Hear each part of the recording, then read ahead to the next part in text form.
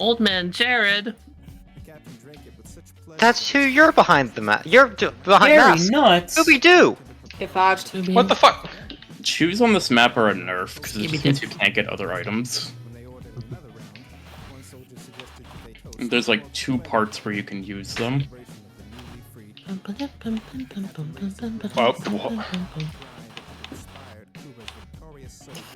Well, I have a headache now. I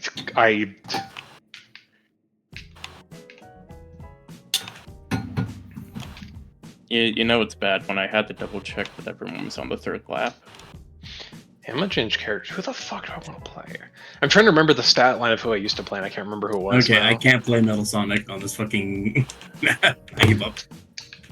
Why is there a block of geometry in the middle of the map that prevents you from seeing the other half of the track? That's probably because they recreate this.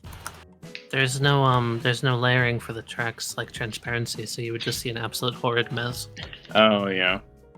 It's 'cause this is built on Doom hardware. I always forget this is Doom. You know what? I'm jumping off this cliff. Fuck it. Oh, Damn, I almost made it. I almost made it. Rest in peace. You can see the finish line, that's sad.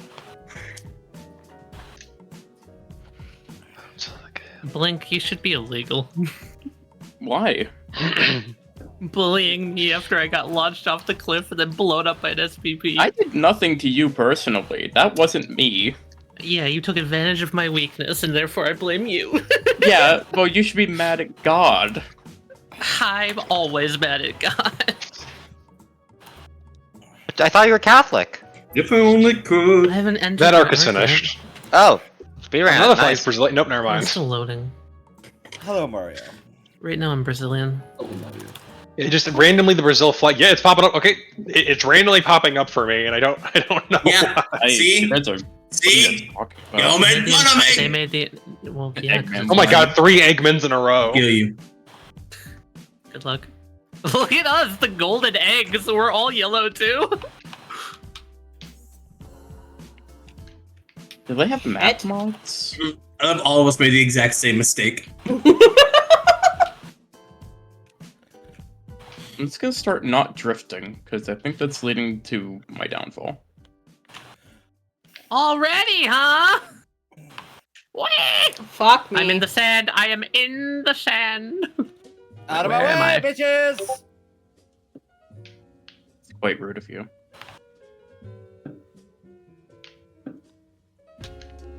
Knuckles the Echidna, you What? motherfucker. What a voice line. That does not sound like Knuckles at all. What did you say? Ah, feel good. What the fuck? Feel good! It's true. Oh, who's this? What Well, I got that in the fuck is second that? place. That's stupid. Really? Ah! I'm a in the sad sand. egg. Seg. Seg. Can you are... Sir! Whoever that Eggman was with drunk driving, I hate you. Don't worry, Drunk it's me, driving. the egg Whoever mouse. the drunk was. I don't know, it would be funny if it was me. That's a funny noise. I hope nothing bad happens to me. Just karma. That's Who not. dare egg that's my not item? You fuck!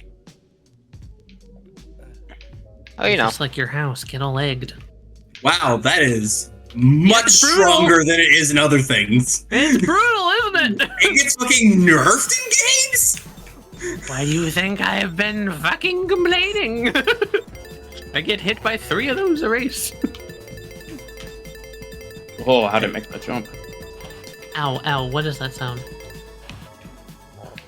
Okay, this is a very slow path. I was Wow, bumping waking against up. the wall is faster. That's weird. The slope is weird. Kinda hope that was your shoes I again. kinda hate this. Oh, what? No. No, it was mine. I'm now in second? Ah! I guess I hit like a magic pixel or something and got fucking sent fucking half of the track back. Guys, stop overshooting. God, cocksucking. That also didn't sound like Eggman. He was just like, take the. Oh. What the fuck? Get a load of this. See, what if it wasn't Eggman, but instead Robotnik? It's the same character. Well, one is Yeah, Japanese. depends on what universe you're talking about. It's the same character. I do believe Sonic X did a thing where they were two separate characters. No, so Eggman is a nickname. You see, The same character. it's actually mistaken. You're actually talking about Eggman's monster, not Dr. Eggman. Wait, where are you? Where are you? Come here.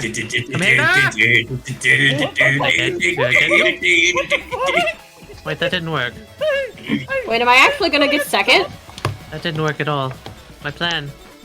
My fucking plan! My eggs are cracked! Oh, what? No, I thought your egg cracked a long time ago.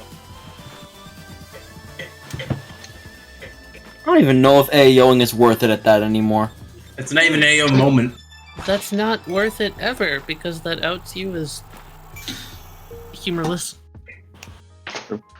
It outs you as Mountain Time I Zone. still have all my bones, personally. But I still have my humorous intact. You have all like, Finally, Tally lost! Hey, fuck you, Luigi! Guys? Guys? Yeah, Blue, Huh? what? up with I think my DoorDasher threw my fucking delivery on the ground. What? the fuck? Because I came outside and said, oh, it's delivered. I didn't see that. It was like 2 minutes ago. And I came down and there was a burger on the steps of the patio and the milkshake was spilled over.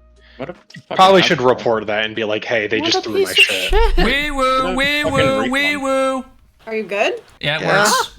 I'm in. Yeah! It's Blue, there's working. good news. Blue, there's good news. I'm gonna... Everybody, Steve. everybody, wake up in chat. Everybody, Yeah, no, take your up time, and take your at time. it. Yo, holy Let's shit. go. Wait, Yeah. what's happening? Yeah, like message him and be like, hey, my DoorDasher like threw my shit on the ground. What did Yeah, they Did you do? take a picture of it? I got You can get a DoorDash from full Steak and refund Shake for it. because I heard Jared got some, like, oh man, I would love that. And then I came down 5 minutes ago to check it, or like, no, it was delivered 5 minutes ago, and burger on steps, fries nowhere to be seen, no bag, milkshake spilled on ground. Jesus Christ. Wait, I'm looking Yeah, for it's shit. fucking... Server. What's the server called? Speeb-Racers 1.4 person I'm label. gonna, I see I'm gonna go clean up my front porch. I'll be back soon. Yeah, How, take how, your time, how long buddy. was it out That's there? not- Like, that's are you not sure it nice. was 5 2 minutes. minutes. 5 minutes total. What do you mean? Like, it was Hold on, I'm delivered. sorry, I just found a character. Yeah, 5 minutes ago. I- Okay, I'll leave for now. You got Yeah, this, have- Blue. I'm have gonna, Blue. I'm gonna tell everyone else that it's working. I don't see. It lives. Eggman again. I know that's my fault, but I don't see. Homie, there. open Probably your your fault eyes. at this point. It probably is my fault at this point. If I can't see it, I'll just watch. I'll be honest. I'll just see for friends. How does this even work? Okay, wait. Does the thing? I return. Speeb-Racers version. Hang on. That's weird, I can't What? find Oh, that's- What? Cool looking. Stop it, Owl. I don't even know. I didn't voice this. I guess these are ripped directly from the show. Yep. You did, but you just don't remember. Yeah. I Probably, yeah. did, but I just don't remember. Anyway, Horn. Yes, there we Oh, go. this is so much That's what I better. wanted. Oh, there it is, Wait, who do I play Speeb-Racers. as? Guys, You could Should I be. play as a You new could one? be Meephen. Should I play as a new one? wait, no, it's so quiet. Hold on. What the fuck know is I'm this? What playing did as I I know do? what I'm playing as if I get Use on. arrow keys. I don't care about the arrow keys. What do you mean Battle Plus?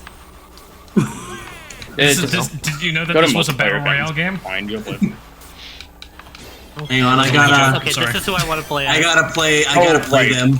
I gotta play them. Where are they? Yeah, I see it. Gimme, I see them gimme. and I love it. Where are they? Where are they? Where are they? I see them. Ow. I don't see the server though. I don't know what's wrong with me. It's labeled as Speeb-Racer.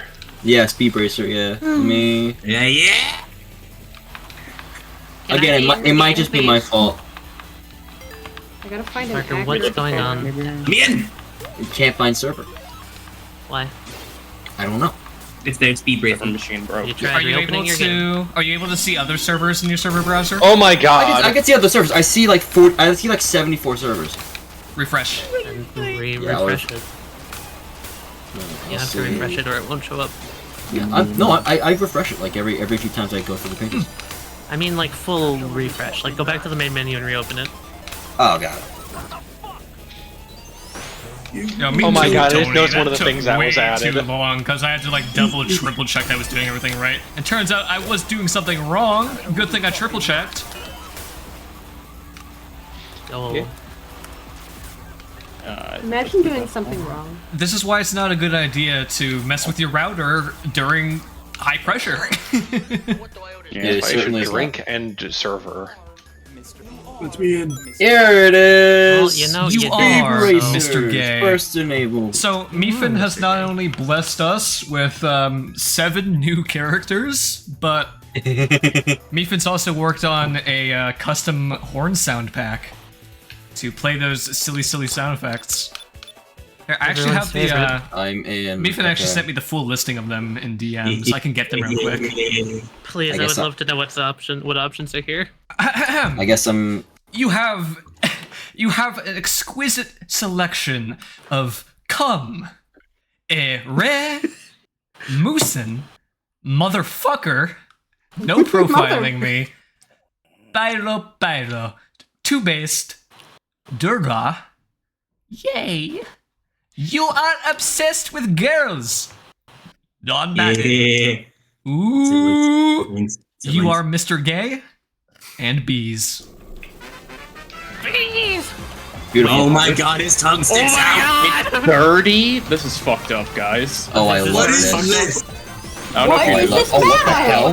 What is Oh, this? it's a circle, Oh it's my a circle, God. it's a circle! No circling That's me! so bad. How do you change your horn? Why is it going so fucking loud? Press tilde I don't know why this to map is open so up the console. fucking loud. Yep. And when you got that open, type in set horn and any of those phrases that I just said. So you can set it to bees, heptafuck bees, or anything really. This map is so loud, I guys. hate this. We have I like, hate The game is loud we have for like me. 800 different choices Like, for the custom game horns. is louder in this specific map. That's so is. close. The music is really fucking loud on the stage for I some hate reason. this. Also, This is atrocious. Can we choose a different map? No, Duncan, get turning us down- out of here. I'm just turning down the music. point. yeah, Oh my God, it's me. I just keep turning the game off. Not off. I just keep turn turning the the. arm off, yeah. No. It's good I just keep turning the sound off. It's like getting me. Yeah, no, it's awful. It's so bad. Oh, exploded. Real quick, anyone in chat who also plays Speeb-Racer, Hal played game. I'm only getting the bad power-ups. I'm in 7th. You drive left and right and steer, and Oh my god, Duncan, oh my god, they flip! Okay, fine. What is this? Oh, I just heard my oof, ouch, my bones line. Oh, no, wait, not wait, mad wait, drum wait, man. wait, They dance! Yes. Wait, Wait, I want to turn my power-up back on. How, I don't know how to do anything. Wait, I'm so Oh, confused. why are we here? Sally, where are you? Sally, where are you? I'm so accelerating. sorry that Wait, today had no, to be Hold the day. A, hold A, I decided to control turn or off hold this game. A. I'm Thank very you, frazzled thank you. right now from all the technical issues. You're doing God's work. Yeah, but I'm not going to be able to tutorialize anybody on this game's mechanics. Oh, Ooh. freaking Ooh. man. Sorry, I'm listening to my own lines and laughing.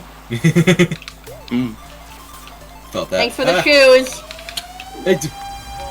Wait, I'm sorry. It Okay. is like playing the sound so many times. I'm getting caught on every freaking There is a corner. setting for that. You can actually turn down the frequency of voice lines. It's a menu setting under sound options, I think. Okay. What character was voiced for you, Cat?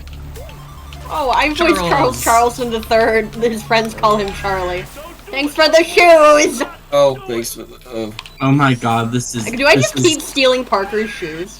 I don't know what you keep doing to me. Honestly, kind of fucked Keep up. stealing your items.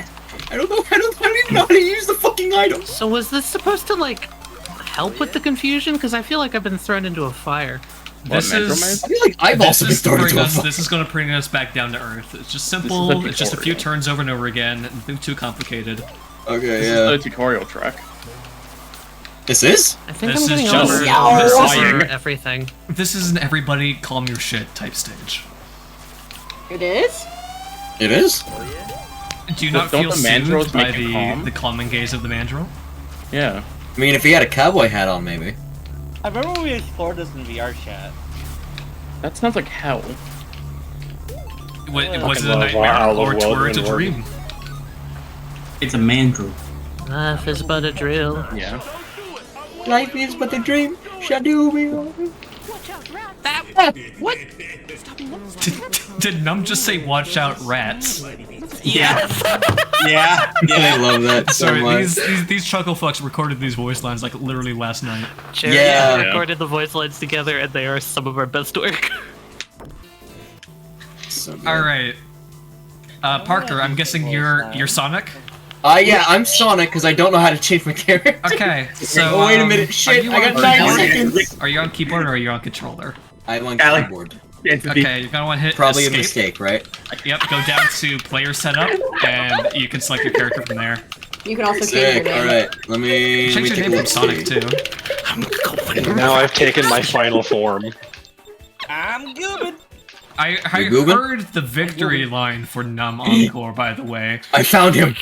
It's so good, isn't it? I'm jealous found the because victory line. I had that idea originally for one of the custom characters I was going to be adding in that they just do We a full did that like bit, and I McDonald's just order. put it in the full recording.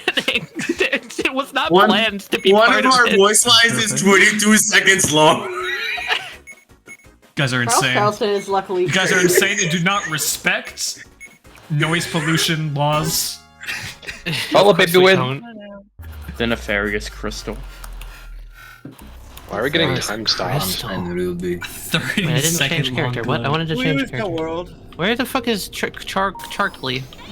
Charles. He's near the start, so near the Sonic. Like, Oh classic. my god. Oh, baby! Fallout baby and evil Fallout baby. It is I, the Fallout baby, and you're all in my Fallout. I hate that Fallout baby's a character. That you should. Do you think this was my choice? Do I love you, great Meephen. What you're lines, doing. you Charles, think Love this was you, my Meep. fucking choice? Huh? Wait, no shit. I'm going in circles. Wait, fuck. What am I doing? Oh, Nine? Oh, what is happening? How am I only in Oh. 6th? Oh god, I I just tried to got spin turned dash. I'm around. so ring racer's pilled right now. Ah, Get on the wall. Blasted. I think, I just want to play funny characters.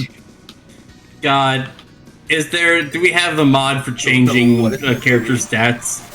Yeah. I think The it should be in the equalization console restat and then Oh, that one. speed wait, I think. This function has been disabled by the server's host. Enable restat.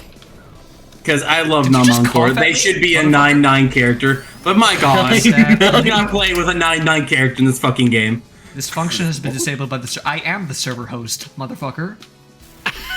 It's been You gotta disabled. run, dude. You gotta run it as an admin. Or you disabled it. Not good enough. Restats? Restat. This function has been disabled by the server host. Okay, so to answer your question, no, you cannot change your stats. I guess I'm suffering today because I'm playing exclusively like 2 characters today. Are you also playing Charles Charleston? No, I'm playing my siblings. Well, there goes everyone. Callie, have you heard the hurt noise? Okay. Vaguely. I haven't been able to make any words out yet because there's so much noise. It's one of them is oof, question. ouch, my bones. Quick question. Who's. Classic Charles Charleston. His friends call him Charlie. Constantly playing him in Speeb-Racers feels like a bad luck omen, you know? Oh, no, wait, shit, no. I'm stuck in the carousel. gotta rewatch Fuck. it. No. One of these days, I need to get Mikey. wait, I need stop. to track down No. Mikey and corner him like a wild animal and get him to record voice lines for Kaiju. There we go. Good idea. What about custody of this Fallout baby? What? No one gets custody of me. Nobody gets the question who It's an owns the amazing Fallout picture, baby. Meephen. God, I was in first place through most of that, and I got fucked right at the end. Hang on, I need to. How many Whoa. Fallout babies are there? There's only. I think it's just me and the one other. One of you's playing Evil Fallout Baby? I ain't playing evil. Oh, I'm just he- regular. I'm just Fallout I baby. think Fallout baby hurts me. Who was man. who was Oh, talking God, in that why last is the- I'll try. What Oh my in the god. Christ? Fallout I think Baby. those are Fallout Baby sounds. Yeah, Wait, I think they are. Who was talking during the fucking Fallout Baby win thing? Fallout Baby It loves. might be There was an Namoncore because ours are announcer long. about Every- Fallout Baby. No, Every day no, is it was Fallout talking about Baby Fallout Baby. loves. No, I no, don't that one's trust that. good. That one's good. Holy. Who was talking during that though? Might have been me. Might have Never been know. you. Oh wait, no, probably. Wait, hold on. wasn't. How do I go back to random horn? Do I just random horn? Random? Reset horn or horn reset, one of those two. What horns are there? 800. Okay, cool. Got it. Cool. Alright. That's what I they just want are. to get a random one. Playing Radish Knight. Moi. That was Who- very who the porn fuck space. I'm the worst character. Here I come. Does not have pants. He Oh, just of course levitates. I fucked it. What, the Fallout Baby? Yeah. Yeah. Oh, he can turn. He can Oh, really it's- turn. Why can the Ooh, Fallout Baby man. turn? Oh, it's lag. Bevo. This is. Oh. Oh, what? Oh, this was the wrong path to go on. Oh I no. regret this. The map or Oh Fallout yeah, Baby? I am. Fallout Baby. Fair. I'm unstoppable. It's the footstep I can't. Get me out. Oh, right, Meephen, that's can we what I update made Fallout this. Baby to have one of the pain sound Ooh, effects ooh, be that whoa. one that went TikTok and the baby going, "Wah." Wait. Oh, cool. I got that. I hope you have good insurance line. Excuse me, I'd like to talk to you across extended warranty. Oh wait, no, that's What? Rich. Everything's broken. I think the voice line frequency is way up for some reason. Whoa, I'm whoa, losing my mind. whoa, whoa! What is this part of the stage? I'm just gonna try and find a character who doesn't scream. Who the hell? It's like Namoncore. Okay, Charles Charleston, I do not scream in those lines at all. Okay, and then I'm gonna set. Fucking thumbs up when he takes damage. How do I? Okay. Character voice is tasteful. Yep. Tasteful. But they've been going like crazy. Tasteful is, I think, default. Can you turn it down further, or does it go immediately to never? It goes immediately to never. No. No options, man. I guess I'll just play this. Maybe she won't be loud. This abomination. Ow. Oh, that's fucked up that you can do that there. I'm never gonna do that again. Oh, man. Go, Fallout Baby, go.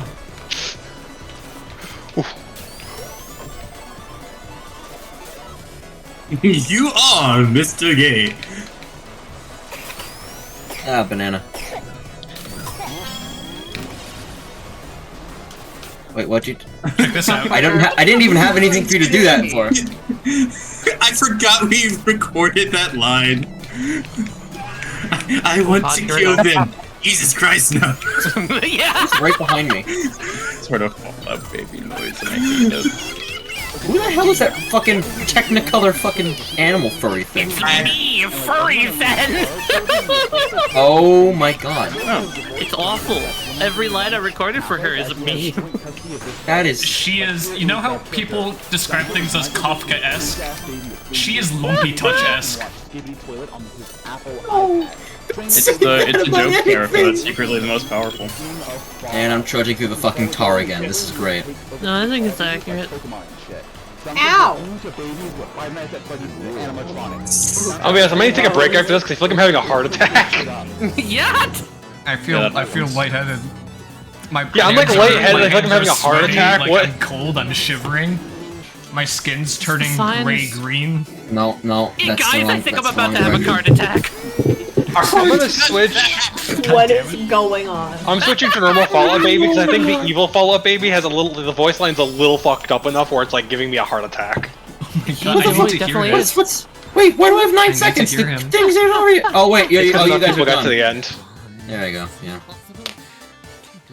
Yeah, for a while there, I'm gonna be real. I don't know if it was for everyone, or if it was just me. My game was lagging so fucking weirdly, and all of a sudden, I just pop into being like perfecting the jumps and shit like that. And I'm so confused at what's happening. Yeah.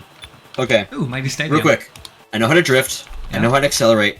Yeah. On keyboard, what's the button for items? I have no I clue. don't fucking know. You're on keyboard? Any keyboard players in here who can help out Parker? Any keyboard players, please?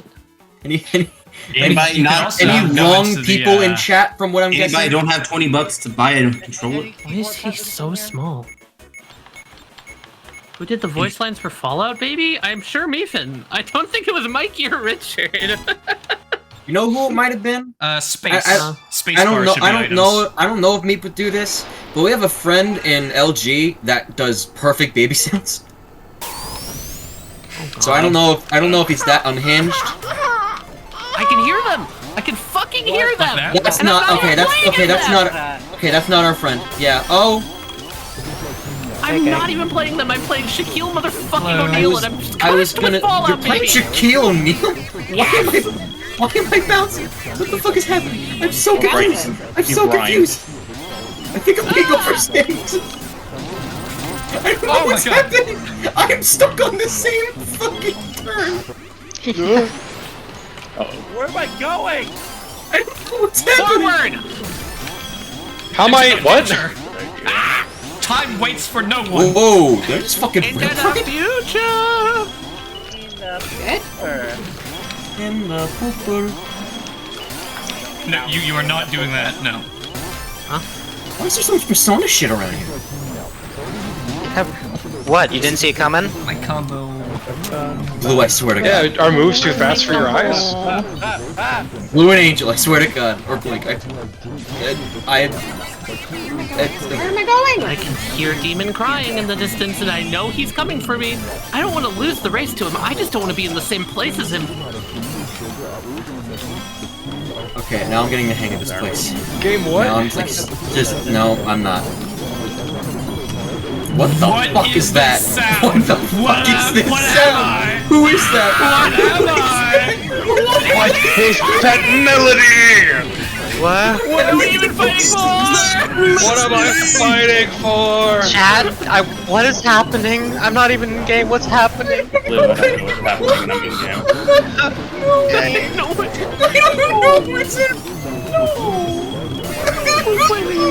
This is a lot. This might be too much. This might officially be too much. I think we've hit too much. I think we hit the fucking We've limit. hit too much. Now, let's continue to straddle this line for the rest of the series, shall we? Can we have minimalist month next month where we Can I- just remove everything? This has become so scuffed that I'm enjoying it so fucking I'm gonna much. force you all to play Ring Racers, and you will be thankful for how simple this actually is. I'm fine with complicated controls. I just Yeah, me It's too, not the Draymond. controls. Me too. It is the auditory overstimulation that's getting me. Yeah. I was gonna say, Never played you again. this feels like the video game personification of the fucking funny mic. What the fuck just happened? If everyone's trying to crack jokes all over each other, then it just becomes noise. Funny joke. My life like a movie. My life like a YouTube poop. Life is like a box of chocolates. If you let it out in the sun for too long, it'll melt. This is the only occurrence me. where I think we've had to rebalance a game, not around game mechanics, but around volume and noise and sound effects. It's about the only thing that matters. I'm on my right now. phone a lot. We need an audio channel balancing patch. Yes, somebody made Super Granny Tally. I didn't even see this! Really? You Hold on. bet your ass she's in. Okay, I think I can do one more round before I have an actual heart attack. This just looks like her. This is so accurate. I understand now. The game was preventing us from making the server, so we wouldn't have to experience this. It was trying to protect us. yeah. It knew what would legally happen to our bastard. eardrums. Oh, Christ. I usually don't get I lightheaded. still hear Fallout Baby voice lines. Why? You still They're hear still, it? they're still Oh echoing my God, around. those and are around. For hallucinations. Hey, They're Blue. still going. What? Welcome, welcome. I have good news, but Oh, Priya board. Yeah, I can only do one more before I need to take a break and I do fucking anything else. This is. I hate the fact that I actually kind of like playing as Fallout Baby. That's wrong.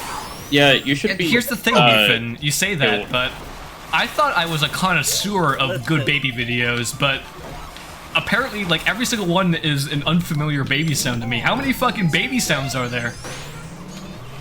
Man, there's a lot. Yes, they are actual Super Granny lines. Okay. This is a character I can deal with. This is a character that goes my speed. Baby sounds. Shut up. That wasn't even one of the baby sounds, that's just my horn. Oh, I love that. I love that horn so much. I would much rather Grandma than Satan Baby.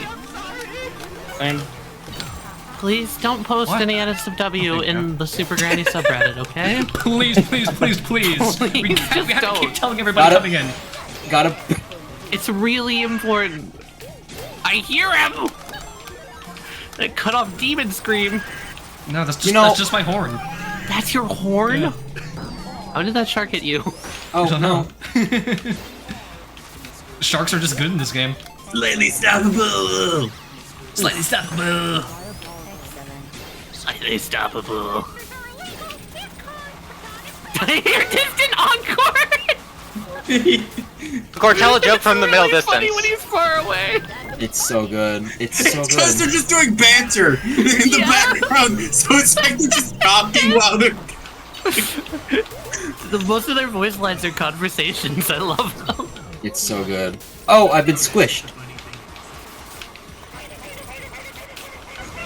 Ow. You see, they're recording the podcast while they're racing. Dream On is just saying what we're all thinking. Dreamon scares me.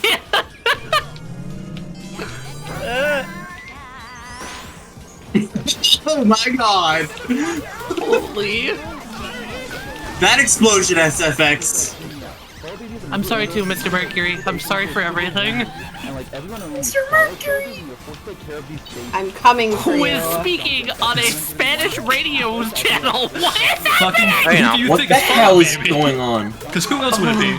Got it! Okay, I think I'm actually Third getting. place for a second. I love how in 10th place I'm. Yeah, check this out. What the fuck happened? I don't know. I do Okay, have I'm taking a break. I'm taking a fucking break. I do have some good news to liven up the chaos. Yeah. I no longer believe the DoorDasher did this out of malice. It may have been the neighbor's cat. That's what I was thinking. Like, that maybe. sounds like the fact that, like, a food item was just straight up gone. Well, it wasn't gone. It was scattered around my Scattered. steps. Scattered. This is gonna give someone a breakdown? It's giving me a breakdown. Breakdown, breakdown, Right now. breakdown, breakdown. Down. Ba-da-da-da-da-da. Shining. That's what being drunk feels like? Me and Aiden hearing each other through the wall. Oh, Shining. it's left shift? Alcohol not included. I'm having a fucking You mental are. breakdown. This is IKEA level, This Jared. This is making me laugh so much because Num looks like a sack of potatoes. Oh god. Oh yeah, no, she Oh, doesn't what have is her. this? What is the red? No, Everybody- doesn't red. have her scar, so she looks just like she looks like a fucking like rag doll. Oh Christ! Yeah, I love it. I cannot tell what the Owl of Windward is saying. No idea what he's saying. Oh, it's space. Go down here to do I found the item key. I It's told space. you it was space like 10 minutes ago! Oh, I didn't But hear. you couldn't hear me because everybody's fucking yelling! Because of Yeah, Fallout. exactly. I'm not saying a goddamn thing half the time. And we Some are people proud of you yelling. for it. We are. Duncan- I'm Nobody's actually- commented on me playing the fucking Muppet and how funny that is. It is so good, It's because Oh it's my god, I best feel discovered. targeted. especially since you played Robin. Ow. Beep, beep. I took me a second to get the. Oh, I just jumped. I just Hello? like. Welcome, welcome. I don't know if that was Well, what who's happened, the owl? but I think I just like jumped through That's him, half the Alwyn. stage. We still have 5 player slots. This is a PSA for anybody viewing in chat right now. Exclamation point SRP2K on my stream, or exclamation cart on Tally's stream. Should get you the download links to everything that we're using, how to join. If you want to join, if somehow after watching all of this you want to join, there's If a way to somehow, do so. yeah, your risk aversion hasn't like hit yet, and you haven't realized how much of a bad idea it is. You can't If your still mental go health really is that bad, then feel free to use the commands. If you were a loved one, Suffers at the hands of SRB. if you were a loved one is diagnosed with mesothelioma. Why the Fuck fuck you. is Eggman's ball going at the If speed your of sound? mesothelioma is diagnosed with a loved one. Yeah, that's how I feel right now. You wanna know how bad I'm doing, guys? With a loved I one. think you guys have overlapped with my lap too. I think you've given me laryngitis. Guys. Laryngitis? Oh no, it's just laryngitis. I love that character from Smile LM. on me, Jesus. Spinal meningitis got me down. Wait, where am I? Do I have to What yell? is Is that this? how you guys listen to me? No. What is it, Blue? Unfortunately. Why are we making this a YouTube poop, guys? Can we bring this back from the edge? Can we come back from here? No. I don't know. Okay. Wait, do I have the force character command? I don't know how you come Let's back watch, from ready? this. Let's see how bad I've done. It's gonna be an all-timer. Yeah, 20 minutes of technical difficulties followed by a pure white noise for an hour. There's a way to come back from this. Hang on. Tell me. Post my mod. guys. They're still ordering McDonald's.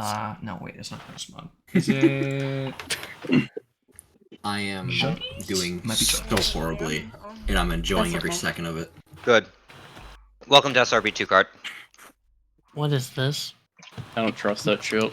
I don't trust it. That's why I'm I don't picking it. either, that's why I clicked it. Who do I play, Tally? To grab. Dude, you wanna be bros? I can't curse you Wanna be if I fall out, baby. No? Grab Mills. No? Okay, I'm very close to Millie, so I will go back. What is that track? I'll I've be never green, seen Millie. it before. What Millie, is Grilly. that melody? What is that, Millie? You mean VR? What is that melody? The no. universe is singing to me. Me looking at a fish tank. Can you stop fucking sigmaing at me? Thank you. Nah. Sting lining. Oh, I'm this a is nice nice. mail. Map jam. Oh, God. Okay. This was made in Turns 4 out hours. no. Snap. Is this iconic? No, or fucking something? shot him in first. Yeah, This that was didn't, made, that didn't take too long to not This last. was made during like a map making jam in like an Is hour. this a game jam map? Oh my Yep. god. 1 hour. Unstoppable. Yeah, immediate. Yeah. I'm gonna be real, Jared. I might Yeah, it is. take a shower and then I might get his Whataburger open. I might get like burger or something. Hey, can you get me a burger? Did you actually sleep today? I slept for so basically I didn't sleep until about 2 in the afternoon, and then I fell unconscious for like 4 or 5 hours. Angel, can you get me a burger too? I can mail it to you maybe. I see. This is Thank like you. this is the wackier version of a Luigi like circuit. This is the tree map from Marble Blast Gold. It is the true map. You're right. Damn it. I have been off on my acrobatics. I can either not hear Num at all because she's a constant panic attack, or I can only hear Num. Same. She's a constant panic attack. Hey, Jared, you having And fun? then Encore's just screaming most of the time. Ow, Good. my ass! Did you blow me up? Sounds like you didn't want to have Angel, were you that. just screaming? Sounds like you don't value your ass Oh, enough. what was the Jared? Were you just screaming? Owie. No? Huh. Are you hearing screaming, Jared, or the voices back? I did. I'm so sorry, I can take everyone. my headset If off. you ever get stuck, you can type respawn in console, and that should unstuck you. Yeah, I didn't actually. Oh my God. anything. I finished my. Oh, there's more than 3 laps. Yep, there's It's 5 5. lives. Oh. Screw you, that's why. No, Millie, maybe that snowflake class line does apply to me. Are you claiming to be Snowflake? Ow. I mean, I'm not trying. Yes. No, Pucker, don't go into the snowflake cave. These What wood is cave Encore filled going? with Jared, wild things and. I go to the liberal den. The liberal den. Or honestly, the conservative den does My count. God, this is a cave full of shmee. This cave full of flesh pits. I got 3rd. Yeah, Fuck is my horn? I got that that. 4th.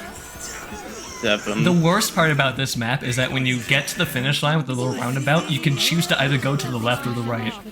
And that Yeah, will I'll play cause Nagago. that will cause each wave of I actually players coming finished. across You the could just finish line crash to into crash them. into each other, and I got completely knocked out of orbit by doing that. Damn. It's funny.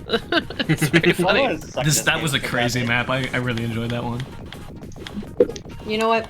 I put stream at 2 Gotta volume. return. Gotta Good choice. return Good. to. We know what we must do. Don't Cowards. We know what we must do. don't You're go to just the afraid local of the skin mart. hexagon. Fuck it, we ball. Fuck it, we ball. Please That's don't the go to local skin skin mart. Mari. Well, hey, these Mark. stages should actually function now that I have anti-grief turned off. That is true. I'm We're all returning afraid to of the classic. hexagon, I know it. Return to Fallout, baby. No, I'm returning to Pensworth. Oh, God damn it. No, no, Not again! Not Anyway, we're here. again! No! Wait, how did we get here? whoa, what's that? Why Well- are we here now? Whoa! Yo, that's actually looks sick! Whoa. Palette Hi, cleanse map. I'm just gonna play. Meephen. I'm gonna play Nagagul, and I'm not gonna listen to sounds, and I'm just gonna have a fine time. Meephen, just can I gotta- just say I just gotta appreciate jam out. Encore like sticking his tongue out during the fucking spin out. It's amazing. It's sick, right? Yeah. He was showing me think this shit that's the the other problem. week. It was so I've good. been so overwhelmed by trying to look at all the cool details on the new characters, and then there's a million sounds. Yeah. Okay, this is a problem. This has never happened before. There are like 50 Nazgul sounds playing at once. What happened? I think this might I be. think the evil baby man broke your game, Tally. It No. would be Fallout, baby. It's a legitimate issue that like sounds are stacking on each other. That's why it's so overwhelming. Hey, Something's man, am I going broken. the right way? I think am I going? It's not normally like God. this. I I wonder that. if adding all the Wait a shit minute. just caused Am I- something to flip. I swear guys? the frequency settings are bored. Yeah, Parker? I went the wrong way. Oh. That is unfortunate. How did you manage that? It's like so It's a windy. one-way. No! It's a one-way with a One way with waterfall. an ascending And track. there's water that pushes you in the right direction in giant arrows. I hope you guys hear my sound effects approaching. I do. I'm gonna go take a shower, and I'll be back in like an hour, I think. Take Your the sound time. effects are See a you then. blessing upon my I'll ears see in the you. cacophony of noise that is this mod pack. Pop. I keep getting into the fucking. Yo, we just joined. Now the sound wave swinging through the stars.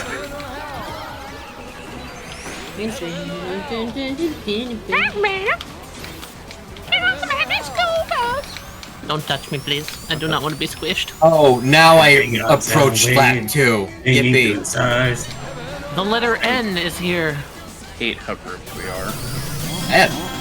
I is love tense. it. It means that this is very, very close. That's why I hate it. Oh man, and we still got another lap to go. Oh, I know where I went wrong.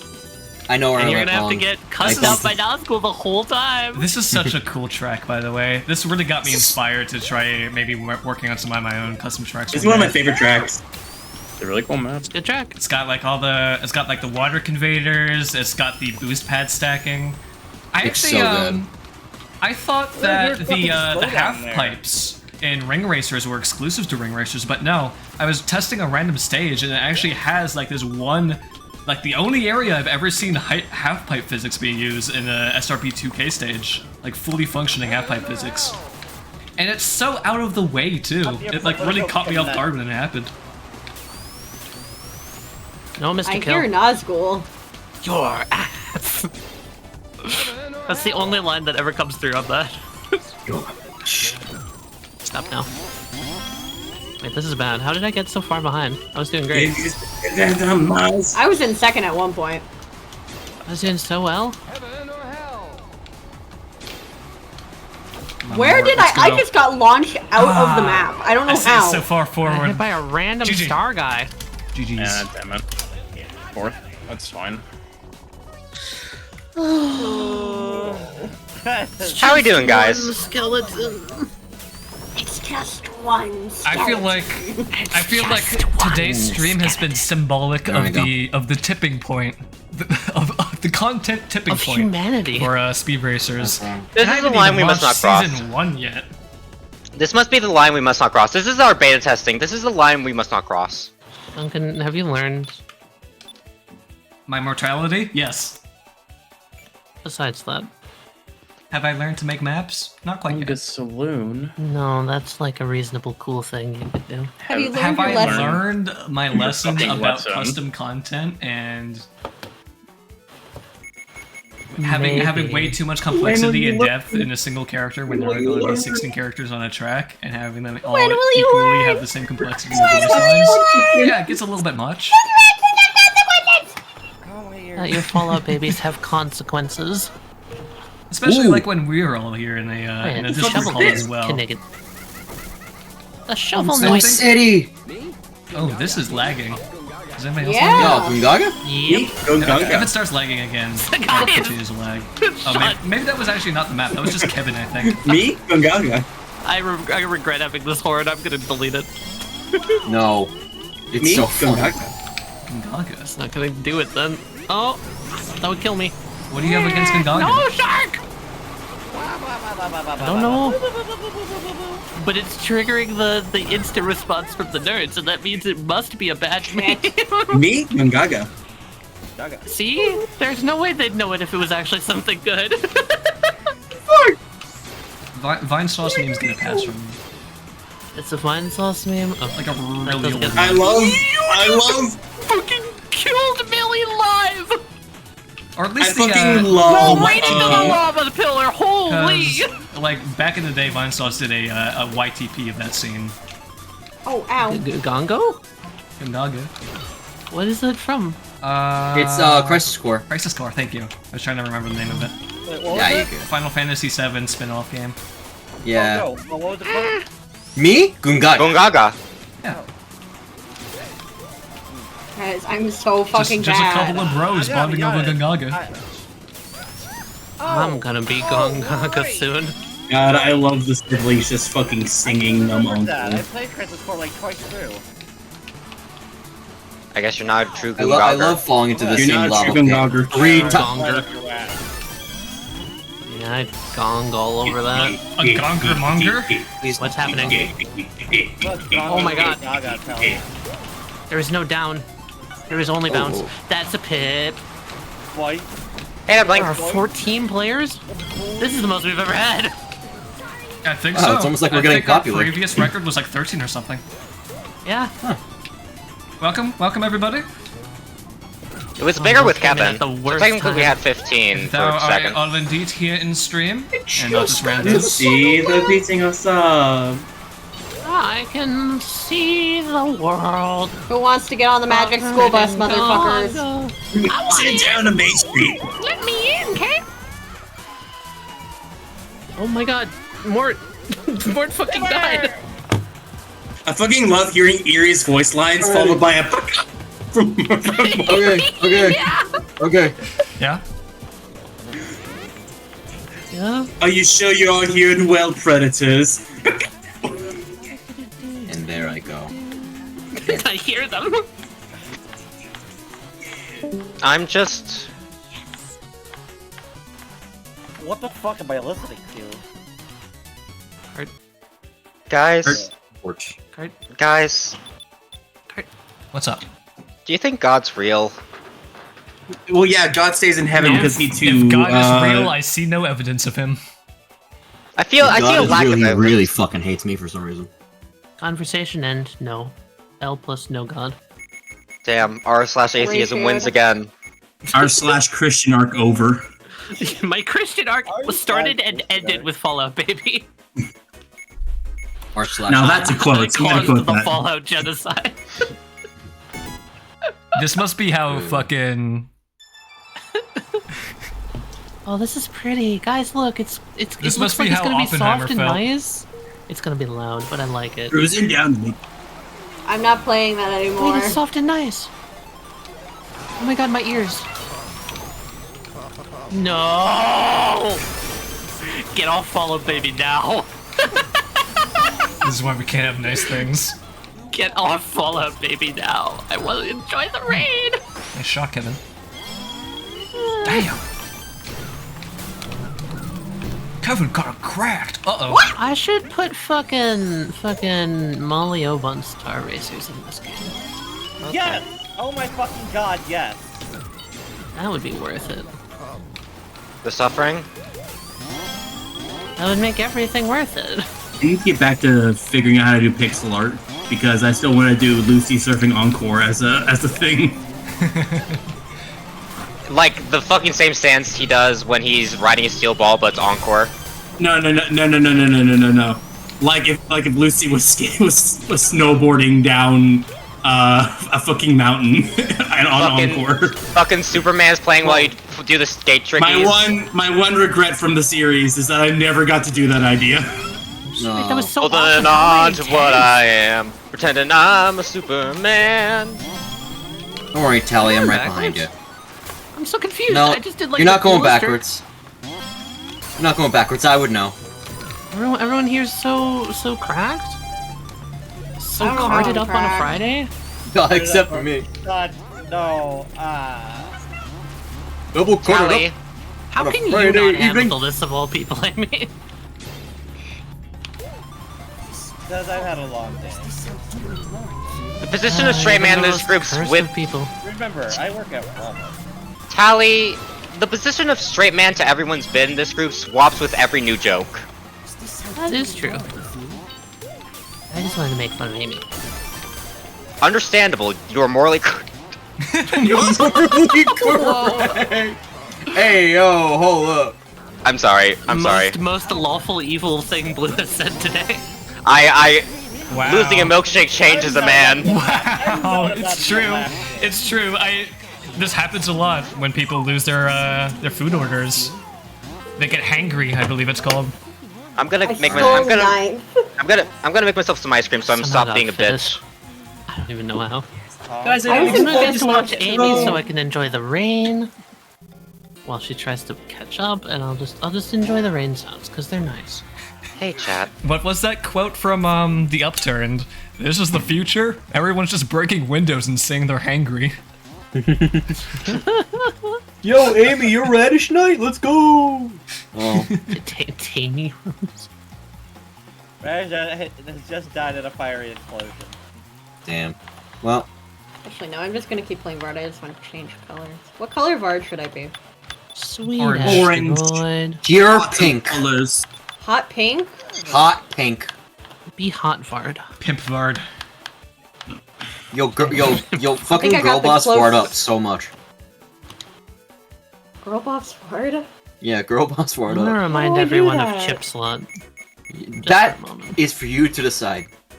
This is your adventure that you choose. Boulevard. Pimp name Boulevard. Duncan, I have to ask you something. Yeah, what's up? As the creator of Speeb-Cart, what are your moral thoughts about this situation? It's just a blue blob of clay. As Yes, it's me. This is what I look like, if you even care. As showrunner, I think it is my responsibility if I want to continue streaming this with you guys in like big Discord calls to remove half of the sound effects. Good. Either Yes. remove half the sound effects or remove half of the people here. That is, yeah. I am willing to sit out of this game for the sake of Please, years. Remove me from life, do it. Well, And me. Or Thank you, everyone Riley. just plays the conversation like a D&D game where you only talk every 40 minutes. What D&D games are you playing? That sounds targeted. What fucking D&D games are you playing? Every D&D game. What D&D game are you playing? Most Ah. D&D games. Hey Tally, I'm running a D&D game. You want to join? No, Good, that's fine. I would never. I will not stoop this low. Tally, What was putting that shock on my back? Tally, what's a TTRPG game that you have heard about but have not played and would be interested in playing one day? Lancer? I shake your hand. Windrose? I shake your hand. Windows is good. Do you want a stat that can beat Corn Chip? You play Windrose. I do like corn chip. Oh my god, I got 3 people with that bomb? Holy. That's a great name for your new OC. 3 Corn people chip. with that bomb? I'm realizing what character I'm playing. I'm playing a dolphin. I'm fucking sick with myself. I'm playing a dolphin. Oh my god, you're playing a dolphin. It's not a dolphin, it's I really- Fin. Well, I got a chance. I need He's to a take dolphin that off, bird. That's too. That teach you to dolphin respect shouldn't be. I forgot Vard says No. escalation. That's so good. Ah! Oh my god, the lag just killed me. Language filter. Language filter. Language proficiency. Yeah. I hear Mort dying in the How distance. did I phased through the fucking things? Huh? Shit, fuck. Yeah, imagine playing in a Actually, sentiment. last second Now, best friend in You me. must die. Oh, fucking hell. God damn it. Oh, whoa, frames. Well, friends, my old I- mole.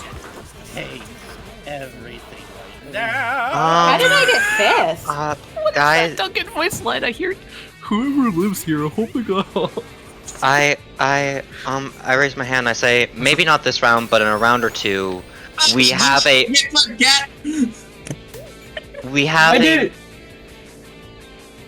a mandatory get water break, just so our brains can reset and not die.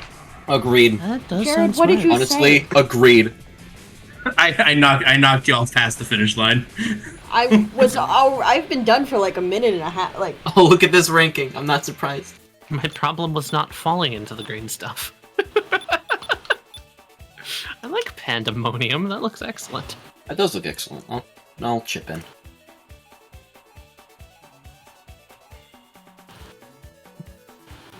You know what I want to know? What do you want Is to know? anyone even watching this Aha! stream? 7 people. 7 people? 7 Yep. people can put up with noise pollution? You guys I are How many of guess those so. stronger than people me. are us? That's I don't not me. know. That's valid, Does anyone because else I am here on have here. the stream open? I have a stream I do. open. Okay, 2. Hold on 1 second. I'm gonna turn to 8 people real quick. Oh, okay. Oh, it's FF2! Who also is Vard? Whoa! Profiling me. Oh wait, this is Yo, awesome. what? This is sick. This is Who's the other pandemonium. Vard? Who's just Vard? playing as Metal Sonic? Somebody who has nothing else to live for. If you're playing as Metal Sonic, you might as well play as Funko.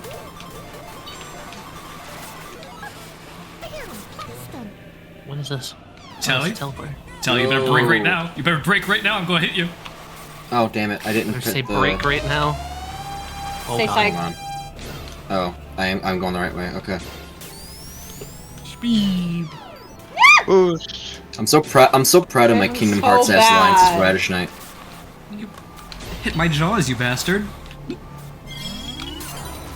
Why would you do that to me? Oh, yeah. Oh, yo, yo, yo. The orphans, they're all dead. Who Okay, would do this? I need to mess the with teleporting this is so disorienting, but it's so fucking nice. It's a neat effect. Well, there's never anything you need to react to, so Very fair. it's not that hard to deal with.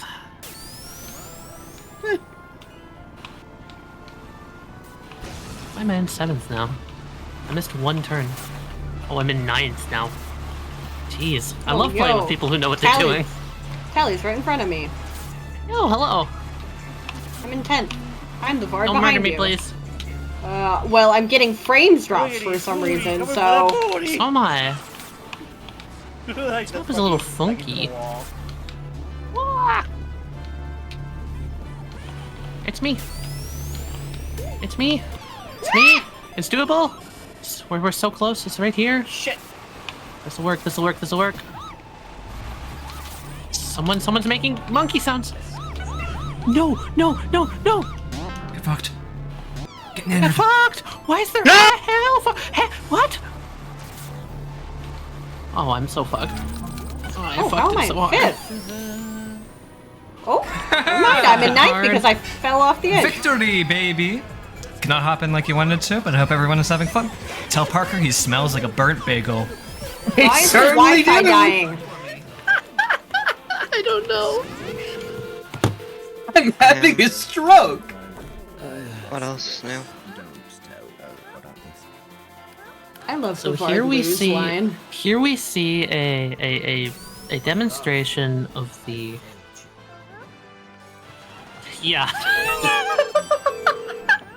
I can't even form sentences. Welcome to the Grilling Nelson paradox. Yeah, that one. That one. Am I blowing your mind? Welcome to the Grilling Nelson paradox. Am I blowing you? Okay, I gotta become emo Vard. The regular Vard. Hey guys, I'm gonna be right back. Okay. Daytona. What?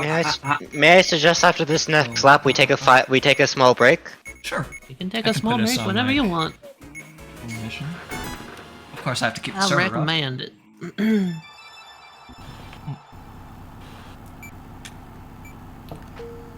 Plus, Oh, I I've love been being strategic with my water intake, Oh, shit. so I'll be fine. Okay. What's Oh, the this is strategy gonna for be water? good. What's my strategy? Yeah. Always have it. Take small steps often. Don't dehydrate yourself, because then you'll just take big gulps, go through all your water, and have to take bathroom breaks that way. I see. I missed the items. So this is what temperance seems. Indulgence when temperance walks in the room. Gluttony didn't stand a chance.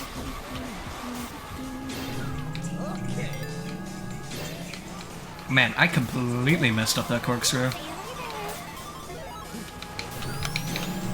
Heavy TF2. What? I do not know. Fuck. That was a magical experience. Oh no, I'm back in the fuck pit. In the fucking building again. I'm back in the fuck. I'm back in the fucking building again! It's this my house.wad experience of Duncan. My house.swad. Oh, Duncan! Don't make me want good Indian. Duncan, you either have to go through all the upturn or face myhouse.wad. What do you do? Like in real life? Yes. Oh, in real life? Well, definitely the upturns, because my house.wad has a bunch of trained killers in it. I'm not Doom Guy, but I'm also not a tiny strange cowboy. So that's kind of a hard conundrum. What's his fucking name? Mr. It? Ick. Ick, that's it. I'd be best friends with Ichabod, and I wouldn't even have to do any of the platforming challenges. Yeah, you would just become the bellboy.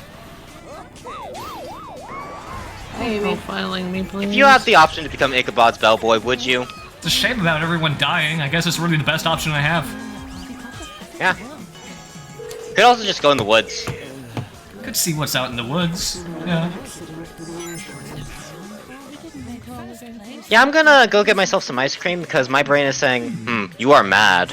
What flavor? Moose tracks. Is that what they wanted with like peanut butter cups and chocolate fudge? Yes. The best choice. Yes. Enjoy. I will be back. Oh, Sketchy, are you finally able to hear the Charles Charleston lines? Because they're fucking hilarious. They are really funny. You know what? I think while I was testing. I'm very tempted to go. Just for my own sanity, because if we're gonna play tomorrow, I need my brain. Understandable. We're not. I mean, unless we're playing gonna something play else. Ascension or something. We haven't made a decision. Ascension's not ready. The only thing we could play is really Shadow War. Oh. Yeah. I saw a message that said we're playing a game, so I thought that was what was happening. It is my MO. It is my MO that Speeb-Racers is meant to be just kind of like a casual for fun thing. So if you're feeling stressed out by it, feel free to hop in, hop out, whichever you need, really. I'm just very auditorily sensitive, so I think it would be smart for me to not stay here for too long. Alright.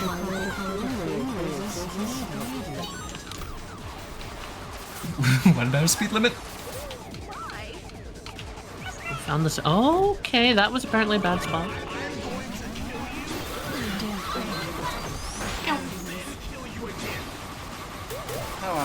Oh, wipe out again. VR racing game, pretty fun.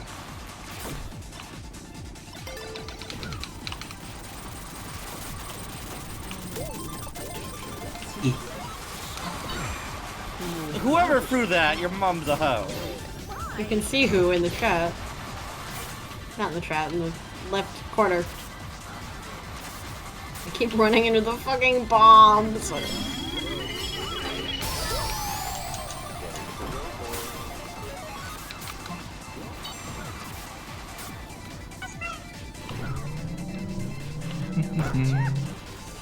Keep up with like anybody.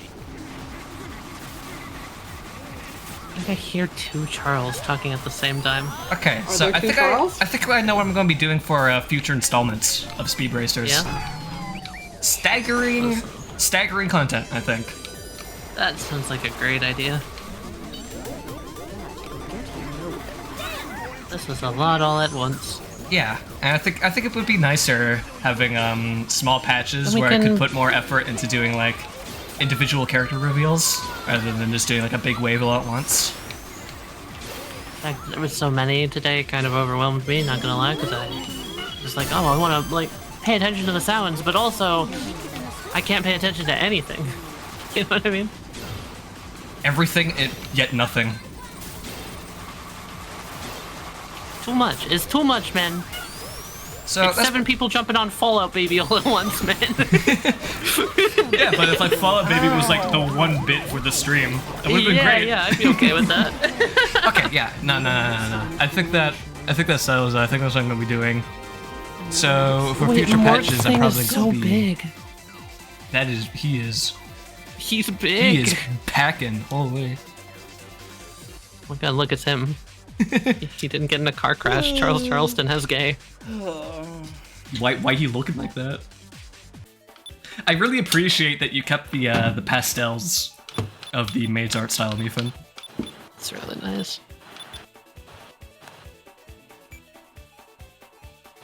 I want more goils. Alright, well, the Tali side of the stream is gonna hop off. I'm gonna also go get myself a little bit of a break. Yeah. I'm gonna raid Duncan. Go support Duncan. Duncan puts a lot of hard work into this, and he deserves it. Unfortunately, this is what I choose to put my hard effort into.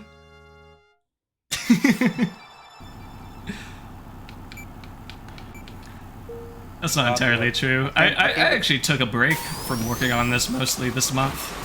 Half because I got completely sidetracked by a different project that I have in mind that I actually want to talk to you about later, Tally.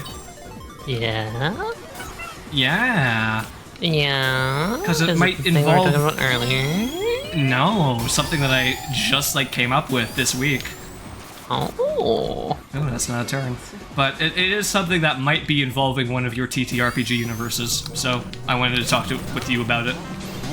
Okie dokie. Yeah. Yeah. Yeah.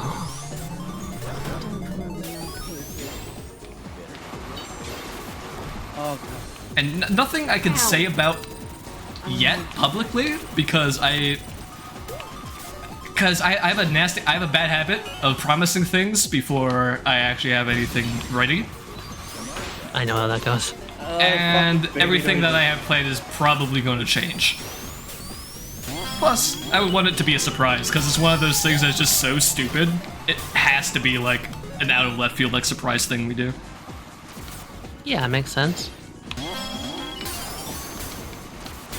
We'll call you and stupid but awesome go hand in hand. Powerful. 2 Charles Charlestons go star mode. Do you think I can also achieve stupid but stupid? Yes. For which? I don't know what you're doing, so I would love to know what it is. Oh shit, fuck, I'm going the wrong way. I'm now suddenly in 7th.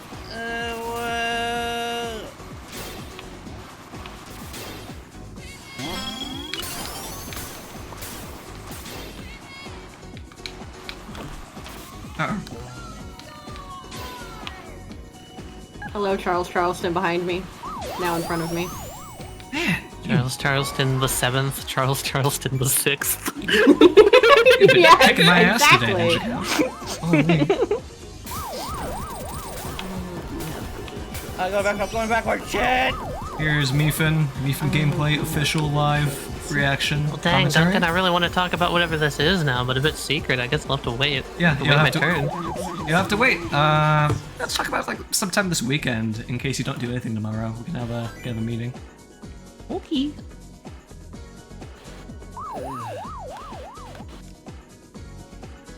I can definitely half-ass an episode of Shadow War tomorrow if that's what you want to do. I also understand if you'd rather just have a quiet day to rest the brain.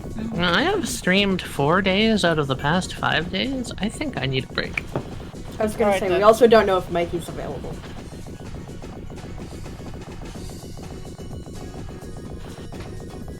There sure has been a lot going on. Rico Harbor? Oh. I don't know, No, I can just Meephen, kind of hang out there's- here, keep the game off, keep the stream on, and I'll, Oh. Meephen, there is no reason to feel bad. You have helped so much.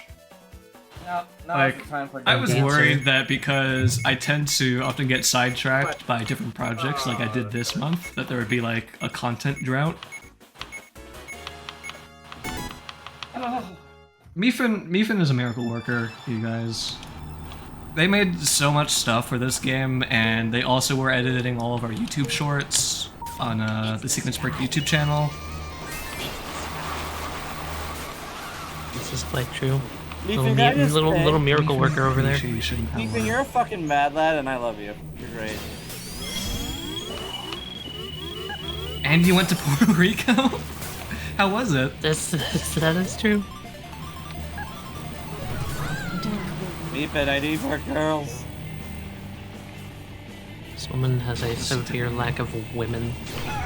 Yes. It seems to be a skill issue. Why are more women? I'm the only woman you need. Who's playing Muppet? I haven't. Hang on, you want me to figure out who's playing Muppet so I can frickin' permaban them, IP address ban them? No! Okay, I saw that. Nice jump. Alright, Copper, it's over. Unfortunately, I immediately fucked it up afterwards.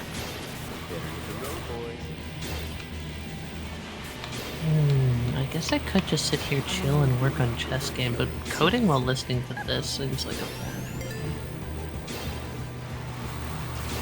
I could accidentally put in like a world-destroying virus.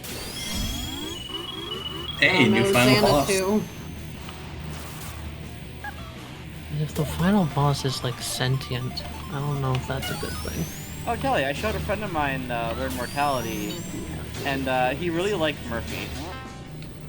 Murphy's Peak. Murphy is amazing. I love Murphy. Murphy is one of my favorite characters in that game. Everyone likes the Murph. Murph is great. Stop shipping him with everybody. Listen, Murphy is a mood. Who's been shipping Murphy with people?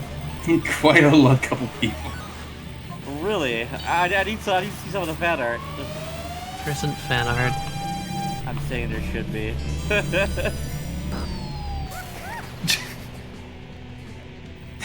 I saw that was a little overkill, I think, but you know what? Earned. He's just looking directly behind you and then you do a double take.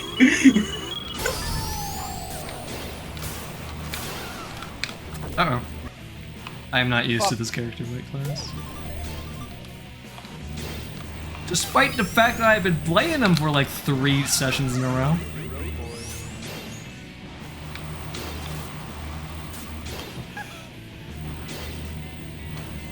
Oh fuck.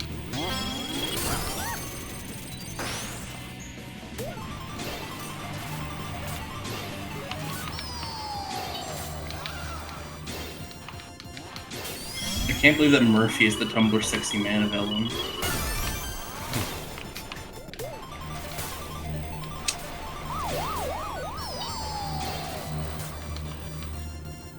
worry, Tally. I can hear you. I can hear your brain fuming from here. It's not that. It's just that I...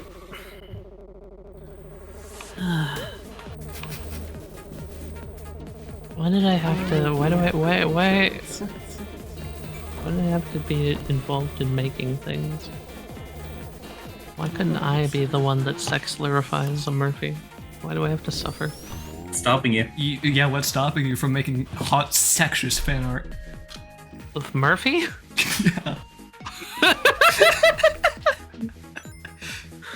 Oh, hell no. Hey, what's wrong? I have I'm gonna go to push take a myself to break. draw men to begin with. Take it easy, Cat. Yo, Thanks for hopping I let in. Murphy hit. Hell Yeah. yeah. Stop. Murphy's hot. Stop. Alright, get in the maiden. He is most demonstrably not. What does that say? Trust the lift. Ugh. Good luck, gamers. Have fun with the chunky update. A huge, chunky I'm version. gonna get 1.4 myself some update. food. Go get some nourishment. Alright, it's been chill, if you can really call it that. It was nice when we talked. I agree.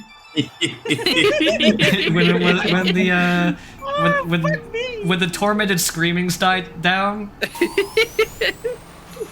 and I could hear over the sound of semblance nuclear of sanity explosions. returned from the brink that is Fallout, baby, the Advent Horizon. We have seen beyond the Advent Horizon, and we've come back and have lived to tell the tale. It's not like an advent calendar, but it's just got a Fallout babies on it.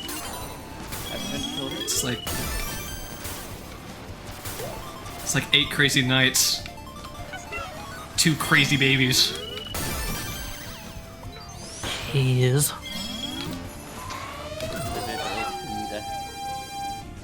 Well, hey, actually, if I am gonna self-promote for next week, I'm gonna tell you this just in case we don't talk, Duncan. Huh? I'm thinking of checking out Pro Country on Monday. Oh, I probably won't be there for that because I don't want spoilers. I want to play that one day too. Oh, okay. Hell yeah. But I've heard lots of really good things about it. I hope you enjoy. It looks neat. I want to play it. What exactly is Either Pro that Country? or I'm gonna do more... video game... horror crows. to make the I don't know. play the video game that makes all the children go wee. I'm bad at describing things that are not mine. It makes all the children go wee. Makes all the children go wee. That's a better description. I can go watch a trailer if you want to know what it is. Don't ask me. I don't know. I haven't played it. That's why I'm playing it. Fucker. /me post a let me Google for you link.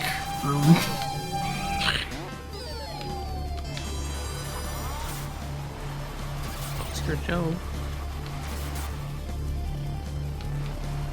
Alright, bye. Bye. Ciao. Good. Have a good night, nerds. Enjoy. Oh, what is this cool spot? Not too fresh, don't fuck 'em. Skeleton, don't do it.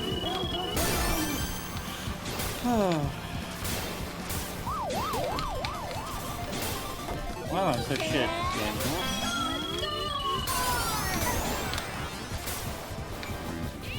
I think I'm also gonna turn in early. Have good gamers. Hey, take it easy, Jared. Probably play some more SRB and see if people want to do it too, because I want to play more. I want to play more of this too. I was Why don't we do kind of busy this month and didn't really feel like it on the scheduled Fridays.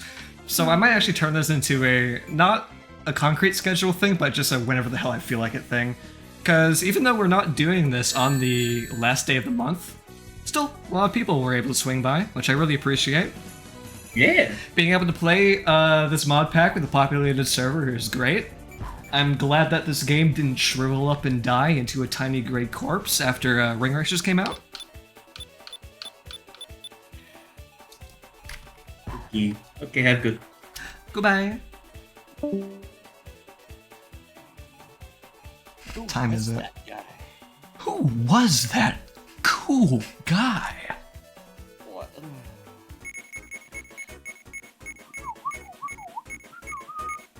And it seems like, another thing I've noticed, it seems like Rando's like joining as well. I think having it actually advertised in the title that I have acrobatics enabled has been doing wonders of having people discover the server.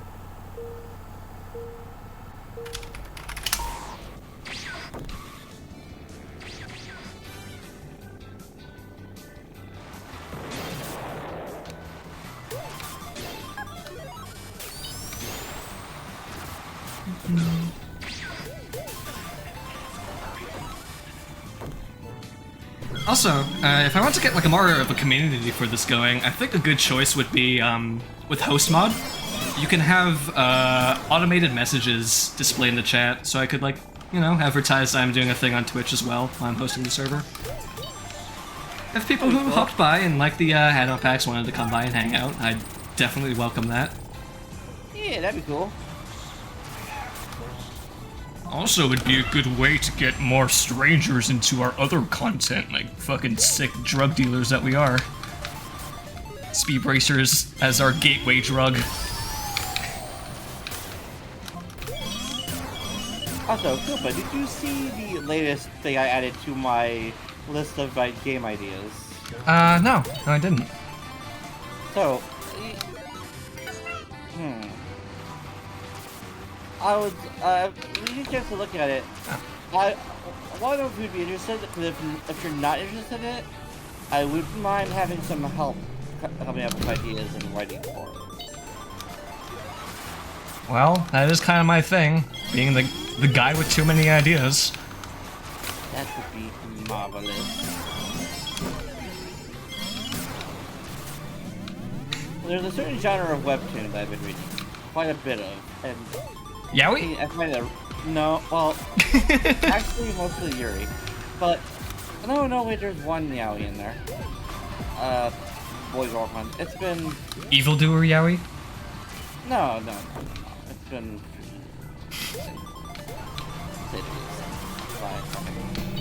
quite as disaster as I am. But that's beside the point. I've been reading a lot of different types of webtoons, and I find it a really cool, like, premise. You know, kind of like along the lines of, like, I don't know, I haven't read Solo Level one yet, but I assume it's under the same pretense. But yeah.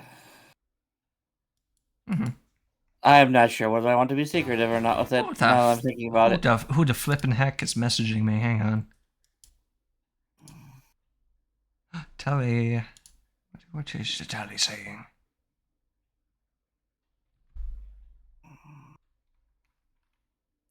I shall respond to her with a shrimp emote.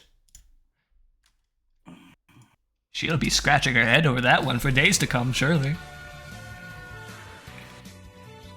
Yeah. She just responded with a rat. Koopa, teach me the ways of doing this correctly, because I just suck.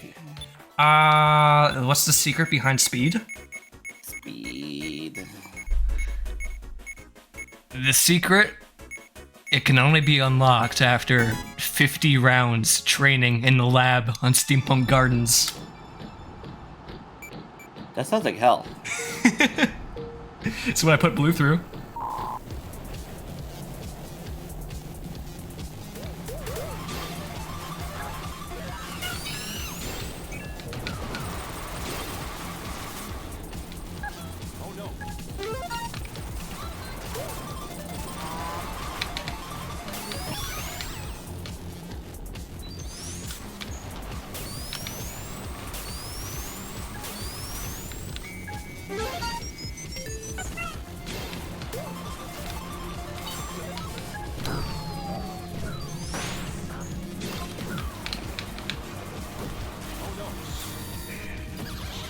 Oh, I did not see that laser.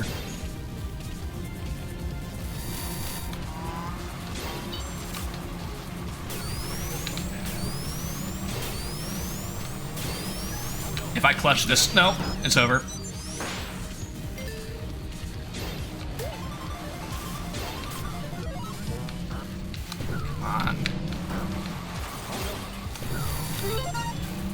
Yeah, get that guy, get that guy.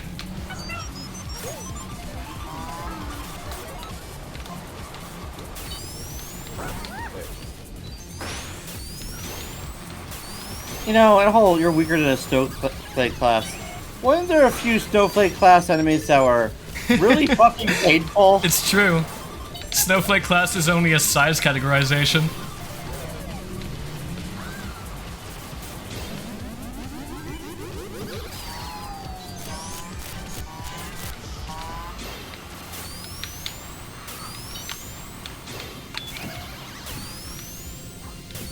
Big!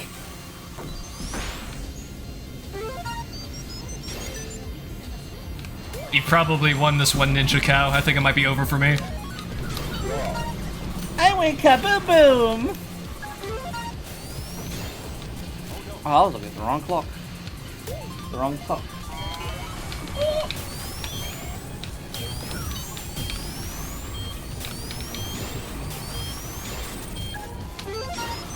Oh, fuck. Come on, it's you and me, toe to toe. Or toe to toe.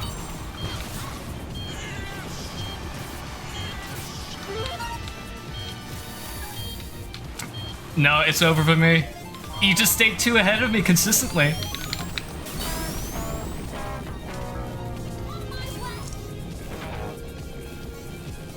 Where's voice chat? Cause you want to share stuff. We're in route right now, but we could move over elsewhere.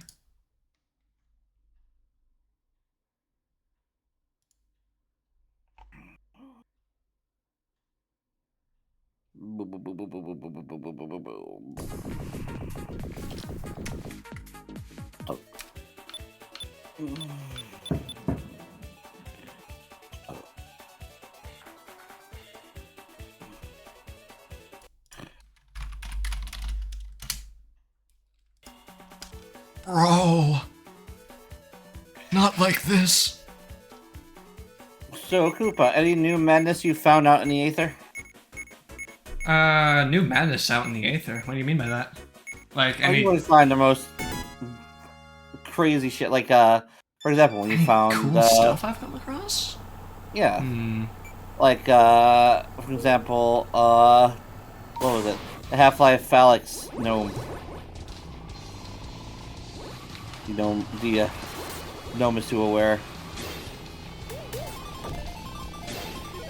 Don't go silent on me like that. No, I'm thinking.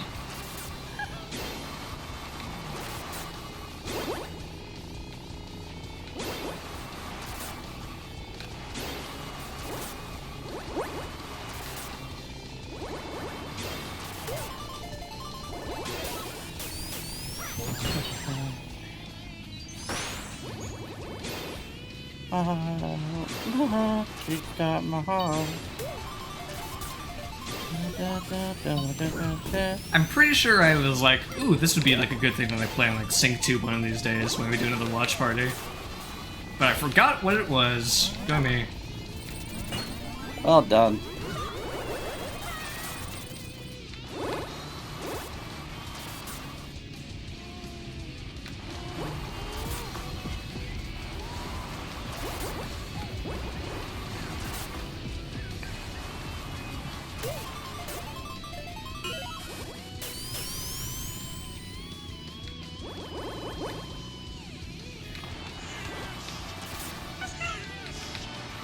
Oh yeah, but I've got, as you've probably seen from the bottom of our Discord, that I have a lot of stupid ideas. It's good to have a lot of ideas, right? Because Like, you never really know until you start a project whether it's something that you'll be able to dedicate yourself to, if it's something that like truly interests you. Yeah. Half of it is games like, ooh, this would be really cool, but the other half is just like, these would be really cool to play in. So it's like, sort of between that. Does he want to run, or is this a game that I want to play? For example. I think a good rule. A good rule typically is run games that you would want to play. Oh. I see. Like, if that makes any sense, right? Yeah. Like, if you know how you would want the experience to go for you as a player, you can you could kind of use that to understand, like, what your player group would want, I guess. I know what I'd like to do. I'm not sure what system would be good Bit for of a it. claim. I'm not really much of a GM, but that's just kind of like what I think. So it's fair. What I'd like to do is have a zero start game. Where everyone starts with some average fuck off the street. Like no equipment, no starting gear. Nothing. Nothing. Just someone going about their daily life, all of a sudden, crazy shit starts happening, and they're thrust into a situation where they have to take up arms and figure out a path for themselves, while also trying to stay alive. I was talking to Tally a little bit about some ideas, because I'm not going to be making a custom system from the ground up, but I did want to use a very simple groundwork, foundational system, and then build a bunch of my own homebrew stuff off of that. Yeah. Oh no, why this stage of all stages? I think I will talk about what I wanted to do, because it's... Honestly, by the time it ever gets executed, everyone will probably have forgotten about it. So you're familiar with, webtoons like The World After the Fall, or The First Hunter. So basically, the general premise is, some unknown force comes along and the world gets turned into an MMO. What era of webtoons is this? Current. I do not keep up with any current webtoons. What is this shit? What is this? What is this? This is the elevator. We chose this. Why is everyone exploding? Why is everyone exploding? We don't have to do that. There's nothing making us obligated to do that for any longer, I don't think. We've been on the lift before. We know its deal. I don't know its deal. Well, now you do. It's a map where if everybody gets eliminated, it restarts, and you have to just keep doing it and waiting for the timer. Well, people were just exploding. I don't know what was doing the elimination. Somebody was throwing projectiles. Because the whole point of the map is that it's very easy to grief everybody and make the map restart. Why? It's a friendship tester map. Classic. I see. But yeah, basically, I'd like to take a base system, right? So something simple, something small. And I want to expand the fuck out of it. I want to stretch it wide, Custom items, custom enemies, custom... Well, if you want to stretch it wide, you gotta work your way up first. Koopa, I love you. But god damn it. You know what I meant. You know what I meant. It's a double entendre. What?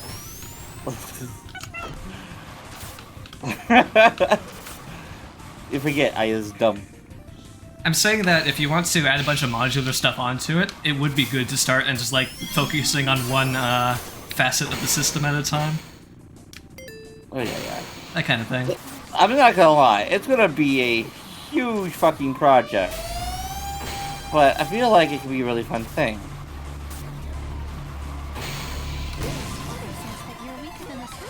Okay, a little words of warning. For you specifically, I feel you tend, in a lot of cases, to start out really big. Yep. Yeah, that's why I say it's gonna be a long ass time before I even attempt such things, because I don't think I have, as fun and as cool as it sounds, I don't think I have the skills to run it. Do you think there's anything that you could do which is sort of what you want to eventually run? That huge project that you have in mind? Your dream passion project, basically. Is there a version of that you can take and make it where you are honing in on a certain aspect of it, and then just running it small game, and then eventually working your way up to the big one? Because that's what I'm planning on doing when it comes to all my custom shit that I want to run eventually. Maybe. Finding ways to incorporate it into smaller scale projects to build the necessary skills. Yeah, probably the first thing to be to run is... Did you just call me a brat? Sorry, not you. I'll call you a brat to your face. I am a little bit of a brat, I have to be honest. Koopa's just brat life. Oh fuck. Bratting. Oh fuck. You heard me talking shit, now he's here.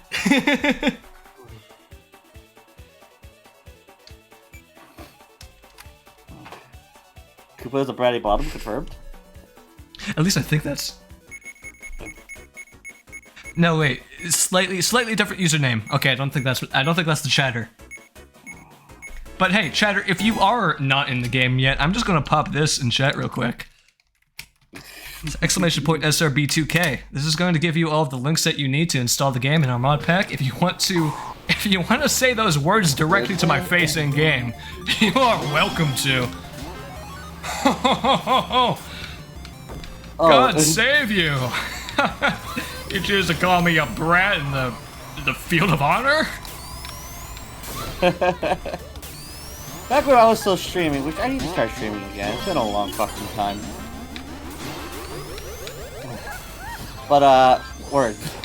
But yeah, I remember what I was gonna say now. So yeah, back when I was streaming, I actually had a member in chat. They were my designated bully. Like, their job the hate watcher! Yeah. Their entire job was to just talk shit. Maybe it'll give me something to bounce off of.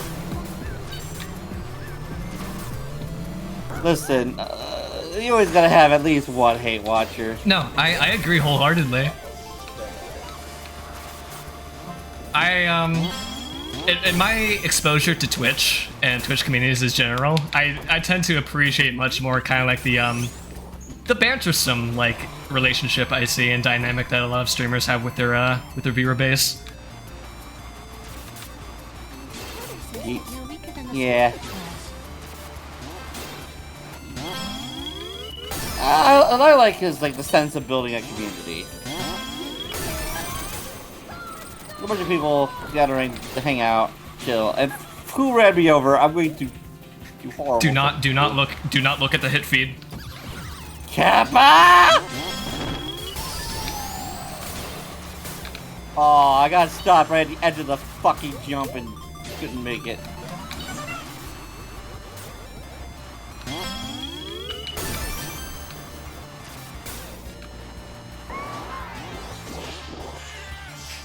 Victory, baby.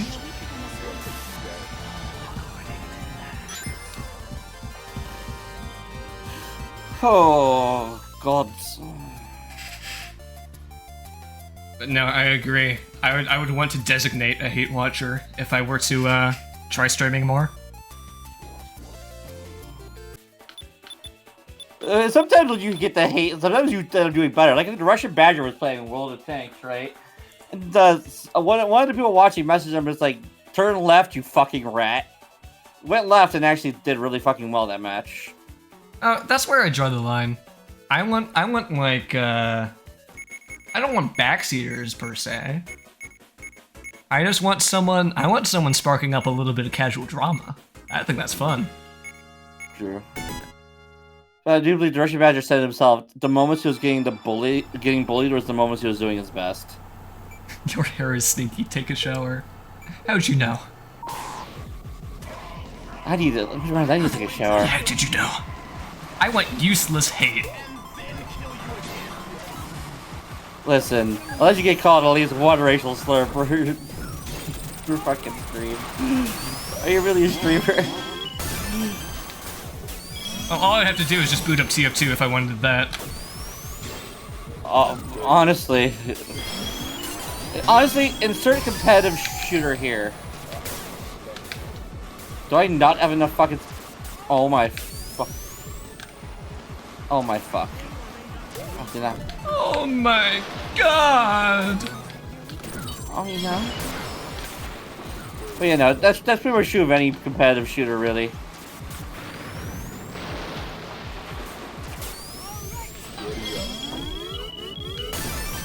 And League.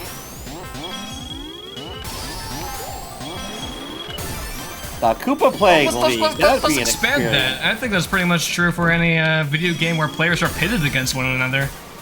There's always going to be trash talk, and one guy's always going to make it awkward. Honestly, I do believe that was Arrowhead's excuse for not having versus multiplayer in Helldivers. Just because they didn't want to foster a toxic community. Yeah, like... Fucking... I'm trying to think of a game to compare it to, but just like, look at like DRG's community. Oh yeah. and how that tends to be the case when it's predominantly co-op multiplayer games. I think it's also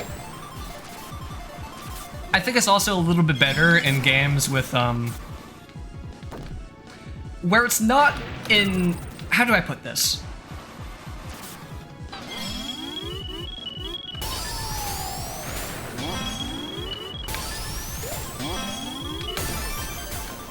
There are games that exist that are player versus player, predominantly.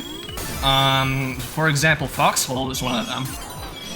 Oh, Foxhole! I've heard of Foxhole. That's a game that, despite it being PvP, I've heard nothing but like predominantly good things about that game's community and like Yeah.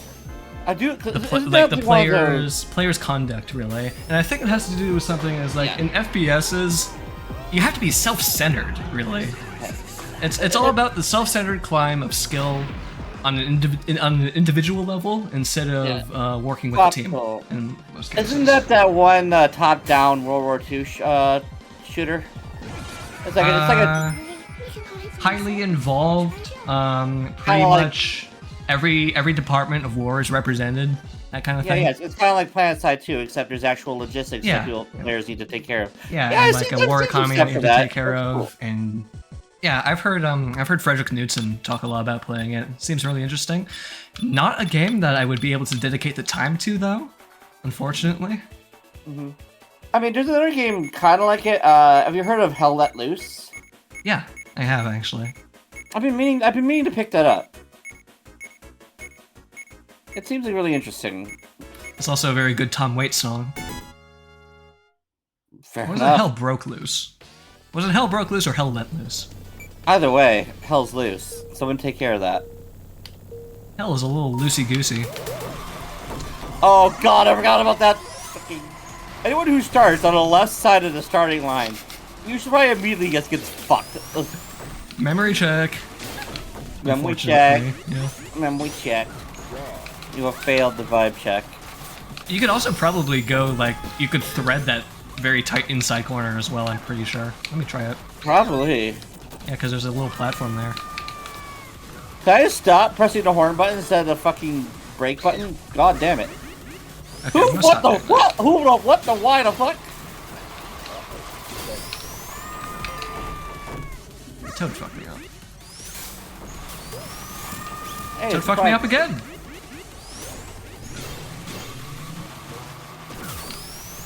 I was like, oh yeah, you know, surely that won't happen the second time.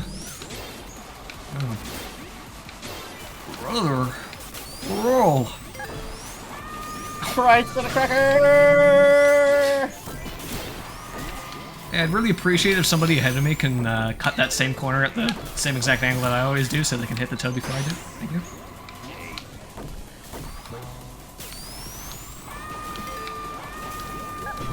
Just keep doing it. Okay, I'm just gonna drive normally. No more fancy nonsense. I'm just going to, yeah, and it's working. This map's kinda ass. Yeah, can you want to pop it up?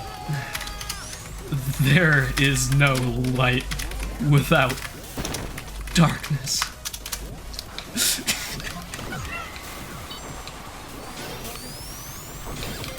Koopa, stars do not shine upon the path of darkness. It's true.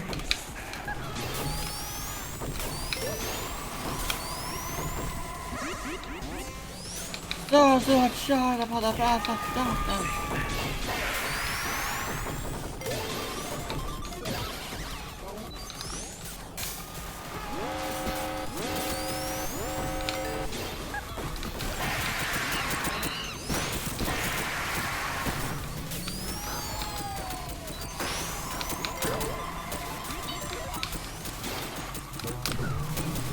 Come on, I believe in the power. Catching up.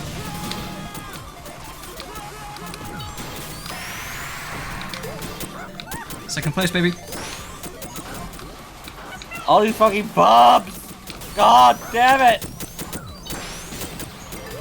Okay, towards the end here, I think I've actually figured out like the route. Whoever's placing all these fucking bananas, you suck. And nobody's placing bananas. They are just falling from the sky.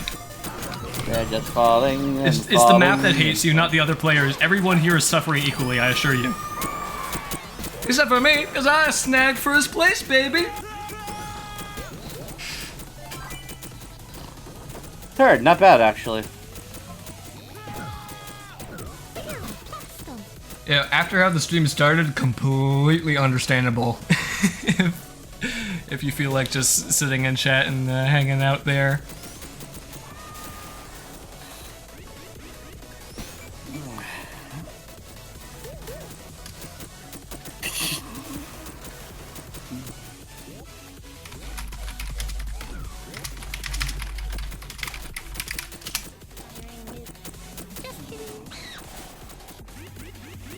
I'm gonna beat you with a rubber mallet. I'm gonna beat you with a tuna.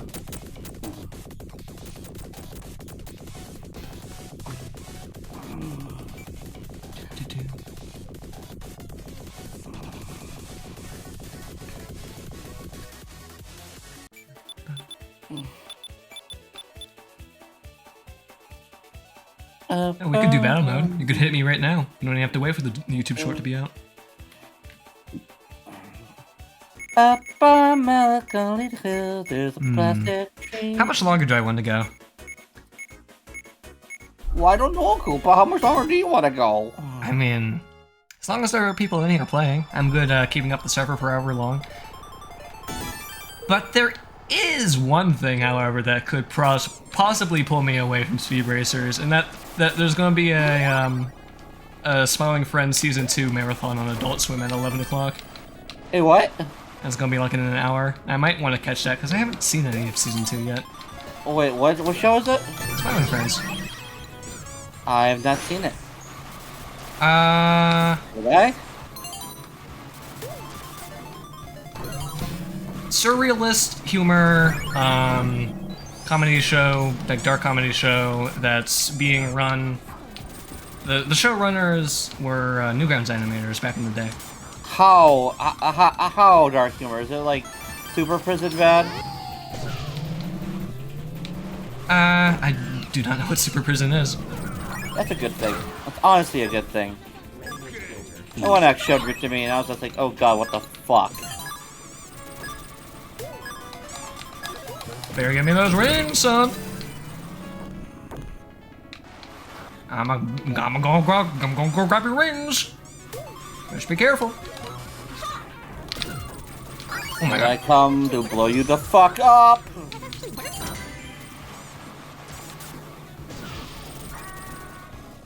Easy. Am I gonna get eliminated? I might get eliminated. So over, bro.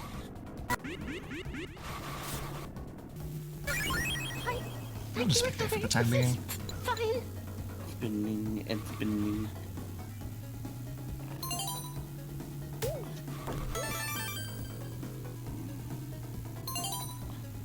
Do do do do do do do do do do do do do.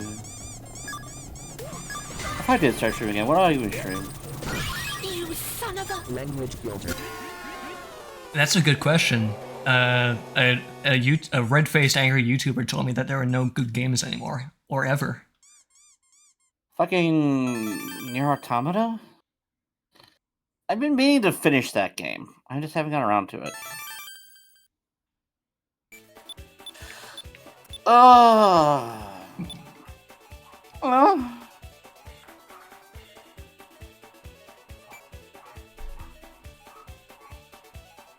Who messaged me? Who was messaging me? What if my first non-Speeb-Racer stream that I do, and non-myhouse.wad stream, what if I just stream Death Stranding? Honestly, it might be fun. I think that might be one that I want to wait on until I get a bit more of an active community built up, so I can have people to talk to while playing it and walking. But I've avoided spoilers for that game like the plague since launch.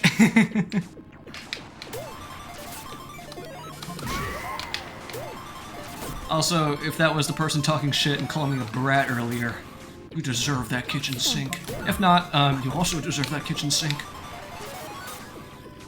I don't think you are, actually. I'm pretty sure you've been here. Have you been Pepsi Man this whole time? If you are here. Also, hi, Jared!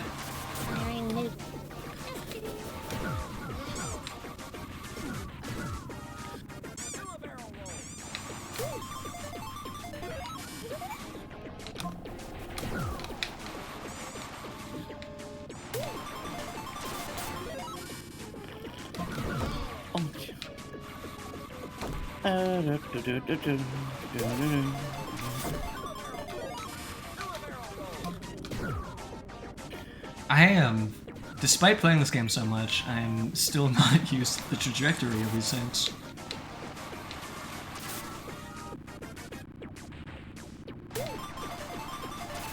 What's going on in this corner over here?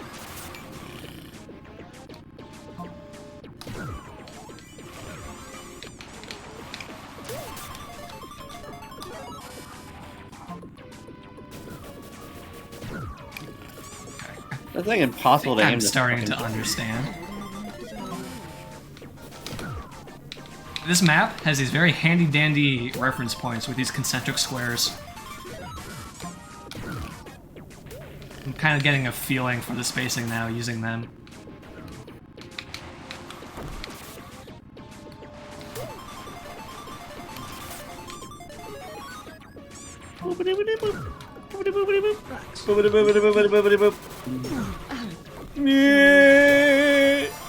It's definitely also valid to just charge somebody and try and hit them point blank. Like that.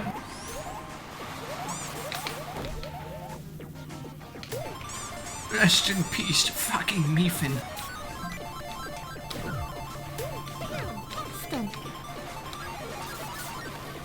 Wappa wappa wappa. I need to put. I'm sorry, Hank. Is that a Hank Hill?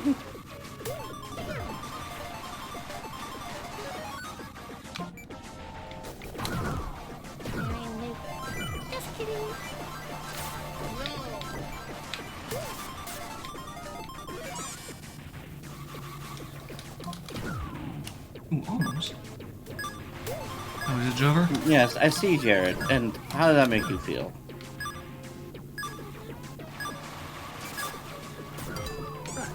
You can eat here. Wait, we got overtime on this game mode. Ooh, almost. Damn it! Damn it, Right, Copper! It's me and who? Copper? Yeah.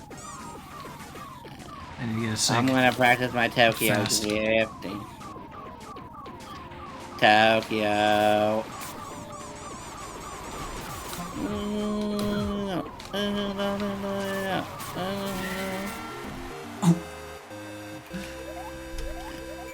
RNG hath blessed this bird. Blessed this bird. Speaking of which, I'm gonna switch off this bird. Want to play Where's Slim? Didn't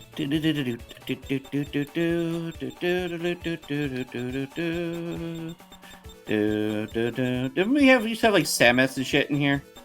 I got like Wario, got Spike Spiegel. What happened to Neko Arc? What Neko Arc? There was never a Neko Arc in this character. What happened to Slim is the real question. Slim's in there. Did I go buy him earlier? This is bad. Nice. Nice. Oh, there he goes. I'm gonna go. Uh-oh, what is this man? What the fuck hit me? Wait, what is this? Weird wacky ring weapons. It's all about just scoring as many points as possible.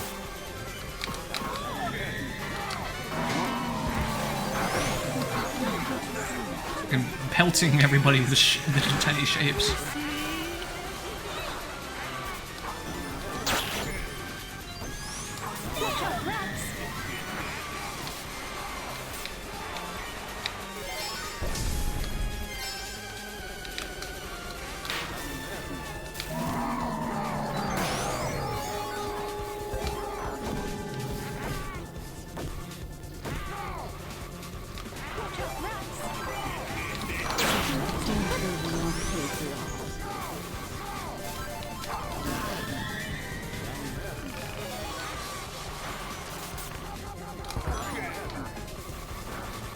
Wop.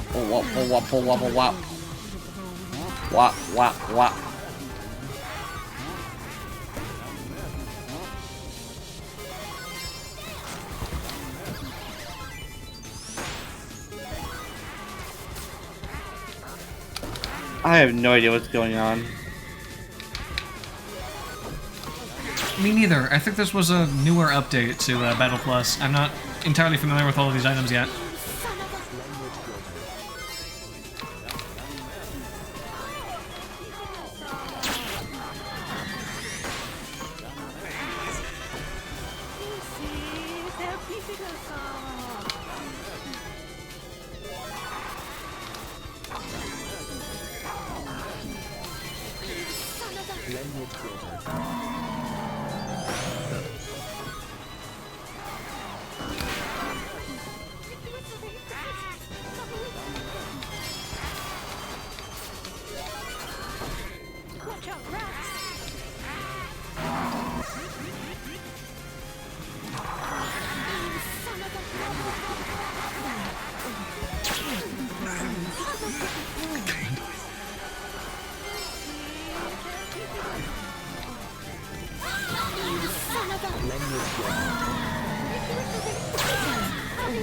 I mean, like, they should have put her paying on it.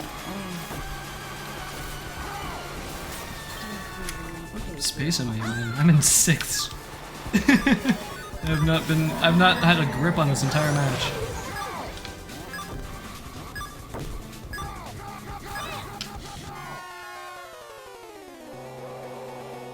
Cool.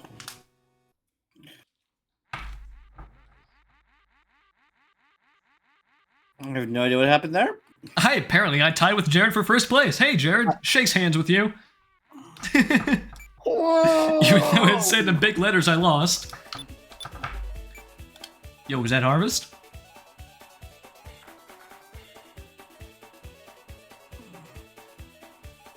I have yet to play on this map. If that is actually a screenshot of what it looks like in-game, they did such a good job of porting Harvest into SRB 2K.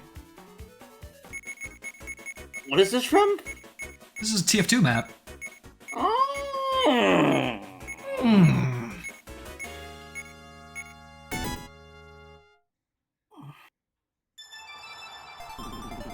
Okay.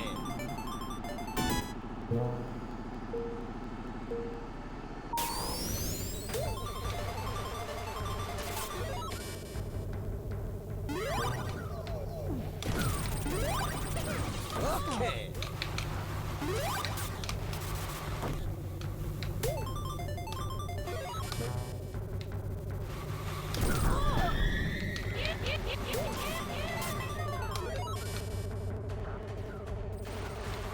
I have a firing solution. Okay.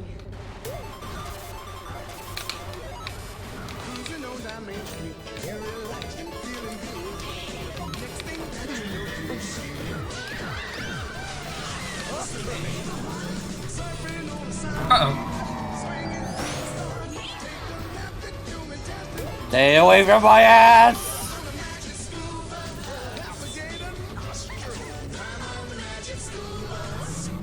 I want to kill.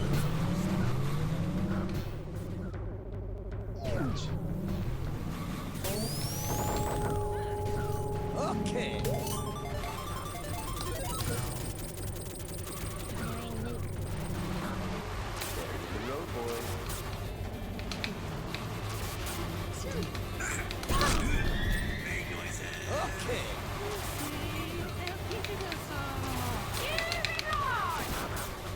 I took myself out.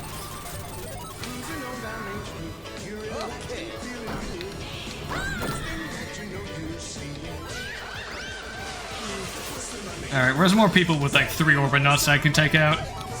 You. Come here, you. Going to kill you.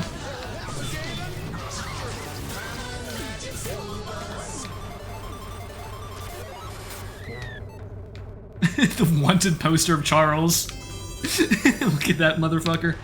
Your ass, bring me your ass. Oh yeah. You know what? Just keep throwing your defensive balls at me. Yeah, keep throwing them.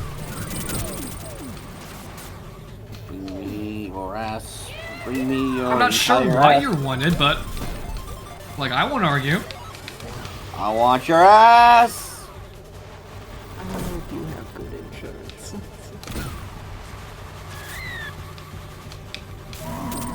You actually got me through my 3 Orbinauts too. I was the reason you were brought into this world, and I could take you out of it too. Oh no, wait, you're dead again, aren't you? Wah. Do it! Fucking kill me.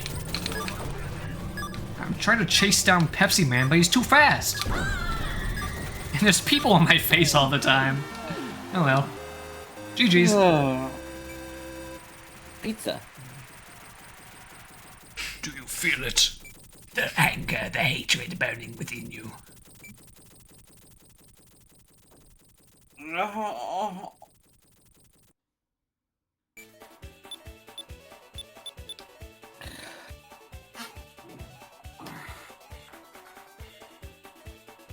I think I'm gonna get off.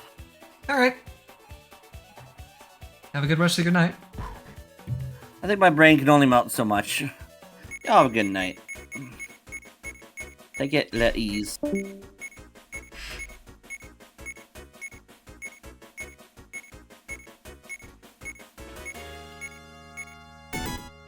Yeah, a little bit of brain melting's good.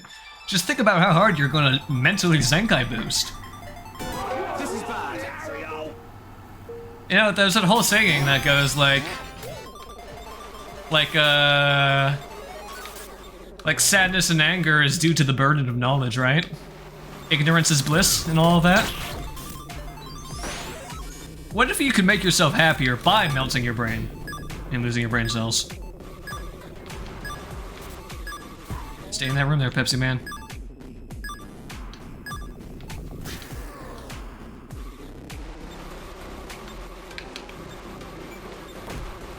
This is just like Among Us.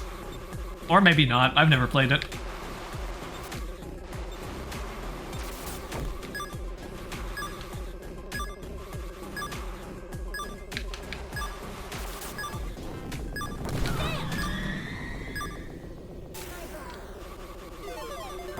Oh great, it's my turn to be the imposter. Come here, Fallout baby.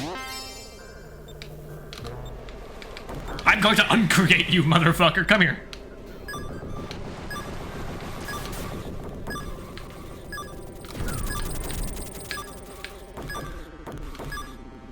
Yeah, that's right. That's right, you turn away.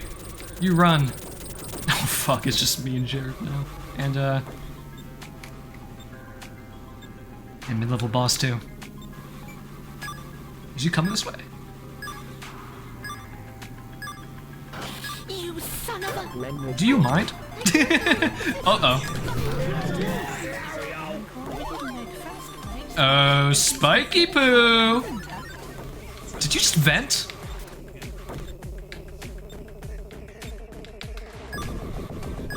Motherfucker vented! What is this now?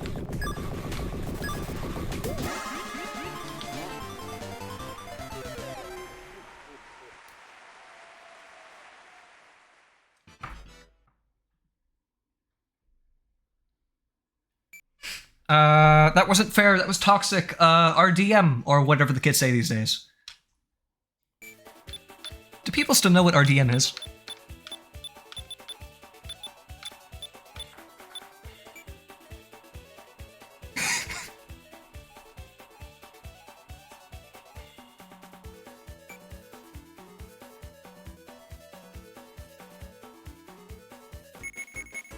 Well, that's the point.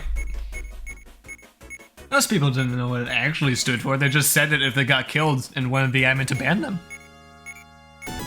Balls. I'm gonna RDM you if you keep talking like that. Keep saying that dirty language. On my freaking server. Ooh, I'm going to power trip. Just you wait. Battle, battle. I'd like to imagine the The person who originally said the Pyro thing in that really old TF2 video somehow, coincidentally, stumbles across some of this game footage, hears their own voice, and has an existential moment. Like, even if that happens and I'm never made aware of it, I'm just satisfied with the possibility of that being reality.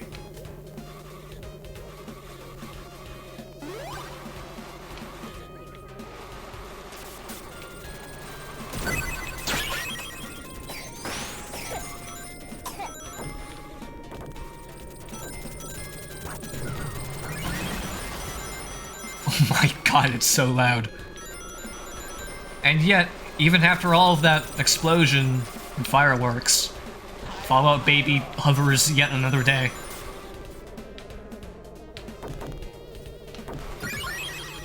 Oh my god. I've fallen for the Pepsi Man's gambit.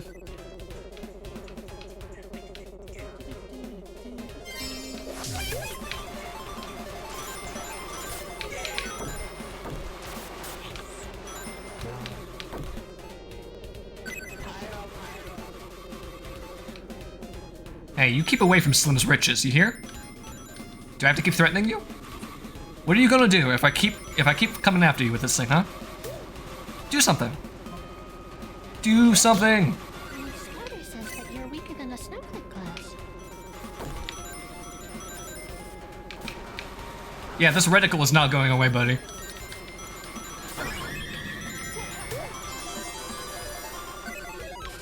It was inevitable at that point.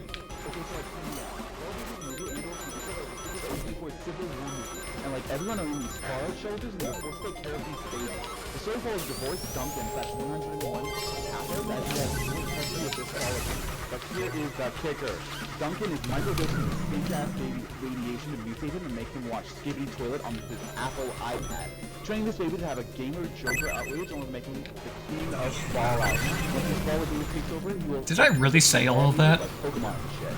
Duncan will do to babies what Five Nights at Freddy's to animatronics. I really, okay, out of everything about the whole Fallout Baby copy pasta, the part of it that I still like, that I still think was like a funny joke, is I will do to babies what Five Nights at Freddy's did to animatronics. Not to brag or anything, but I think that line kind of goes hard.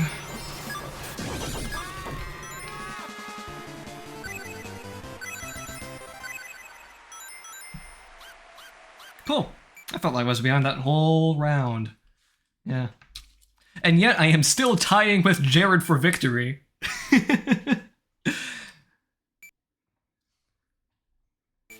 Me and fucking Jared, the Dos Banditos.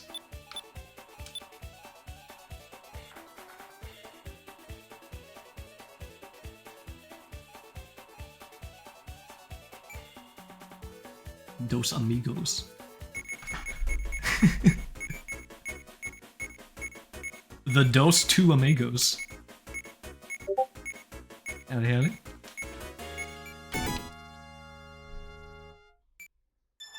What's message? I'm not sure, I'm kind of scared. I don't know if I should check my Discord.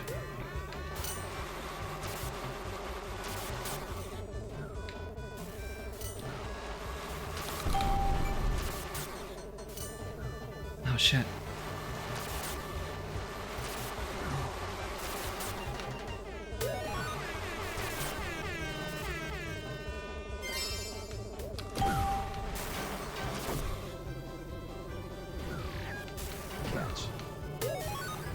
Alright, it's time for another one of my patented life tips. Do you struggle from social burnout? Are you a bit of a hashtag introvert? Just don't log into Discord for like a day or two. Or 3, or 4, like I did.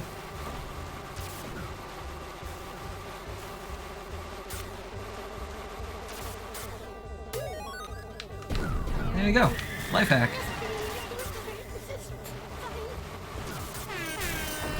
And that way, and don't worry about your friends wondering why you haven't logged on, or why you're not responding to their DMs.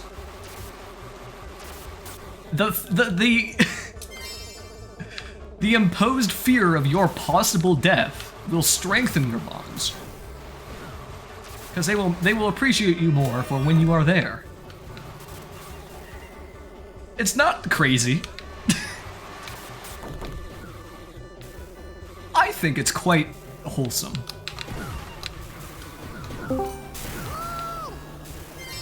Hello. Kat, what do you think about my life tip?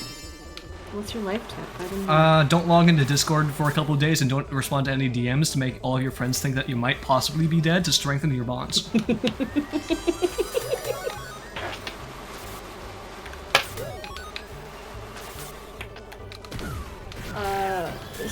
Strong tip.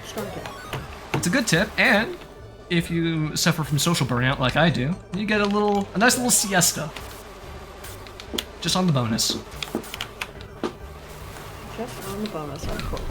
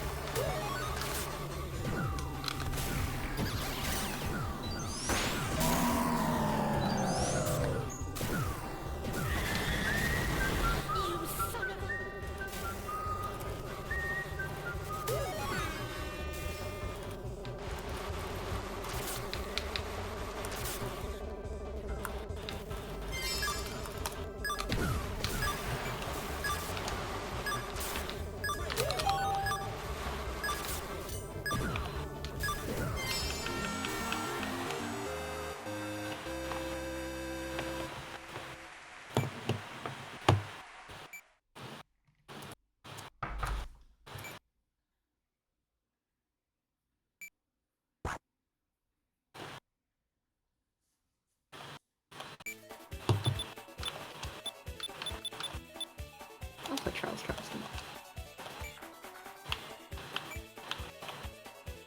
You call him Charlie. Why is my thing not working? Why is my controller not working?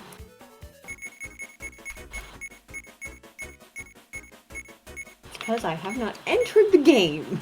That is why.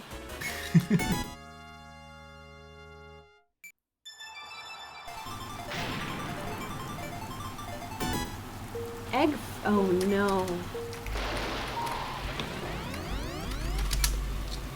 Somebody immediately got infected. I watched it happen. Speeb. Is that blue? Oh dear.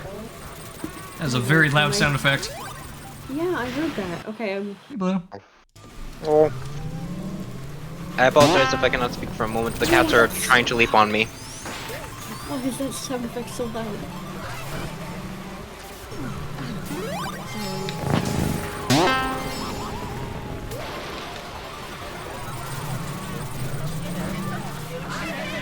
Oh no. I didn't get caught. Oh shit. It's over for me. Rest in peace. Unless I can clutch and infect everybody. The sickness. Oh, I remember this now. It's the thing in the center that's causing that sound effect. Okay. It's making everybody, like, jump.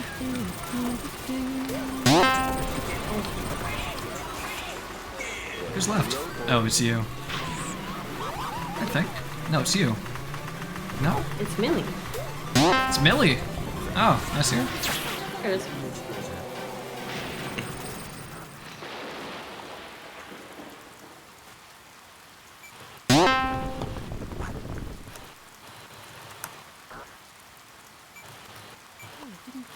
Damn, looks like some fuck shit's happening.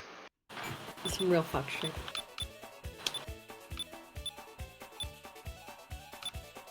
We don't need to go to Gnome Forest again. That was like that Lost Woods style map. That was kind of crazy.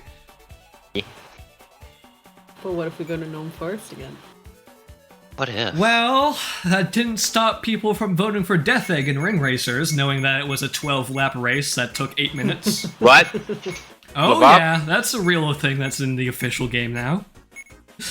Who would make that? How many laps? It's 12? It's 3 laps. It's 3 laps that are split into 3 divisions each, making it technically 12 laps. But they're very. each section of each 3 laps is pretty much the length of a single normal lap. So that's why the map is usually ends up being 8 minutes long. Hey, Jared. Hello.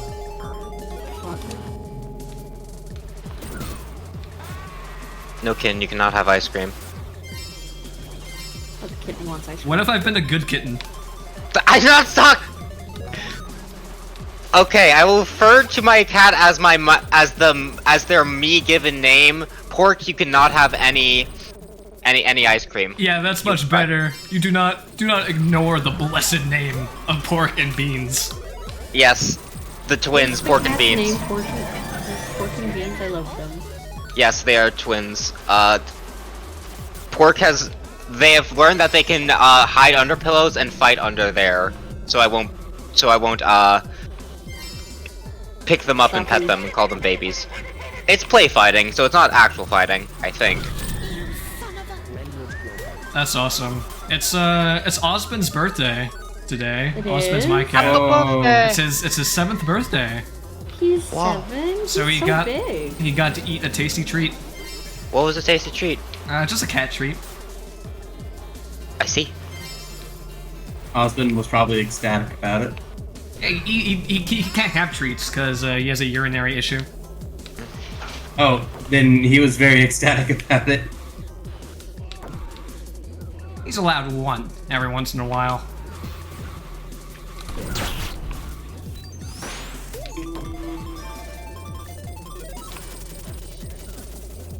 Oh, I forgot y'all claimed this song. Fuck. Easy.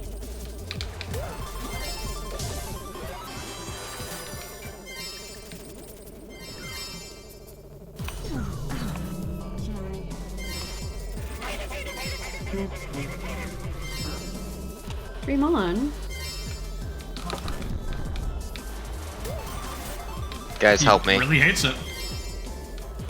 Guys, I need your help. The kittens have decided that their next place to play fight is my shoulders. Oh dear. Well, Guess they're you just suffer. tiny things. They can't really cause too much damage to you, can they? They are almost a month old. Yeah. They're still tiny things. I classify kittens as being small when they are about less than 2 of my hands in total size. If I can pick Wait, them up with they're one only hand. 1 month old and they're that big? Yes. Do you have fucking Maine Coons or something? Well, hold on, I need to actually do math on when we got these guys, because we only have had them for this summer since I've been back. Plus 2 weeks.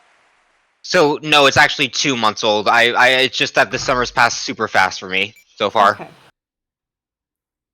Would you get a Maine They're Coon 8 if you weeks, could? That makes more sense. Yeah. Yes. Maine Coons are wonderful. That's gonna be a lot of brushing. Oh. My cats are at least partially Maine Coons. I do a lot of brushing whenever I get out of the They bath. love brushing. I used to hang out all the time with a Maine Coon. They are wonderful. As long as Hey you're there, Beans. social. You want to say hi to the lovely people in chat? Child!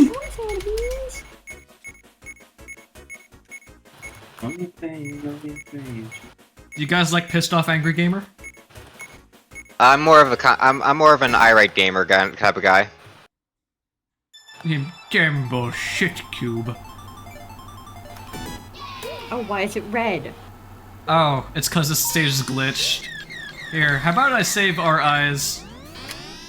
That'd be appreciated. Wait, I ate blue? Nintendo red cube.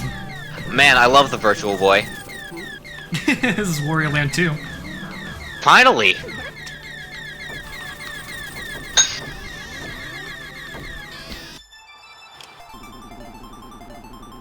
Fake or real way?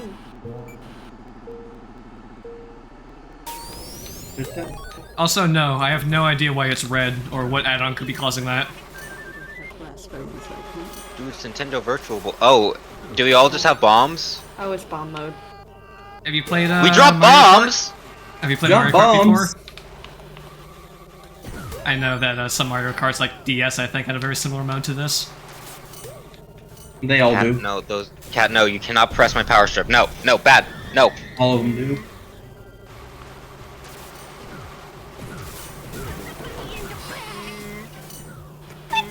monkey in the bag. Put the monkey in the bag. Put the monkey in the bag. Put the monkey in That's, the bag. That's Here's to the Zeros robbing a pet store.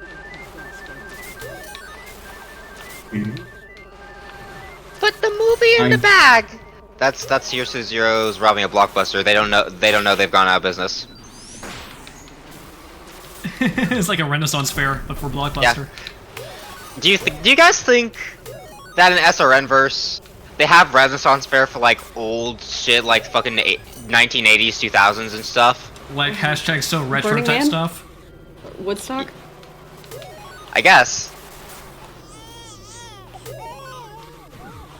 Baby spotted, locked on target. Baby spotted? No. Stop blowing me up. What? Because I'll cry. Okay, I'll stop. I've chosen the path of peace now. I never said Blows I would up stop, Catholomy with my mind. My fucking Catholomy. Woods. If you could blow things up with your mind, what would you blow up first? The White I'm not gonna answer that. No, for but that's a any joke, reason. that's a joke, that's a joke. Snipers! Snipers! Call off the shot! Snipers, please! What you say? I said the White House? That's on stream forever now, Cat. You mean in Minecraft, right? Yeah, Minecraft. Yeah, the Minecraft White House. Minecraft. I'm gonna send creepers to attack the White House. Yeah.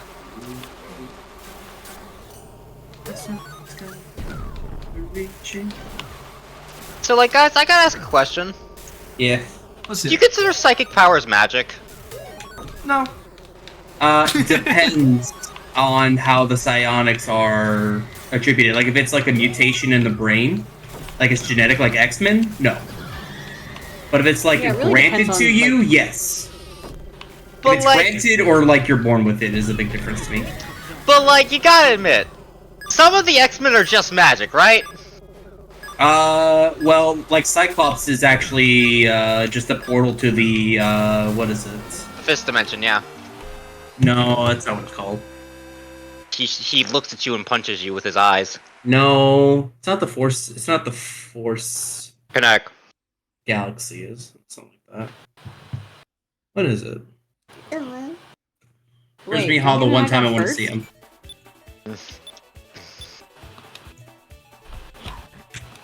Oh, where's the race? God damn it! Oh, you want me to switch back to race? Please. Okay. I find no enjoyment in battles. I find no appreciation for this blood sport. Here, I'll play Nominal. Yeah, join me.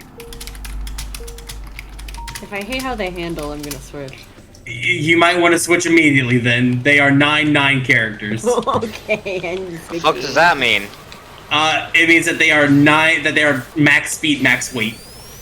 Ah.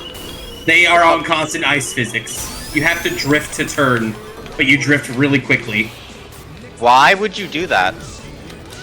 Time to play Millie. It's actually not that hard once you get used to it. You just gotta understand that you're gonna bounce off walls and use it to your advantage. I have... Which is wonderful because Numb has a thing where it's like Encore stop bouncing off the walls.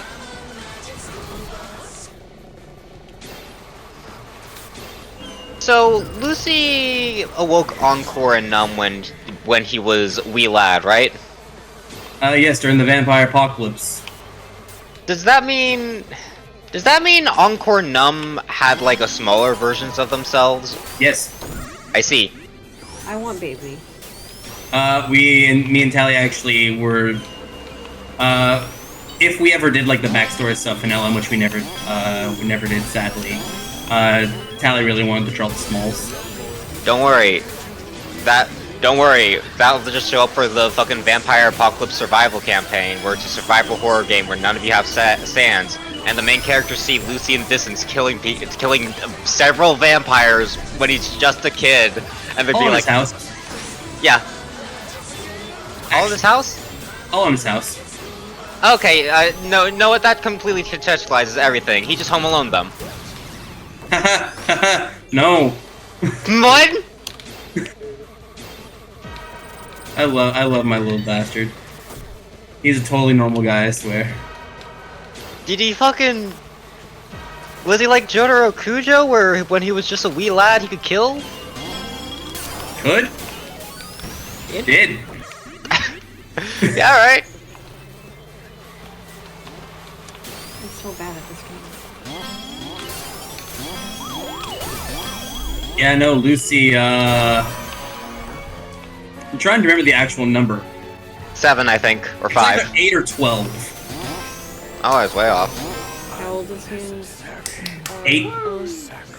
He's 8 during the apocalypse. And he has a KDA of 8 or 12 at that time. The fuck, mom? Fuck, I keep launching myself off the edge. Yeah, it's fucked up. Encore's first thing he ever did in existence was awaken with a hole already through somebody. Don't worry, Cat. with his Nobody's fist watching me do donutting any of him. this. Everything that is occurring is between you and God, Not on stream. not on stream. I get explode. I was so close to the end. Well, My Jared, I have a mango. question for you. Yeah. Will Lucy ever be happy again?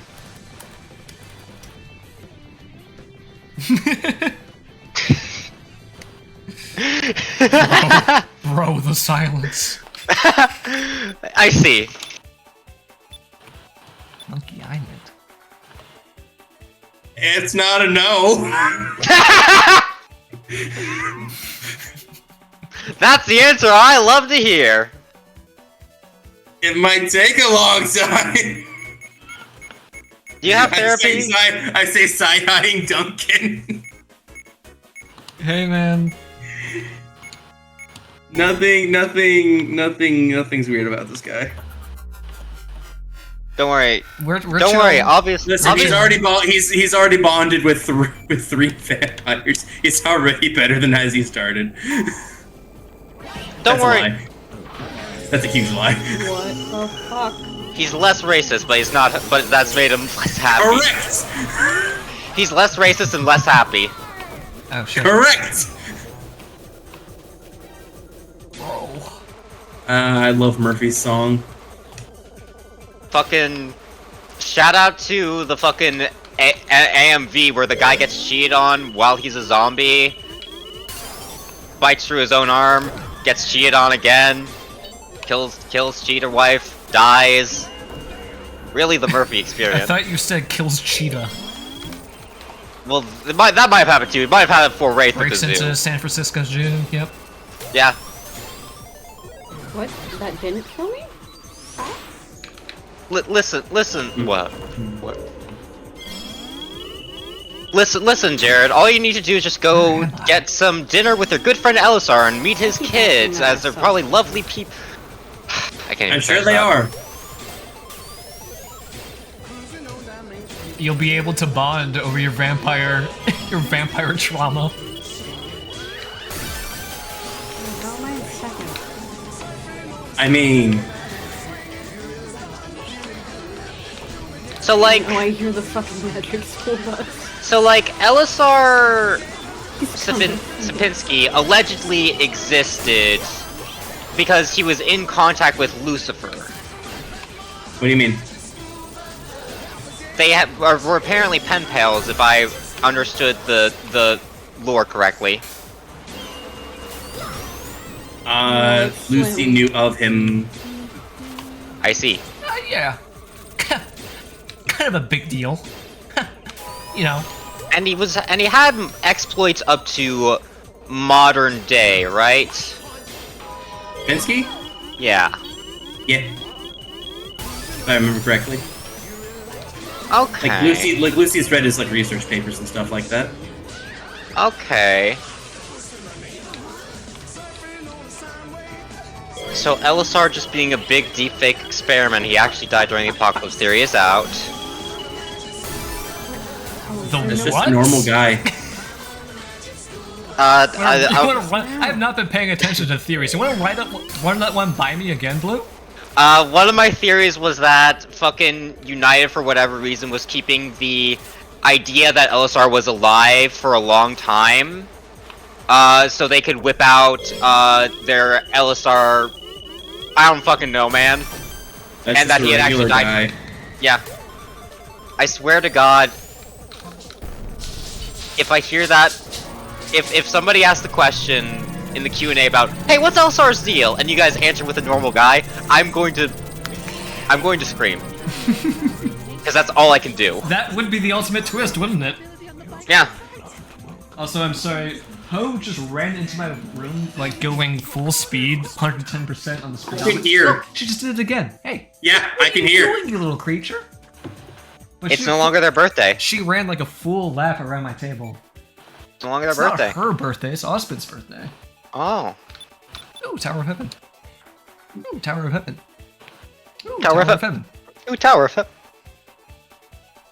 Ooh. What is wrong with you? I'm excited for these next few episodes. Oh right, I forgot you're a cat. I'm going to die, aren't I, Jared? Yeah. These videos are going to kill me, aren't they? You are going to learn your mortality. I've learned that a lot. I think our discussion at the start of the stream has told you I learned it a long time ago. Ooh, Tower of Heaven. Ooh, Tower of Tower Heaven. of Heaven.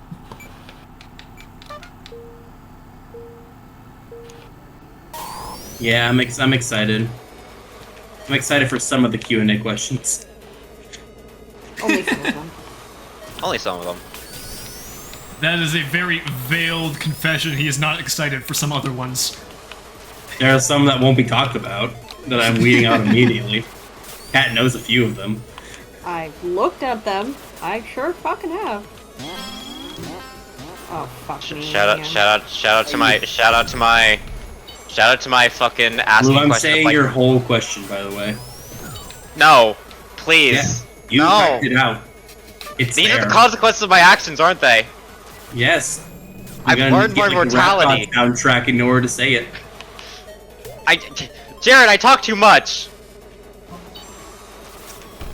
I think you're pretty neat. Yeah.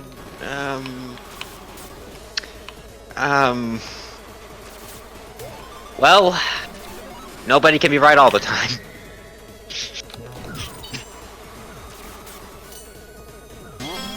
Ah! Someone better kill me quickly, because if I keep talking and speaking my mind, things are going to start changing around here. Oh, just be like me and just share all of your information about the things that I'm being asked about. Hey, Jared. Hey. Hey, Duncan, rather. My brain is being idiot. Hey, that's me, Duncan. Duncan, what is your opinion on banana bread? Banana bread? Or banana bread? Banana like, bread. Are we talking about bananas baked into bread or slices of banana on like bread? Or like toast? Both. Both? That is not- those are not equals, my friend. Yeah, well that's why I need to ask your opinion about them banana? secretly. Is it just banana or like with things? Chocolate chips, maybe? Peanut butter. Peanut butter and banana sandwich is just like Elvis. Just like Elvis, yay! Up to the end, baby! Oh yeah, toilet. Fuck me. Save me a fried peanut butter and banana sandwich. Never go full 100% shit. Bro just went home just like an MIB. Wow, I've not been exposed to that law before. It said like thou shalt not throw items as soon as I threw an item.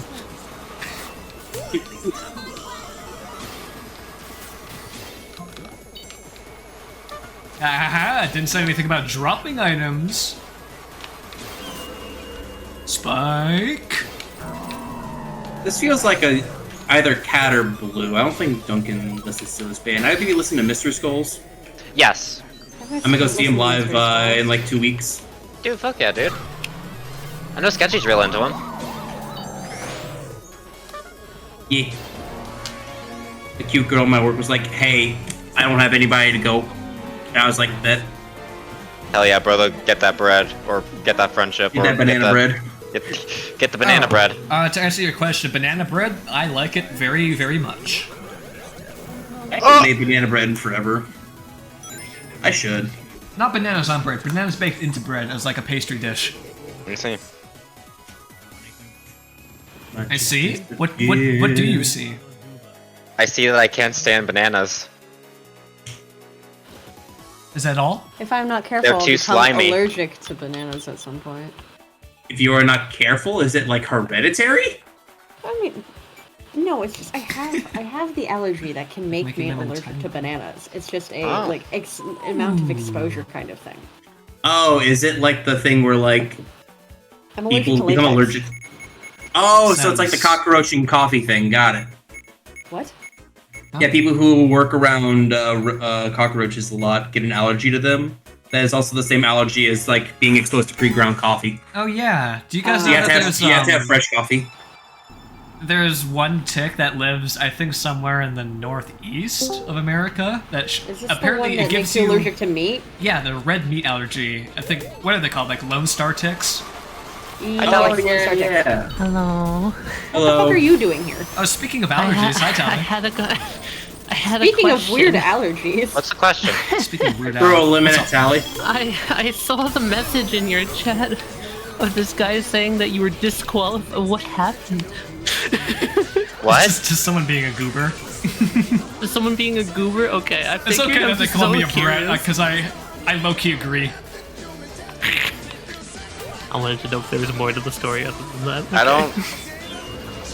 I don't know if you want to accept that title, Duncan. It has connotations. I know it has connotations, motherfucker. That's why I'm. That's what. Well, I have to make sure. Do you want to go down that road, homie?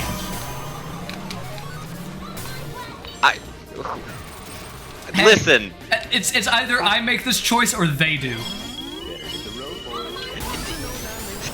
He hasn't said anything. It's on other people's deck to, you know, make the assumption of what he's talking about.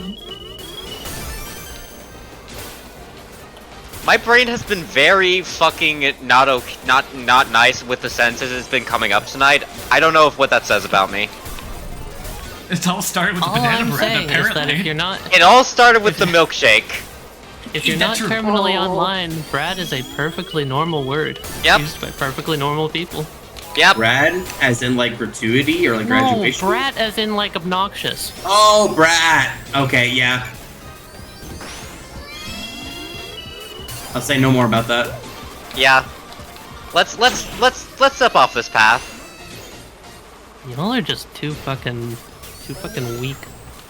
No, Yeah, it's a normal word. I'm not allowed to talk about that anymore.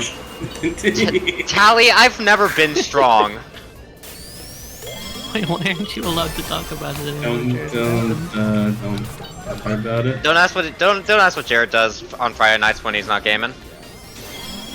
That is a good. What? You know. I knew there was something with I that love angel movement. frames dropping for no You're fucking lesbians reason. with him, aren't you? Happy Hallie, Pride Month, I know what gang! you're thinking, and despite all odds, even through all of LM, I am still straight. Despite all odds in the upcoming episodes of LM, I am still straight. Yeah, if you're so straight, then what do you do on Fridays? I look at the clock to see if it's still Friday. It's not for you. It's not. Yeah, I'm in the true. future. Well, sometimes I spend time with friends. Other time I spend time with friends. You're spending time with friends. Who the Special fuck? friends? Yes. Hey, that is all. Have a good night, gamers. Good night, Tally. Have a good. Night night. Hi, Angel. Hello. So, Angel, what are your thoughts on Yuri? Having a fucking deja vu. Women. Women. Am I right?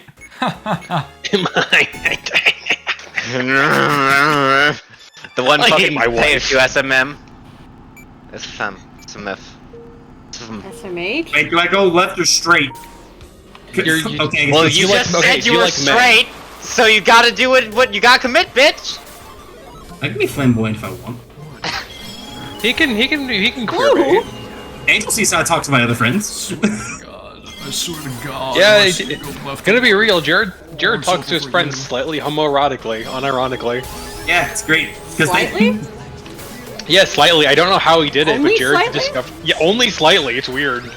Is it not a sign of great confidence in one's own identity to be casually flirtatious with your friends?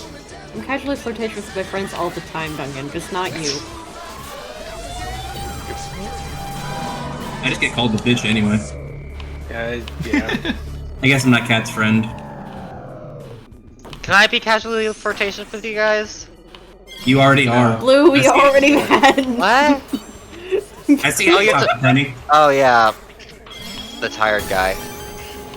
Yeah, the person you become when you're. Yeah, you want to practice deprived. with it. You want to practice having a deeper voice. Just channel your flirting with Penny energy. Channel being really fucking tired. No, I'm good. You need to vocalize. You need to vocalize. There Fucking it is. just like I'm good. slamming your hand on like the door frame above somebody. You know? What the fuck? Ah, yes, Communicate that in your tone of voice. Oh, I turned my fucking tablet up. In your tone of voice. Can confirm. Works 25% of the time. To get the realistic wall slamming sound, I actually had to smack. I can my only wall think of down my 4 times computer. I've done it. Okay, guys, I need your opinion on something. Yeah. What do you think about those walls that have like the speckling of like sand in like the paint? Horrible. Hate them. You mean like the gritty ones? The grit, yeah. Ew. Ugh. Hate that. What is the advantage of having those walls over smooth walls? It prevents loiterers. True. Because It's just It's like because they hate the homeless. It's like having every Basically, wall. yeah. It's like having every wall in your house basically be like a cactus. Correct.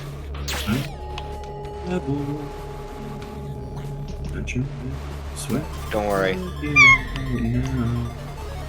Duncan, allow me to practice the Cabedon on you. Hold on, I need to put down my controller so I can Cabedon a wall. Okay, I'll give you my honest like feelings like if I got the impression that you are like cornering me at like a door frame with your hand like above me because you're in the situational situationally taller than me. Yeah, okay. Let's just This is the pretend, funniest thing. let's This pretend is for a fucking minute that hilarious. you are taller than me for this Because I know their heights, and this is hilarious as fuck to me. 5'11". Okay, so you're slightly shorter than Duncan. Alright, How tall Duncan? 6'1". Like something like that. I don't know my exact height. Tally knows your height. Tally somehow knows my height. Tally's my doctor, apparently. It's because Tally knows her height and she knows how tall you are comparatively. I'm And I know how tall Tally is. 6'4". I have to get the good angle on this wall here. Okay, here we go. Okay, so I actually just tried to do the same thing on you, but slamming my hand into the gritty wall hurt my hand, and I'm now kind of sheepishly nurturing my hand wound. Okay. I need to go to the hospital. You come up to me. Okay. Ow, my fucking hand hurts. Jesus Christ, why did I do that? How about I kiss it to make it better? That's disgusting. That's how you get diseases. Bro, my hands are so fucking sweaty right now from playing this game. I don't know if you want to do that. Okay, that's enough of that. You know they're the bleeding. the fucking sheets of slime that I secrete from these fucking... Let's go The call them gamer slime? grippers. Let's go call them grippers, but they're not... That's not what people use grippers for. Even though that these are technically my grippers. Those are your grippers. God, it's like a suction cup. All No, right. that's the guy from part 6. But hey, you know, I really appreciate like the offer. Like, Jumping Jack Flash. if I feel like it wasn't going to be an unpleasant experience for you, I would not have turned you down. Well, do Cabedon or Cabe don't? That's the question. I cabe think, therefore I cabe am. Okay, yeah, Where the fuck did I? How the fuck did I get to this stone. bit? From now on, from this point, hands are grippers, feet are dogs. This is the way it should have always been. What are foreheads? Foreheads? Targets. Oh my god. I mean, sure. Targets. All right. Yeah. I like calling the brow line the shelf. It really evokes imagery of like a caveman brow. I'm so stuck.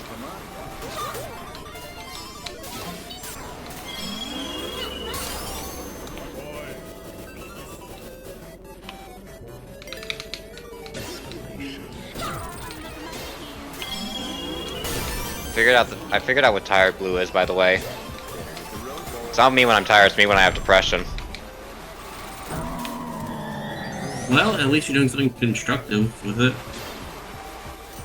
How just being How more ironic. awake make you less sad? Yeah, that's an interesting thing. I've always been the inverse. You know how like there's that whole saying of like don't trust your thoughts after like after 1 a.m. or like 9 p.m. or something. You never trust your opinions on your life at 2 in the morning. I'm the opposite way. As I wake up more, I feel better about myself in life and such. It's mostly for me, the more tired I get, the more my inhibitions decrease.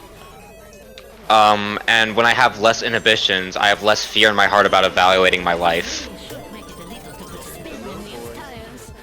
You fuck. Don't worry, that fucked me over because I went the wrong way.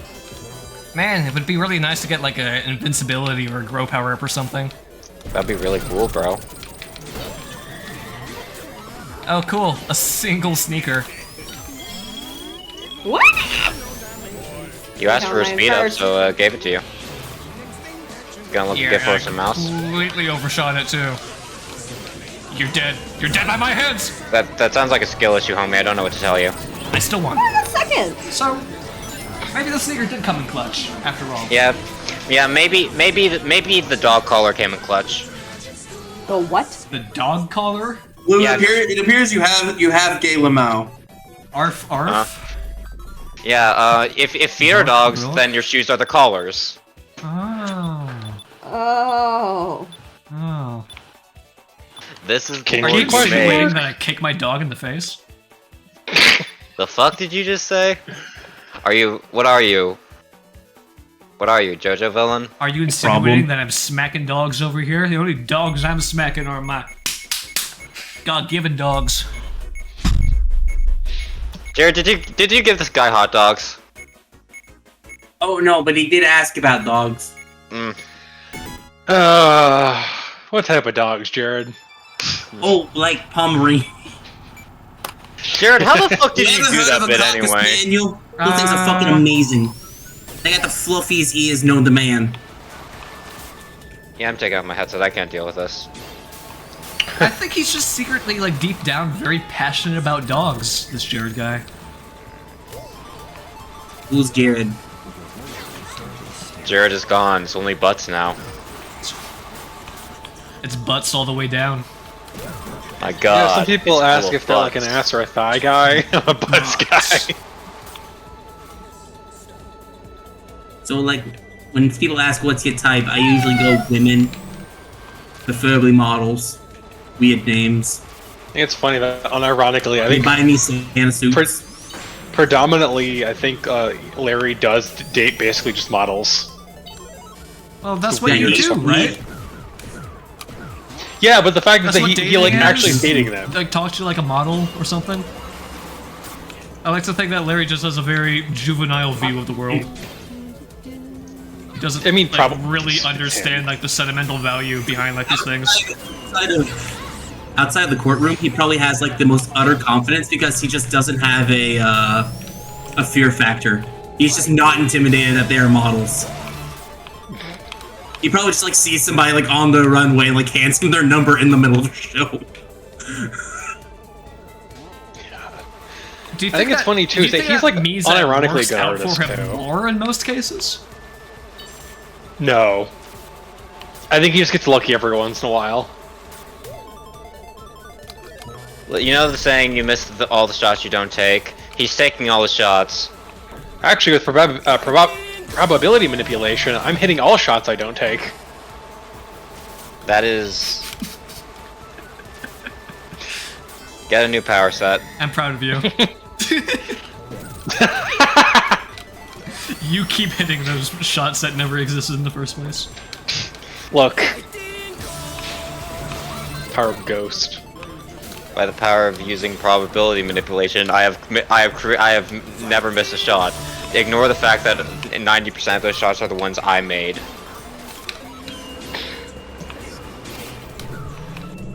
Okay, crush, Jared. Fuck me. You know you hated me. Sorry, Meephen. Just has to be this way. Cause in the end... After all I've done for you! You know what? Duncan is the center on the sequence break. Didn't even matter. You know what? I think I'm just gonna explore the map with the time I have left in this world. It's a pretty map. Nice map. Wait, how did I get third? There's a rainbow. I'm gonna spectate Fin's big adventure. I wonder what wonders he's gonna find out in this whimsical landscape. Is that a bird? There's a bomb on those clouds. Ah! Bob is a very nice person. I hope you have a great Christmas. God, no. I'm more of a Halloween guy anyway. Same, honestly. Halloween is just the best holiday. Don't at me. Let's have a Halloween holiday discussion. Are we all Halloweeners in chat right now? I do enjoy me some Halloween. I do love some wieners. That's gay. No kidding! Angel has gay limo. I have Mao. So Has it's like gay limo. Gay Lamau, the cheese touch from Diary of the Wimpy Kid. No, it's gay What do you limo. have to do? Like in Diary of a Wimpy Kid, you had to cross your fingers. What are you gonna do to avoid gay lamau? Cross your legs. Kissing. Cross your legs? You got man spread. Oh. You gotta do the opposite. You make yourself as straight as possible. You know the aliens in Star Wars that have the back, or in Men in Black that have the backwards leg? You gotta do that. Jared, how do you sit like a straight person? Asking for a friend. You kind of just like let gravity take you. Oh. Well then, I guess I gotta stop levitating 4 feet off my chair. Yeah. Blue, how straight up are 3 you? feet Are above the you covers? right now? How straight is your back? Are you arching Straighter your now. back? It's not straighter now. Are you arching your back? Not anymore. Are you arching your back? What kind of... Well, because if you say yes, you're gay. Wait, arching back? You mean No, if you forwards do, or you have backwards? If you arch your back, you're a shrimp. Yeah, like shrimping or anti-shrimping? I'm doing my Ooh, best how could anti-shrimp. I'm You fried this rice, or do you not? I'm like leaning back. I'm sorry, Cat. My cruelty has been unleashed. I was robbed of my milkshake and the world must pay. Well, you have to hurt me? I'm sorry. Does, You know what? He cannot No, just for control that. who he lashes out against. Just for that. Just for that. I'm as penance. I'll go to the last place and go from there. Ladies and gentlemen, this is the sound of two bottoms talking to each other. Blue, you should. You know what, Karen? I'm just gonna do it like that. Yeah. Fuck you. I was gonna say that's the I'm too podcast. tired to be affected by that. You have no power here. Blue, what you should do is you should get a thing of milk and just down it, and then you should just vibrate yourself. Don't drink it violently. cold. Don't drink what cold? What? If you ever have to drink a gallon of milk, don't drink it cold. God. Any reason why, actually? Don't drink a gallon of milk. Well, yeah, beyond the obvious. Jared, it's been so long since I've heard about your fucking frustrations with milk and big milk. Listen, milk is... People put a bigger damper on that. I'm fine with people drinking milk. Don't ever, like, say anything health-wise about it. No, that's my It's friend not drinking healthy milk. for you. Jared almost beat me to death with a bat. I only got lucky. Yeah, I too remember the day I... Motherfucker, I make my own yogurt. Milk is fine. I don't eat it for health benefits. He eats it for And yogurt dairy benefit. is not a fucking food group. It's not. It literally isn't, man. Don't get it twisted, no matter what the American Dairy Association threatens you with. It's like Well, it's that's the thing. literally... Threatened. That's why we have it on the fucking pyramid. It is quite literally the fucking bit from Don't Hug Me, I'm Scared of the food groups. It's that. Dairy's not a creative color. Dairy is not a creative color. Liminal landscape. Liminal landscape. Yeah. I'm going to Yo, pick up it's not my... the back rooms. You know what? I think I'm gonna let my cat play next up. Hey, Pork, do you wanna play? Pork. Cover it in catnip. And Don't then choose it. Don't do it. Too late. Do what? Pretty much everyone has selected it. Is this the bad one? Oh, we didn't even get it. Damn. I don't think that's the really bad one. It's not the really bad one. I hate this map though. Egg quarters. Well, this is just a fucking sedan. I am the Sandman. No, you're blue. Oh. That fucker lied to me. You look back into the mirror. He is shaking. You in the mirror, shaking your head disappointedly. Me in the mirror be like, stop fucking flirting with everyone, you bitch. And I say, stop eating sand. It's tasty though. Where are you even getting it? It's really good. The man in the mirror bees like nods his head. Hey guys, I have a weird question for you. Yeah. I have Is it equally another weird like answers. banana bread tier question, or is it something different? What the fuck do I sound like? You sound like you. a person. You What? retired. Okay, what do you mean? What do you sound like? Like, I hear my voice when I'm regular, and then I watch it back and I'm like, I sound a lot more like a fucking nerd. Well, I think this is a frame of reference that we couldn't possibly have access to. Well, if you want me to be frank about it. I got it. I figured it out. Yeah. You sound like an Adult Swim character. Ah! Oh. I don't think I'd go that far. I have my head in my fucking hands, dude. I meant a good one, but sure. Okay, can you give an example? Okay. Can you cite your sources? Samurai Jack 3 reboot. Oh shit. There's nothing Samurai- wrong with Adult Swim. You guys are just weak. See, Tally gets it. But what, like this, the Samurai Jack, the titular Samurai Jack, or like who in Samurai Jack? It's not a specific. I'm not comparing Blue to a character. I'm comparing it to like a genre of like. At You least sound you're like not- a- At least you you don't sound sound like like a Comedy Central character. Thank God you're right. Could always be worse. Why? I was gonna make the joke of you sound like the guy from The New Norm. I don't know why I decided my bit is popping in and out to say stupid jokes. Well, we need one of those, Sally. You're different than doing what you already God do. work. Look. I'm looking. Yeah. Stop. I don't like Tally. being seen. I see you more. Tally, I paid this angel to look at you. My 30 eyes that rotate around. You get so much worth out of that. So much bang for your buck. Yeah. It's like enough eyes where it's like at least one person amount. Yeah, man. What do I do about this guy anime? Do I just ram into him and hope it You kill him. dies? Oh. Ban him. You I died. didn't do it right. Oh. 'Cause we just won. Because they had the banana or the sharks, not bananas. Sure had 2 sharks. And Come Mario's in the game now. Tally, that song is now playing on Spotify. The best one.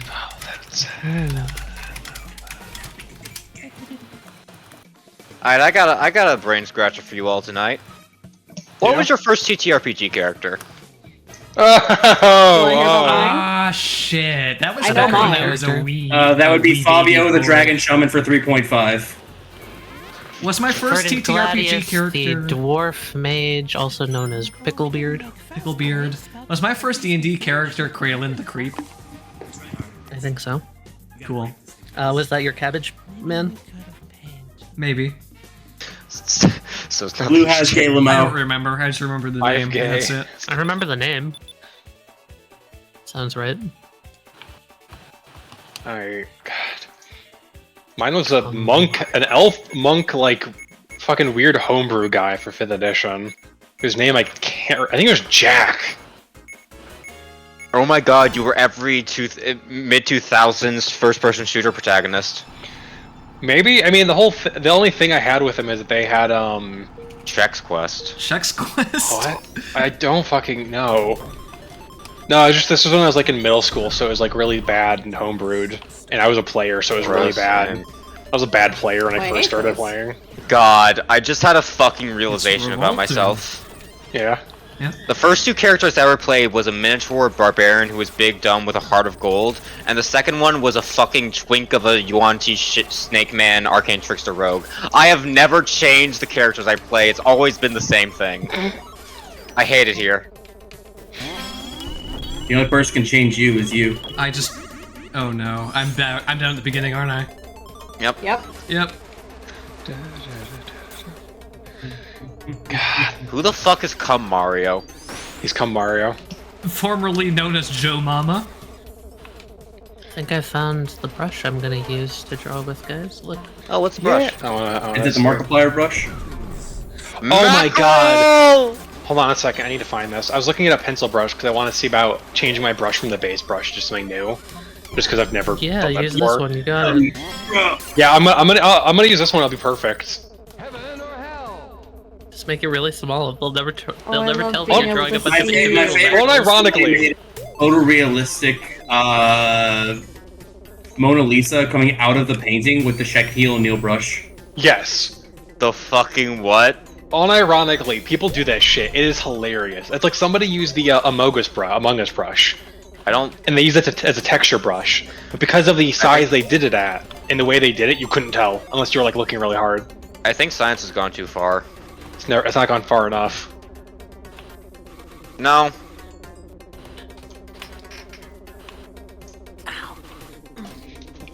You okay? Nope, but I'll survive.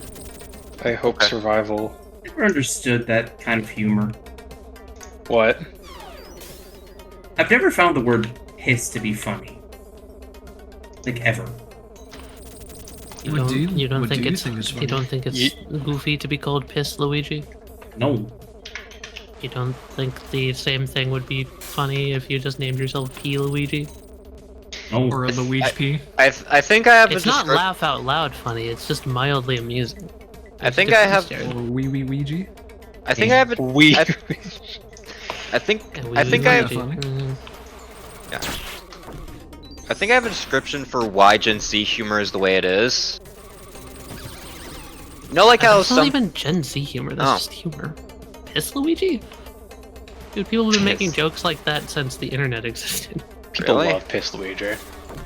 Dude, they made Yes. fucking cave paintings for fucking Piss Luigi.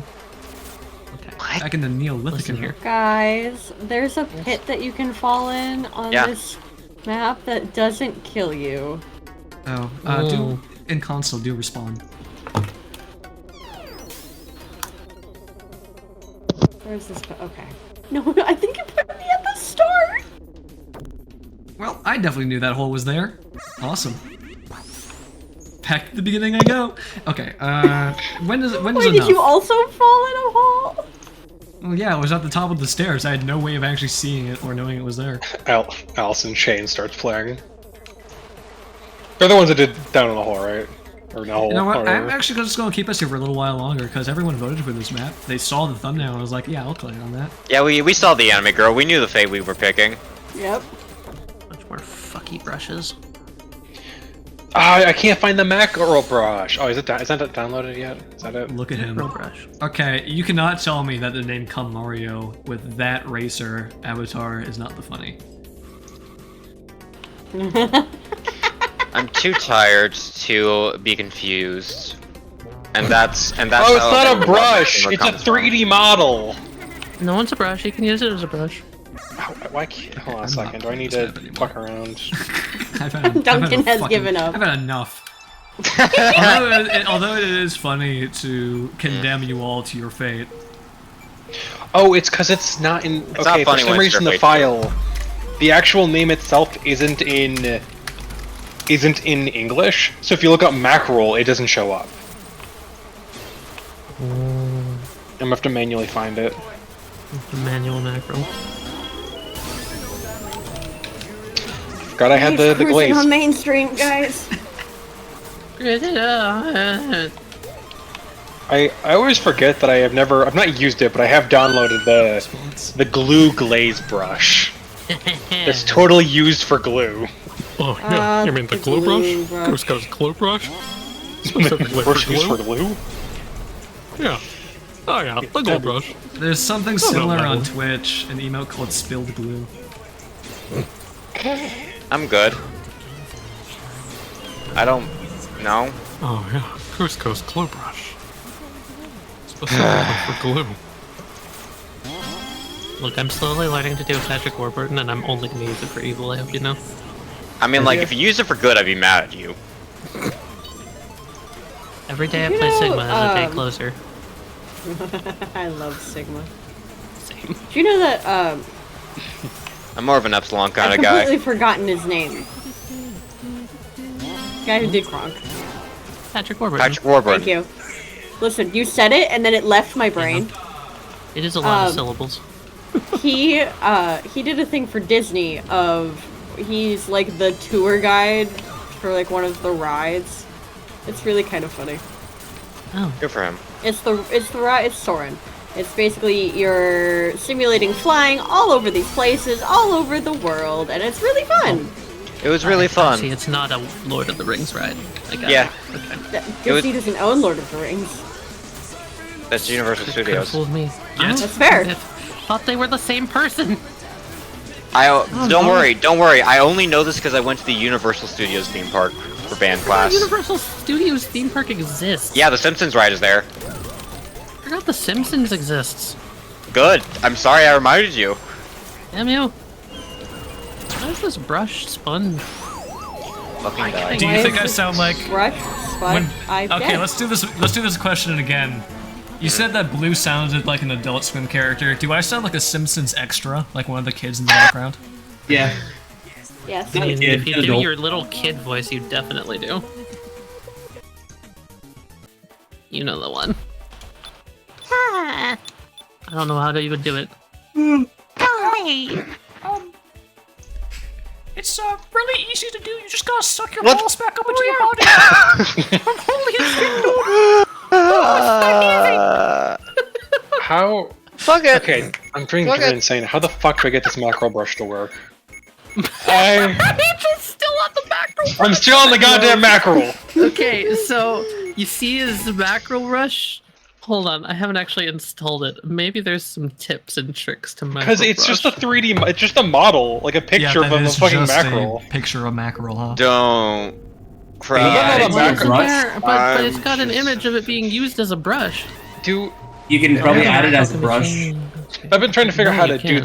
that. You can make I'm pretty sure you can set brush tips and brush settings to be like any custom object that you want. Oh, here, hold on. You can? I'm Hold in this, and then do subtle settings, and then do this.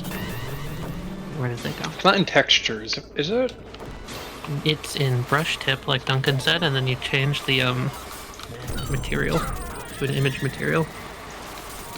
And I guess I can just search mackerel. Yeah, and then you can have all of the kid picks brushes you want. I love kid pics. Hey. I made a boo-boo. There it is, Oh, fish no. brush. Okay, and then I rename. What do you? subtool. What's your tally draw? What's your tally draw? What do Tally. I call this? Why is it not letting me change it? I want you to draw a sword made out of fish. Draw a scout Okay. holding the holy mackerel. Thank Hold on, you. I need to make all three Nope. materials into fish. I want you to draw a recreation of Saturn devouring his son in fish. Okay. Yeah, can we get a rendition of Starry Night, but it's all fish? It is not letting me change the material for some reason. That's weird. Suffer.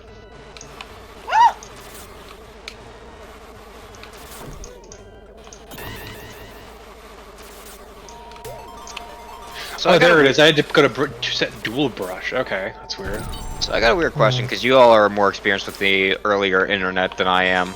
Has there ever been like a good rendition of the I found this cursed copy of a game from a guy who I bought it for $5 and it's bootlegged and haunted Like and any a good ghost? creepypastas? Are you talking Yeah. like Ben Drowned kind of stuff? Yeah, the Ben Drowned's the Drowned one kind of that- stuff. That's the one that established a lot of that, from what I understand. Yeah, but Ben Ben Drowned. Drowned, the There's the, evolution uh, of Ben Drowned is actually really interesting because it got developed into this weird kind of ARG shit. The only Ben Drowned I ever saw was the like one reference in the one video that's like 5 seconds long. I didn't know it became anything big until like years Yeah, the later. original writer like expanded upon it like a lot, and there was even like I would have to go find like the video that I watched on it. The original gameplay footage is like still pretty good. Yeah.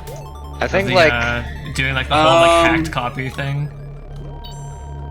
Wasn't there Like adding a story to that, yeah. What's the name of that Pokemon one? Is it just Pokemon Black? Like the one with like the curse where you're inside the fucking tower. There's a guy who is just like limbless looking at you. Are you talking about Lost Silver?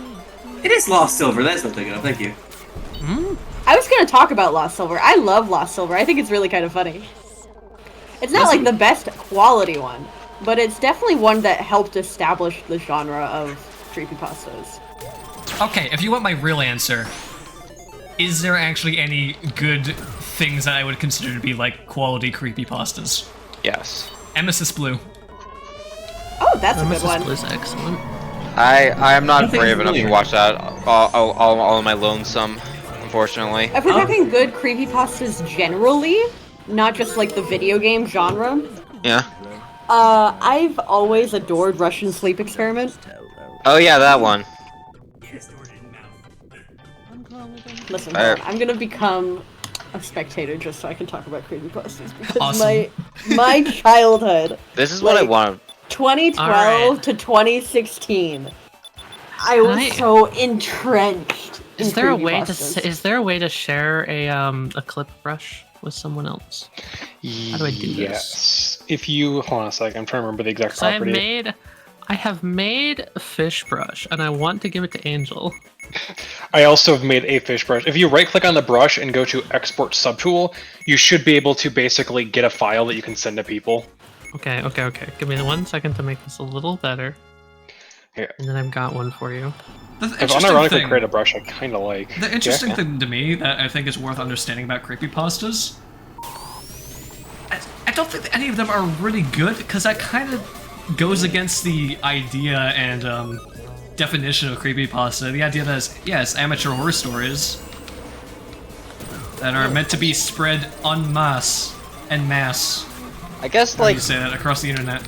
I guess Oh, like yeah. Most of them are done by En like masse. youngsters with fairly little Some writing of the experience. best. Okay, so a lot of the best creepypastas, in my opinion, are the ones that are so fucking cringy. oh Yeah. Because they have that, like, nostalgic quality of the early internet. he's going to Jeff to kill you. It's literally the only. I understand Jeff that the completely. Killer, if you read it nowadays, you're like, this is awful. But This- it has this is such like- fun nostalgia to it. This is like the My Immortal of creepypastas. The killer was is! funky when it came out. That's the only reason I ever like look at fan fiction anymore. Is like somebody's like, "Hey, here's this thing to read." Like, cool. Ah, this reminds me of my high school days. Ah yes, I too have read Noble Justice. I love Noble Justice. That one's actually pretty good. It is. It's just that like I'm at the point of the story where it's like, wow, Noble 6 does something. The entire Justice League show up. They tell him off. They leave. This repeats like several times before stuff actually happens. Yeah, it's because they have to keep the canonicity of Young Justice going on. It isn't until like season 3 of Young Justice that there's actual changes to the story. Yeah, no, like I've recently learned Young Justice is still going apparently. It is? Yeah. That's neat.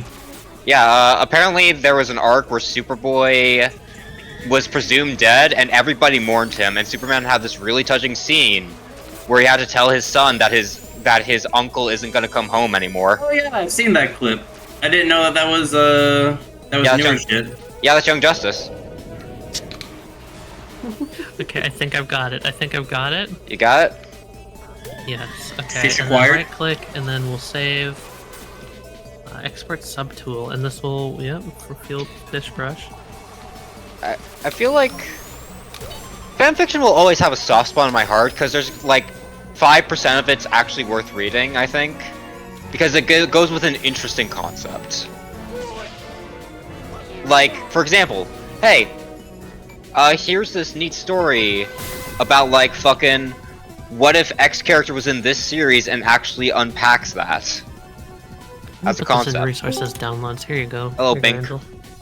Okay, Oh, I think it boy, is thank you. best for me if I'm trying to come up with like good examples of like creepypastas I like that I find enjoyable. I think it's important to also define what I would consider to be a not good one. And I think for the most part, what I don't like seeing is like Oh, beautiful. meme, irony, tongue-in-cheek, quote-unquote self-awareness that isn't actually self-aware at all, because it's just reusing the same People jokes that over and over people that again. are intentionally trying to make something Funny bad rather than It has the same energy as the fucking irreverent humor, from what the vibe I get of like, It has to be, for me to really enjoy it, it has to be honest. There actually has to be like has to a be want written- to do something. It has to be written in absolute earnesty.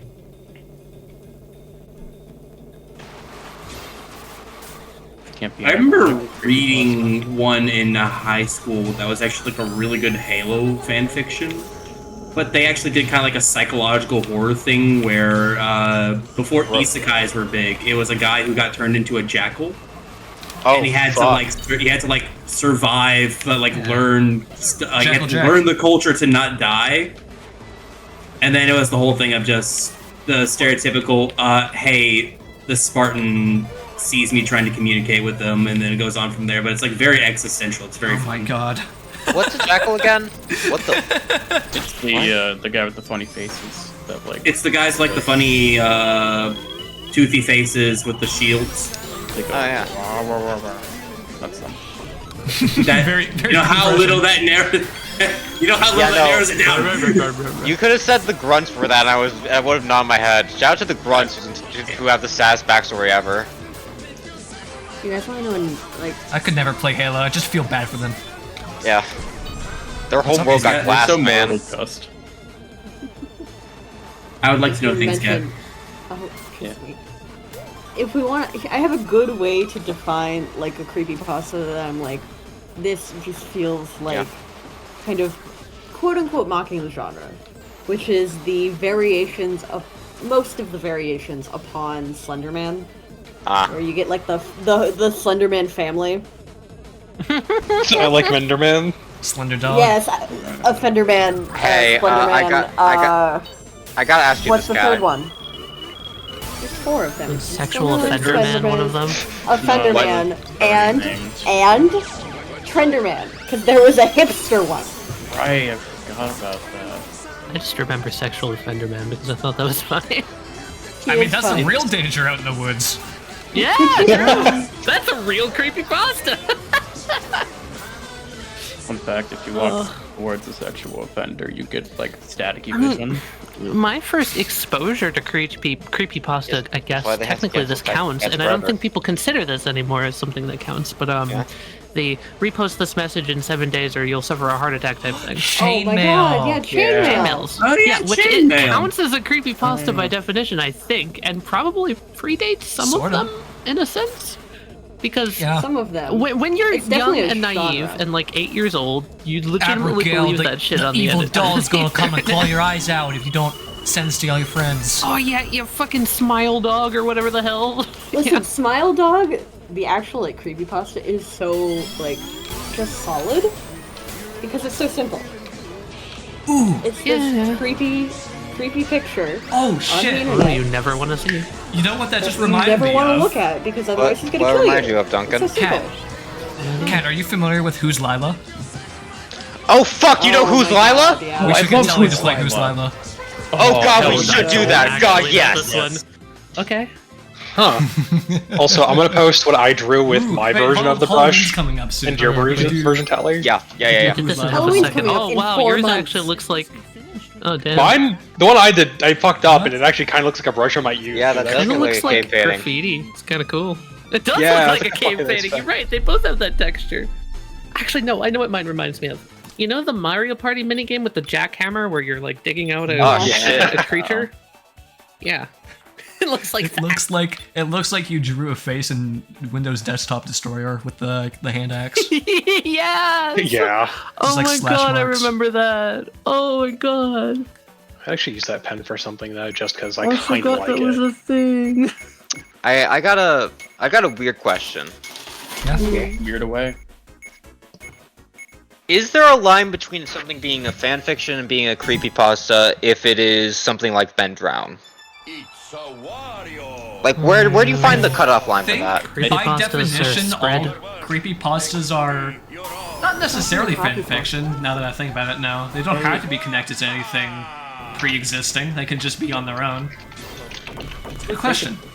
Depends on if you're focusing on, like, the character that you're making that is the spooky, creepy monster or whatever, think or that- just something scary. I think that a creepypasta, Thanks by for letting me pass. definition, is not made with the intent to expand upon the lore of a world. It's its own, like, sort of just little offshoot. It's its own thing.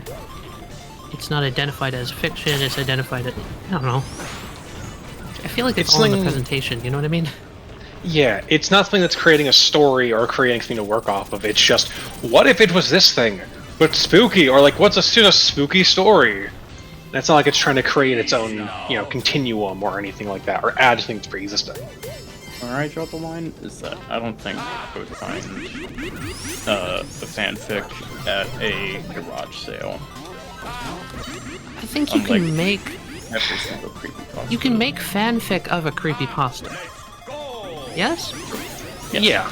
So would that separates them in and of itself, right? Is Slenderman technically fanfic? I guess you can make No. fanfic of a fanfic, though.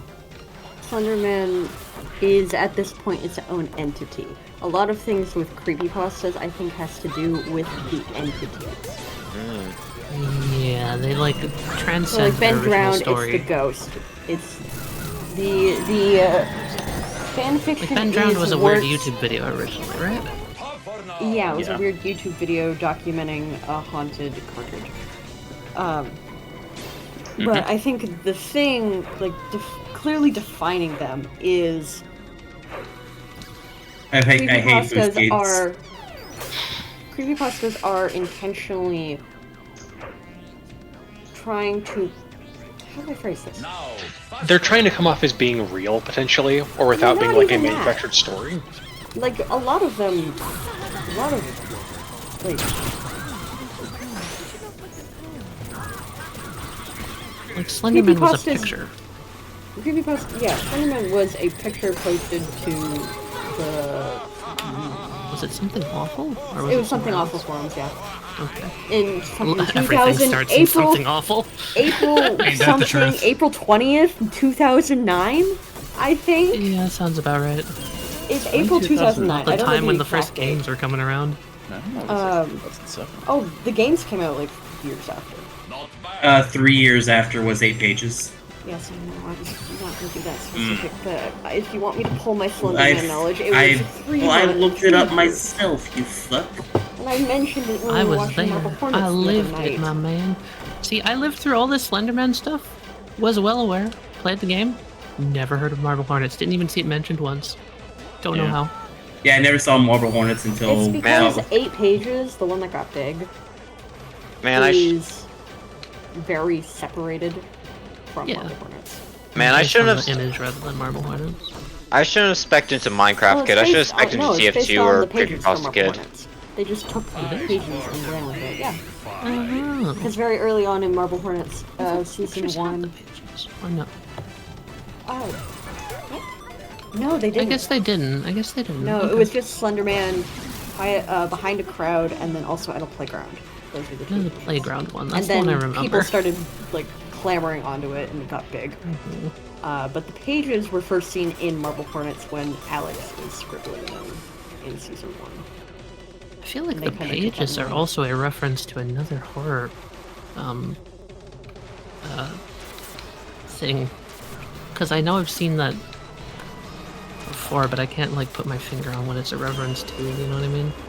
Like specifically collecting them? Or... No, just like the Madman scrollings being represented by sketchy charcoal. Honestly, I see a little bit of that in Marble Hornets itself, with like shit from my novice's view on things. I'm just curious, because I think Hornets was probably inspired by something. There's probably inspirations in a lot of things. Unless I only heard about that after Hornets. And someone I saw was inspired by Hornets. Because, see, this is hard for me to, like, place, because I You have to obviously look at didn't the know about timeline of Hornets the whole growing up. thing. Yeah?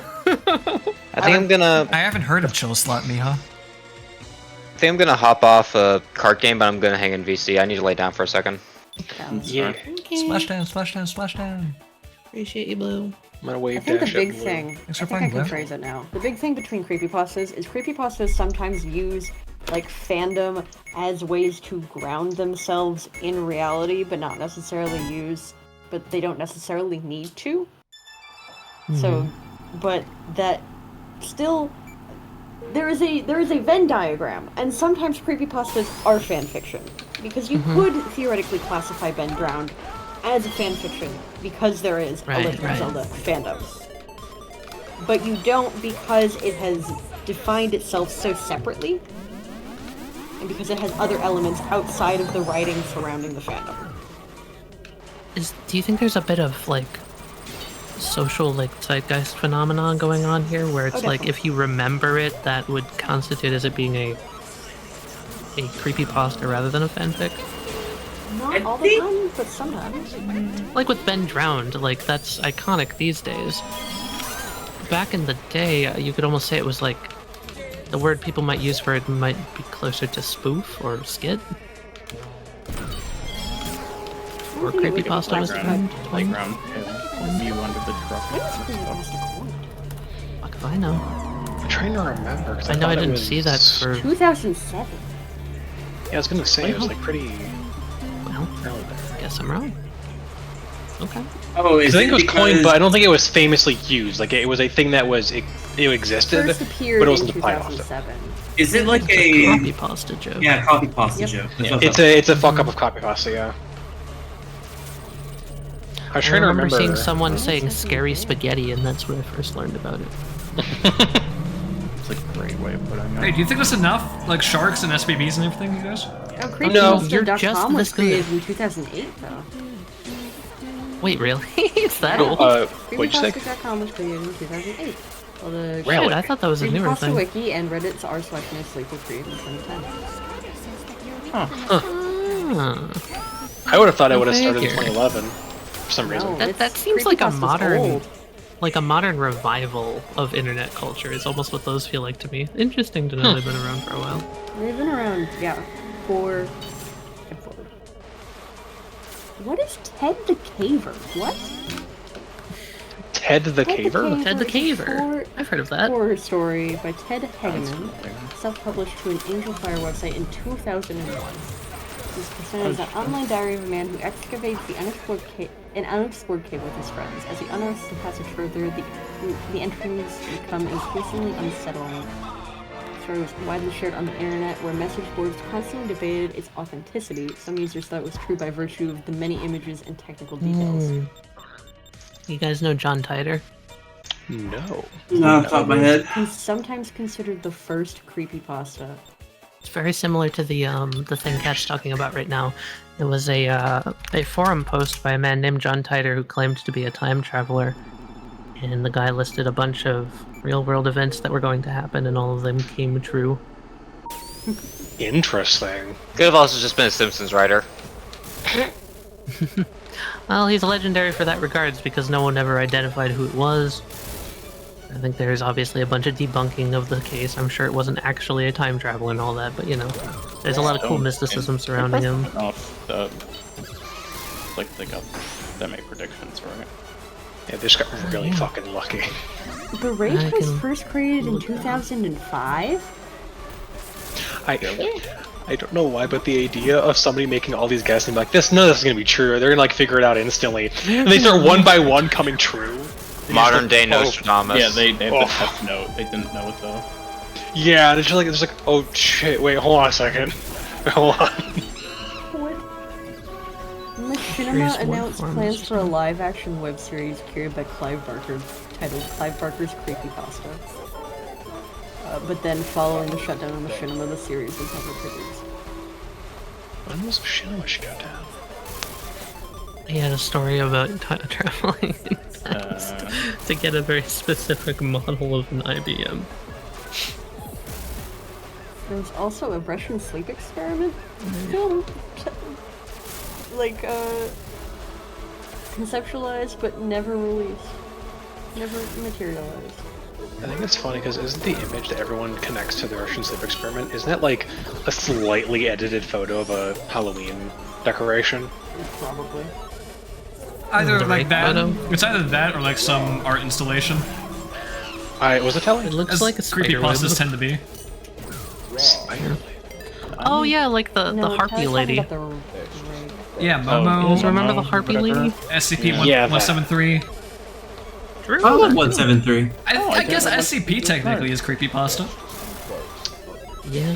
I think it's kind of its own thing to a degree. Well, I like some still called, here, I think we're expanding our we have to think of our genre, our internet as a circle, and within that circle we have like urban legends, and then we also have fandom, and fandom and urban legends overlap, and sometimes fanfic / creepypasta, and SCP is also under the urban legend thing, and sometimes overlaps with creepypasta. Oh my god, so it's all just one big web of bullshit.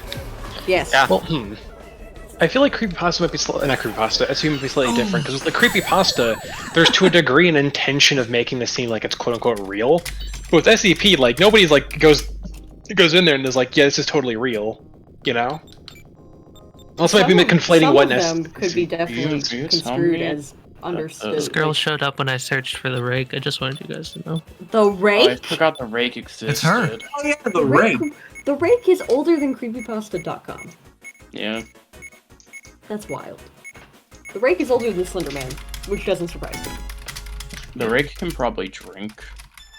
Jared, this is unrelated, but I'm only now realizing how dope the thing I drew and sent you before stream was. It's really cool, dude. I shouldn't talk about horror before I go to bed.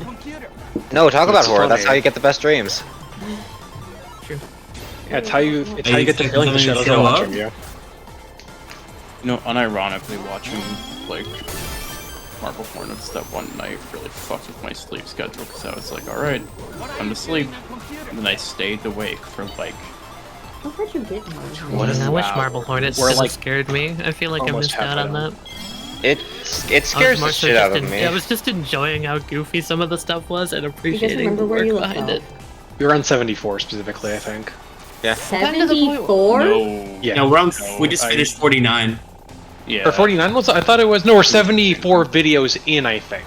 You fucking scared me, because I know how many fucking entries there are. Yeah, I was thinking of the total video length, not entry. It's only 73.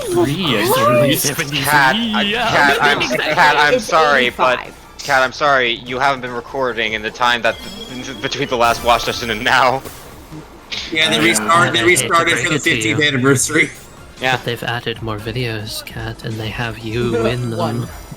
For the 15th anniversary. Yeah, new main character. No, I was talking about the total amount of videos because I think and That on the makes playlist sense. it's Guess what else is battery powered? I wouldn't Yeah. be surprised if Kat was Wait, somehow where's relevant to the 40? history of... I got also, this is a bit unrelated, and I don't want to change the topic if we're still on this, but like, what kind of monster scares you in horror, personally?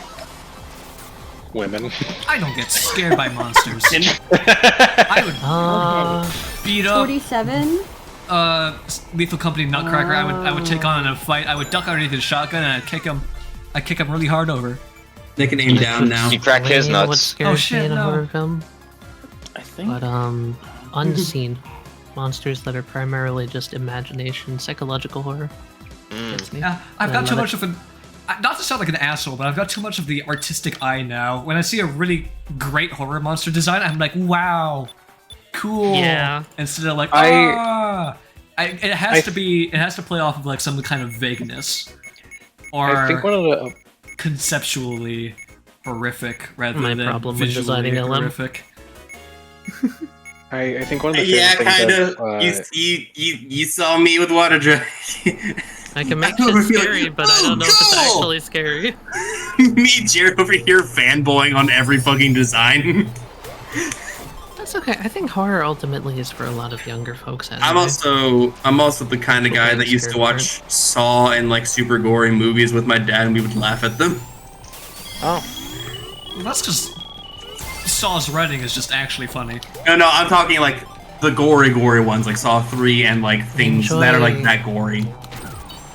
I mean, like growing up, I don't know. When I was younger, Higurashi scared me, but that's when I was 10, and then I watched it, and it was great. And I loved it. I haven't thought about Higurashi for a year. Think about it again. It's my favorite. Man. The only monsters that scare me are the demons that appear in the back of my eyelids at 4 a.m. But I think the reason of that is any type of horror that can imagine me inflicting the harm unto myself. There's a scene in Higurashi where the madness causes the main character to claw his own throat out, and that gets to me. So stuff like Smile. I don't know what Smile is. Oh, you'd. How do I fucking describe this? I am not a happy person. I do not smile. Stuff like smiling? Yeah, that would scare me. I don't smile. Never heard of it. The Higurashi novels? Oh, they're fantastic. They have the goofiest of art. And Don't forget, Uichi best character. Uichi best girl. I'm hooking my cat and laying on the couch. Nothing can scare me right now. The cat is gone. Fear is under my heart. The stuff that mainly scares me is like a mixture of... You're so close to We one will. of my favorite parts. Maybe we could do it like this soon-ish, like this weekend or something. Probably could. Is it more crimes committed by the bad man? Man, that I could be tell so you, many people. Vaguely. It could even be me. Something I wanted to say was I think it's interesting. The amount of people, it's like, yeah, I'm not really scared by horror things because every time I watch... I was thinking, this was what I was thinking, so I'm close. Yeah. It's around there. I just like how that scene was shot. You're saying, Angel? I think it's fun hearing about how like a lot of people are like, yeah, I used to like be scared of like horror stuff, and then as I got into more like creative endeavors or whatever the hell, it's like, yeah, I stopped getting scared because I was too busy being like, oh, you know, is this? Oh, it's a cool design, or oh, are they gonna do this thing because that makes sense in this like scenario, and it's like kind of funny to me. It's just like, you know. So they're like right there. that far away. Gotcha. I think like unsettling horror is the stuff that mostly gets me. Like the stuff that you kind of like look at and you go, that's not too scary, and then you think about it for a while and it's like, I don't like that. The implication. The things that scare me are weird and strange. Like psychological horror doesn't particularly get to me. Mass amounts of gore and blood doesn't get to me. But like most psychological horror doesn't get to me. Things that are like heavily based in paranoia. I figured it out. Yeah, that's what I was gonna say, Kat. I wanted to build off that because like I think psychological horror has lost its meaning recently. Because to me, I say that and I realize some people might think that there is some psychological horror out there that I wouldn't consider it at all. What I mean when I say that, and I say it's the scariest shit to me, is a sentence like, there's a dog outside. That's fucking terrifying. You know what I mean? If that is your horror, right, and it's built off of something that basic, but you make it scary, that's excellent. Raising questions? Oh, like, You mean like... what's it called? There's a man in the woods, actually. Oh, that Just fucking... I reminded me of love that video. Fucking hell. A man in the woods is so fucking good. I'm gonna check if my doors are locked, by the way. Okay. I'm not thinking I about locked the my front door. doors when I got my fucking Is the front door burger. locked, Cat? No, it never is. You're gonna get killed, don't do that! That's not how that works, we're fine. You go to the door, you die!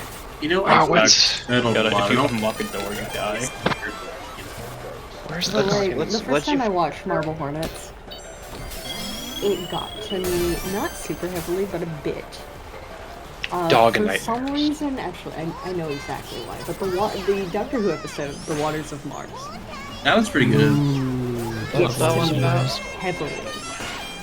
It didn't get to me as much as the Silent Library. Silence in the Library, baby. Oh yeah, we're... I was completely afraid of flopped on shadows this. for a fucking week. Like that Hey, era turn of out the Doctor lights. Who had some Flip-flop on good this. horror. I fucking The love that, Silence in the Library was the Alright, time to first look this Doctor up. Who episode I ever watched. Same here. It was the first one I ever watched too. First I'm one I ever trying- saw was technically, I think, Doctor 3's Cybermen, and then Pyramids of Mars. I'm sure Mom showed me that. Jared, how old were you when you watched Silence in the Library? I don't know. Probably like 14, 15. How old Okay, was I I when was 8 7. came out? I might have been 8. I looked. 8. What's Yeah. his fucking name? Makes sense to me. Love Oh, that Doctor shit. Nine. I don't know the why. Ninth Doctor. Actually, Sorry, I do what's know the why. Ninth Doctor's name? Elkinson. Eccleston? Eccleston. Yeah. Elkinson, that's right. See, my mom and I watched that when it was coming out, and I want to see when it was coming out. The Empty Child got to me. 2005? Yes. Yeah. 2005. So wait, I would have been 7? Yep. Okay, that's why it scared the shit out of me. What scared the shit out of me? Everything in Eccleston? Fair. Yeah. Only the Empty Flesh Child. Lady, the death of the poor Dryad on that ship, anything to do with, I don't know, Voice of Bo was creepy. Oh, fucking, yeah. What else happened in Empty that? Child? No, MD Challenge wasn't very scary at all. Really? I don't. People say that's. I still don't understand what's scary about that episode to begin with. I think having your It's not even being scary rewritten. to me. It's not scary to me anymore. When I was little, because I watched it when I was, again, like 7 or 8. Probably 7. If I think about it, yeah, 7, based on how much of my hair I could hide behind. The thing that freaked me out about Father's Day. Oh. Yeah, that one. The thing that freaked me about the Empty Child and what's its duo? The Doctor Dances? Is that the duo episode? Yes, I think so, yeah.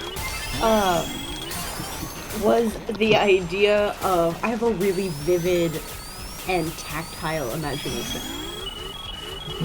So I was able to somewhat imagine how it would feel to have my face turn into a gas mask. Yeah. Is that interesting? That wasn't scary to me as scary as a very similar, like, I was able to imagine my flesh getting eaten by the silent library things. See, we never truly saw it. Yeah, the Vashta. Don't mind me, I'm just gonna queue We up an saw episode it. of Doctor Who in the background. We saw someone turning to dust. Yeah. But we never saw, like, the What was the name of that episode like, again? up close and personal. Sounds in the library? Sounds. The silent library. Silent library, sorry. I can stream it. It's just called the silent library. Which doctor was that? 10. 10, yeah. I know that episode. I can't remember if it was 11 or 12. Isn't it my but, beloved? My favorite. It doesn't scare me at all, and it didn't scare me when it first came out, but the fucking speech from the Master, where it's like talking about the history of mankind and the amount of people that die and how many times like people kill each other, it's like, yeah, so the end of the speech is basically just the dead outlive, or the dead outnumber the living. And it's the reveal about the Cybermen, about what they've been doing with the corpses of people. Oh, Plastic Mickey also scared me. Plastic Mickey? I was 7. Keep in mind. I love the first Abandoned by episode Disney. of Doctor Who. The reboot. The reboot. It's mannequins, basically. Oh yeah, that Mannequin ones quite And a the lot idea in the that there first was a couple guy seasons. that was like made of. It was something about the fact that I think his like plastic flesh melted at some point that spooked me. Yeah. Anyway. It's always it's never a monster that scares me, it's the idea of a monster that is affecting a person and being able to like associate that with how I'd feel. So like the gas mask thing. Like I get it. I totally get it now that you said that. See, there was enough distance between the Vashta Narada, like, turning somebody to dust. I couldn't imagine myself being turned to dust because we didn't see the Vashta Narada, like, explicitly. Like you They didn't are see just the them. shadows. Yeah, exactly. That's what scared me the most, is you could imagine them. See, I didn't have a point of reference of what they could look like. You need to. They were a shadow, and that's all you needed to know. Yeah, but that's why. But see, there's enough separation there that it didn't freak me out. I just thought it was cool. So that's why the Also because I adore River's song. I would die for Alex Kingston. Gas mask kids. They didn't scare me because it's the same reason why clowns don't scare me. It's just there's nothing scary about a gas mask to me. I think for me what scared me was the concept of like suffocating, the feeling of suffocating in yourself. Because to me, every time I imagined somebody transforming, I always imagined it was like your lungs being turned inside out to a degree. And it's like, oh, that's like an uncomfortable feeling, like having your body ripped and then reformed into a gas mask as you're basically suffocating on your own like flesh. And then you go into being healed because of the nanobot. And the fact is that I'm gonna be real. I don't know if at least I imagined you could feel the fact that your body is constantly dying, but not letting it actually die. So it's like the aches and pains of your body, but they instantly get replaced with new aches and new pains in different locations that are slightly off. So like imagine a cut. Ever being mentioned, so that's probably It wasn't why mentioned. I didn't find it scary. Yeah, because it's just a thing where it's like, oh, that like concept kind of fucks with me. Like, imagine getting a cut and it heals, but the pain of your cut moves all across your body slowly. Like that's what I imagined being like. That would have felt like. It's the imagination doing the heavy lifting.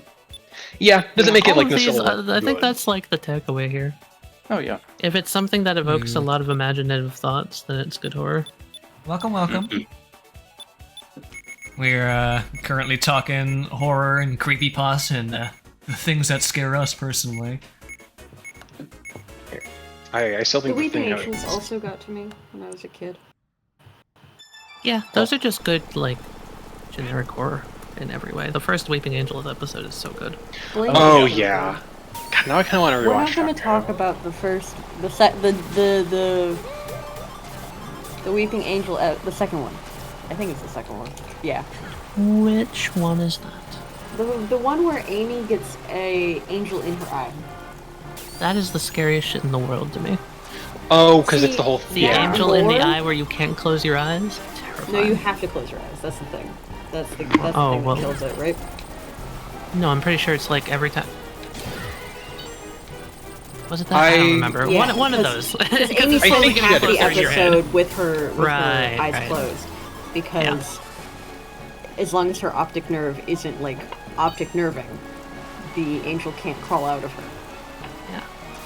Yeah, because but that piece of become lore anything. specifically, the image of an angel is an angel, is never mentioned upon again. It's mentioned once. Yep, it's that episode. The Statue of fucking Liberty is when it's mentioned. Yeah. Yep. Oh, that's a horrific. Well, no, the Statue of Liberty just is a weeping angel. As it looks like one. That's why it is one. Right, and it's just like enough people are looking at it like at all times where it just never. Isn't I'm trying to remember the speech, but isn't it like a speech where it's like, you know, imagine something so big. Is the memory in your brain is no longer an angel. Yeah, I still love the fact that, That is anything that anything that tries to showcase an angel in its form will inevitably just be one. So like the video where they're slowly looking at it, and it's like the video is like changing slightly. It's like, oh no, you're insane, and he gets locked in there, and all of a sudden the angel's in a different position. He's like, It's supposed to be a loop. What the fuck is that? What is that shit? Excellent stuff there. Fucking love that shit. I think a good horror, when you just want to, like, when you're not trying to pull from the imagination, is just setting a standard and then breaking the standard. So like, you know, you set up a loop. So it's like this video always going to loop the same way, and you do a minor change, a very not even something big, like they're a foot to the left, foot to the left, foot to the right. You know, they're like a small distance away. The angle's slightly wrong. It's like you give small wrong changes that lead up into whatever your big scare is going to be, like the angel turning around and like jumping out at you or whatever. I mean, not necessarily that, but like literally get the idea. As great as the Weeping Angels were, can I mention how fucking stupid the fucking the goddamn Statue of Liberty episode was? Oh, it's funny. Because like in concept it's scary, but it's so fucking funny. It's so fucking like the Statue of Liberty being an angel is a fun idea, but the episode is so campy. I think, honestly, for what it is, it was a great episode. It was a great way to send Amy and Rory out. I hated it when I watched it because it was so contrived when I watched it. Again, 2012, how old was I? 14? Yeah, okay. Was that fucking... I'm trying to remember, but isn't that the plot line where fucking Rory gets hit by the angel? Rory gets hit by an angel and they're sucking off his time in a time loop, basically. I'm trying to remember. I thought there was a thing about how I can't remember what's her name was. Is it Amy? Amy and Rory, yeah. Amy and Rory. Wasn't it the thing where Amy also went back in time so that they could live their life together? Yeah, that's how they. I remember that. I fucking love that as like a. And the doctor can't ever visit them. Yeah, I remember loving that because it just annoyed me a lot because I was like, "Come on, man, no." Amy's my favorite. I love that because it's sad. Amy's fantastic.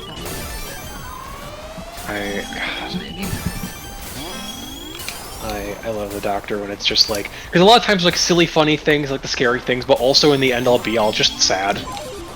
You know? I feel like all of those early reboot companions are fantastic. Rose was amazing. Donna was fantastic. Martha, I fucking love Martha. She was my Martha was first, great. Martha needed more. goddammit. Yeah. Martha deserved more.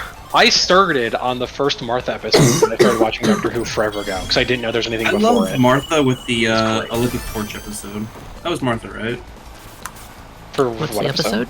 the Olympic torch where it's the kid who has keeps drawing things whenever they draw. Yeah, that one. It was reality, like capturing people, and it was actually seeds corrupting. That's I think it was. I remember that one. There's a prolific artist who's stuck in his room, and they get the doctor to come see the It's a kid. Yeah, and it's the mom. They've got like a ton of drawings all over the walls, and they're like actual events, something like that.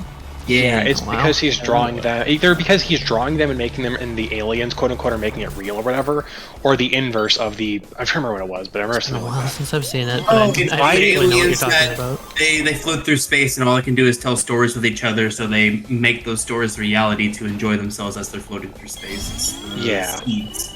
My favorite Martha one has to be the Shakespeare one, though. Because I remember my favorite scene of the Doctor.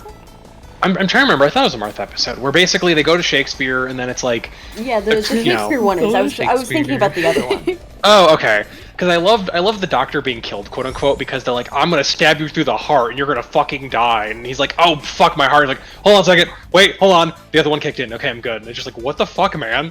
Yeah, I got 2 of them. And that's just how that is fixed. Is just one of my hearts stopped, so the other one's working. My favorite part about Martha was everything to do with the unit characters. There was there was the Centauran guy, there was the lizard, there was the what's her face? She was like an assassin or something. Are you talking about the Slitheen woman, the Victorian woman? Does she show up in Martha? I think she does. Vaguely remember, because I know that the Centauran guy think shows up in that. I don't think the Slitheen show up till Amy's season. Really? Yeah. I thought they were doing the Martha stuff. Did you watch 12? The 12th Doctor? Yeah.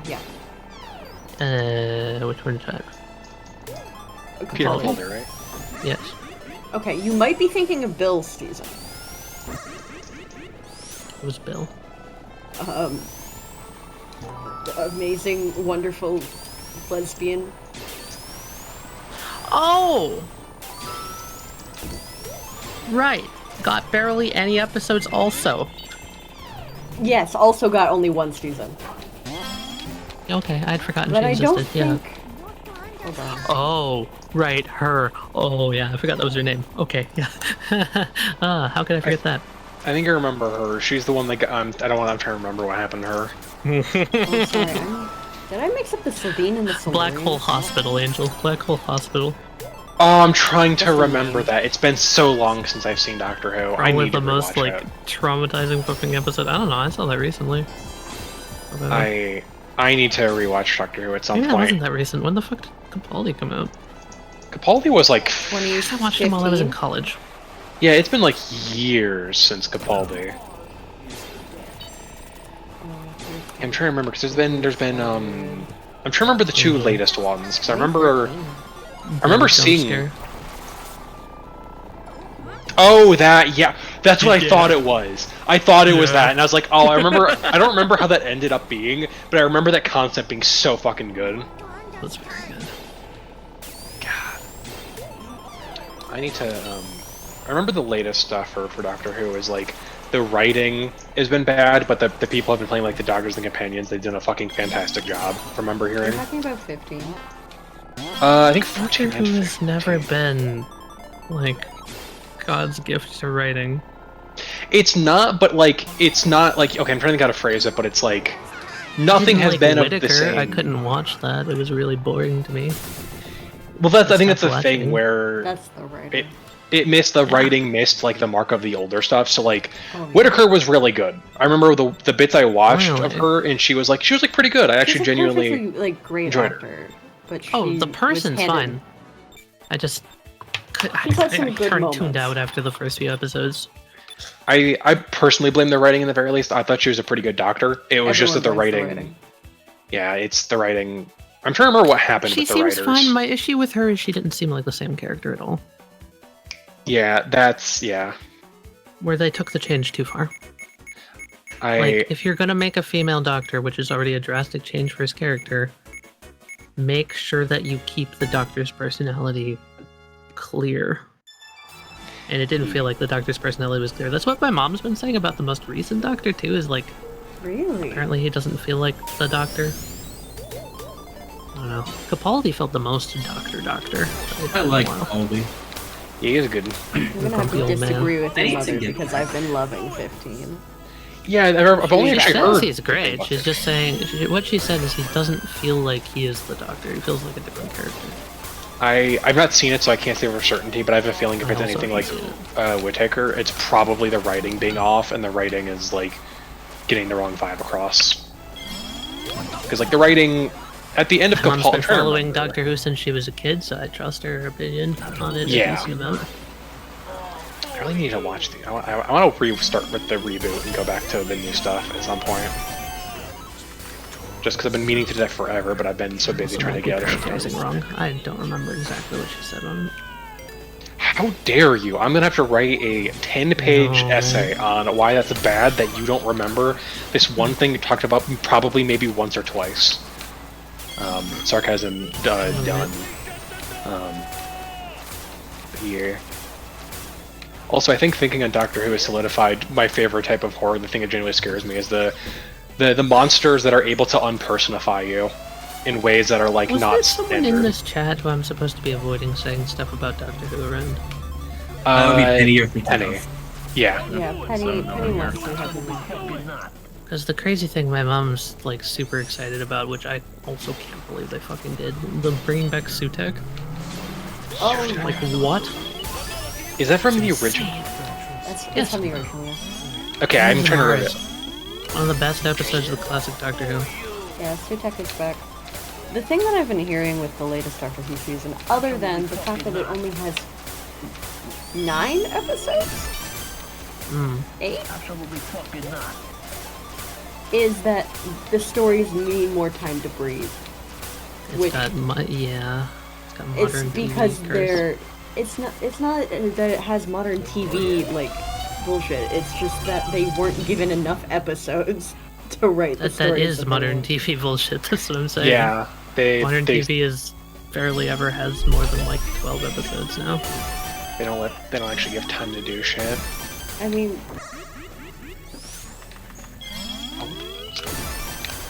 Absolutely fucking not. What do I owe this place? You know, do you guys remember? I'm trying to remember the plot, the details around this. But do you guys remember the snowman episode with the snowman monsters? Do you guys remember how the end of the episode, the little girl who talked to the snowman, who's like an adult woman in like the quote unquote present? Do you ever think it's a little fucked up that she has all of her memories removed? So she goes from being like a kid to like in like the fucking like wherever to just being all of a sudden like, yeah, it's so fucked up where all of a sudden at the very end.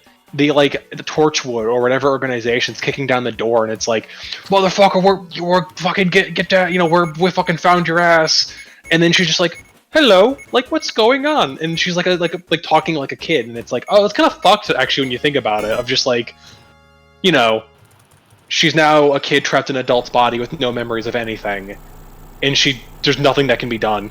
And I don't think they ever revisit her for like obvious reasons of like she's not like important to the plot anymore. And it's like, that's kind of fucked. I think it's that kind of horror I also kind of like, although it's not like showcased in any real degree. I just think it's a fun thing to think on. Fun horror when you don't actually talk about the horror is very good horror. Yeah, because like, you know, it's kind of old fucked up. I'm thinking of that one Doctor Who episode that's just like, for like most of it, it's just like a bunch of people going about a fairly normal life. And then at the very end, like the Doctor shows up and points at like their boss or something, and he's made of flesh. Yeah, I thought you were talking about that you're one. talking about the guy who was the like, literal body snatcher. Yeah, he takes the bodies, and the fact that the ending of that episode is that the girlfriend becomes a flesh plate. Yep. What? That's also fucked up. Yeah, that was the last episode I watched with Penny and Wesley. So basically, there's an episode where Tenet. Tenet, yeah. The basic that wasn't about Tenet. The basic premise was, I'm trying to remember the premise. It was Is like this a the forest planet? No. No, it's the do you remember a bunch of people being like, "Oh yeah, I saw the doctor. Yeah, we should try and figure out what he is," and then they just become friends and start hanging out regularly. Oh, it's the Yeah. Where it starts like, what is going on? That type of a opening. It's like the guy doing like the podcast, the podcast thing. Yeah, that's him. Yeah, and the ending is because what happens that when the flesh gets absorbed, when they get absorbed by the alien, they're basically dead as a part of like the not hive mind, but whatever the fuck he is. And the doctor's like, I can try to save one of them, but it's not going to be pretty. And it's like, yeah, she's just a flesh plate now. It has her face. Yeah. I don't think it's ever revisited. Nope. No, it's not. No, so it's That even happened. Yeah, like the doctor's even, I don't know, like brings her to a super hospital or some shit. She's just a face. Yeah. Speaking of stuff that freaked me out, do you guys remember the? Is it? What is the name? The cabbage monsters with the funny big black eyes. Cabbage monsters. Not remotely. In early Doctor Who, they had skin suits. They died to eggs and salt. I remember that. I'm envisioning what the costumes probably looked like. Doctor Who cabbage aliens. I must go to bed.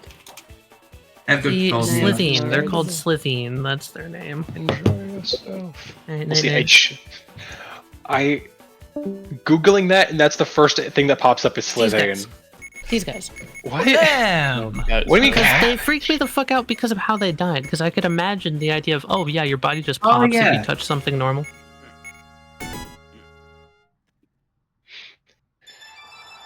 For clarification, Miha, I don't. No, the epilogue that we did for Epilogue's an epilogue. That's just us talking in the game. We don't answer any like community questions in there. We answer each other's questions quite a bit.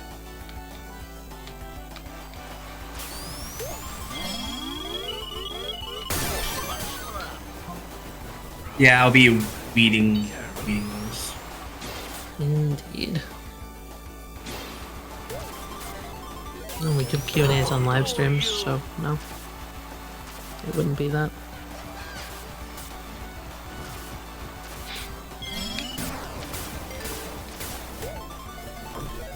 Absolutely fucking not.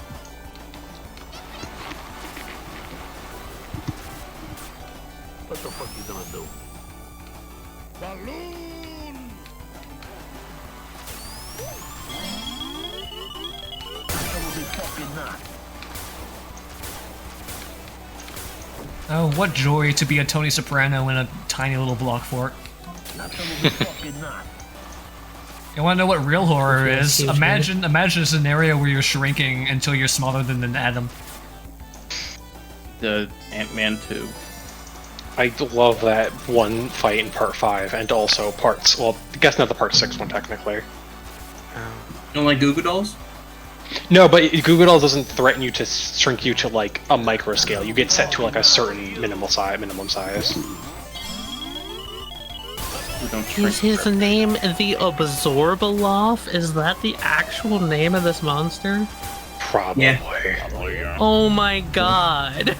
Do you want to know what its ability is? He makes a mean yogurt. He does. The Absorbaloff. Yeah, his ability to absorb things is completely unrelated to being an alien. He just knows. He just does that. Oh my god. Are you looking at the this flesh can't plate? be real. Are you looking at the flesh plate? This is the production drawing of the Absorbaloff, guys. Oh Christ! Oh my God! Oh yeah, because all their I forget how fucked up it is. Wow. All of the faces of the people he absorbs are on there, so they're like still alive, and are forced to just not be able to talk, and they can't do anything. Oh yeah, it's a forever hell. Mm-hmm. Except when he dies, because then they all die with him. Like, I think one of the ways that, like, the one character who didn't die, like, found out was because he heard one of them? I could be wrong. It's been he heard the guy, I believe. Yeah. The older gentleman who went back to try and find his girlfriend that also got absorbed. Yeah, at least that guy got like a girlfriend plate out of it, though. It could have been worse. Yeah, like good for him, I guess. But what about her? Well, she was in Eternal Hell, so now she's like cope. Yeah, she could. It could be worse for her too. I mean, yeah, but she could be like in a better place of not fucking not a goddamn plate. What you want to fucking kill her? The crime. I feel like that might be better. Illegal. What the fuck is that? Here, I know I've She's probably already dead. While we're still on the topic of horror, I know I've probably talked about it extensively already, but I have a deep irrational fear of falling into a gas giant planet like Jupiter. That's Any fair. particular reason? Never heard of this, but that is Very fair. Because it's like you're just falling through like a massive, incredibly violent storm until the pressure is too great and you just collapse in on yourself and fucking implode and die. Oh, yeah, it's pretty horrifying. It's like if you fell through the ocean, if the ocean had like zero resistance.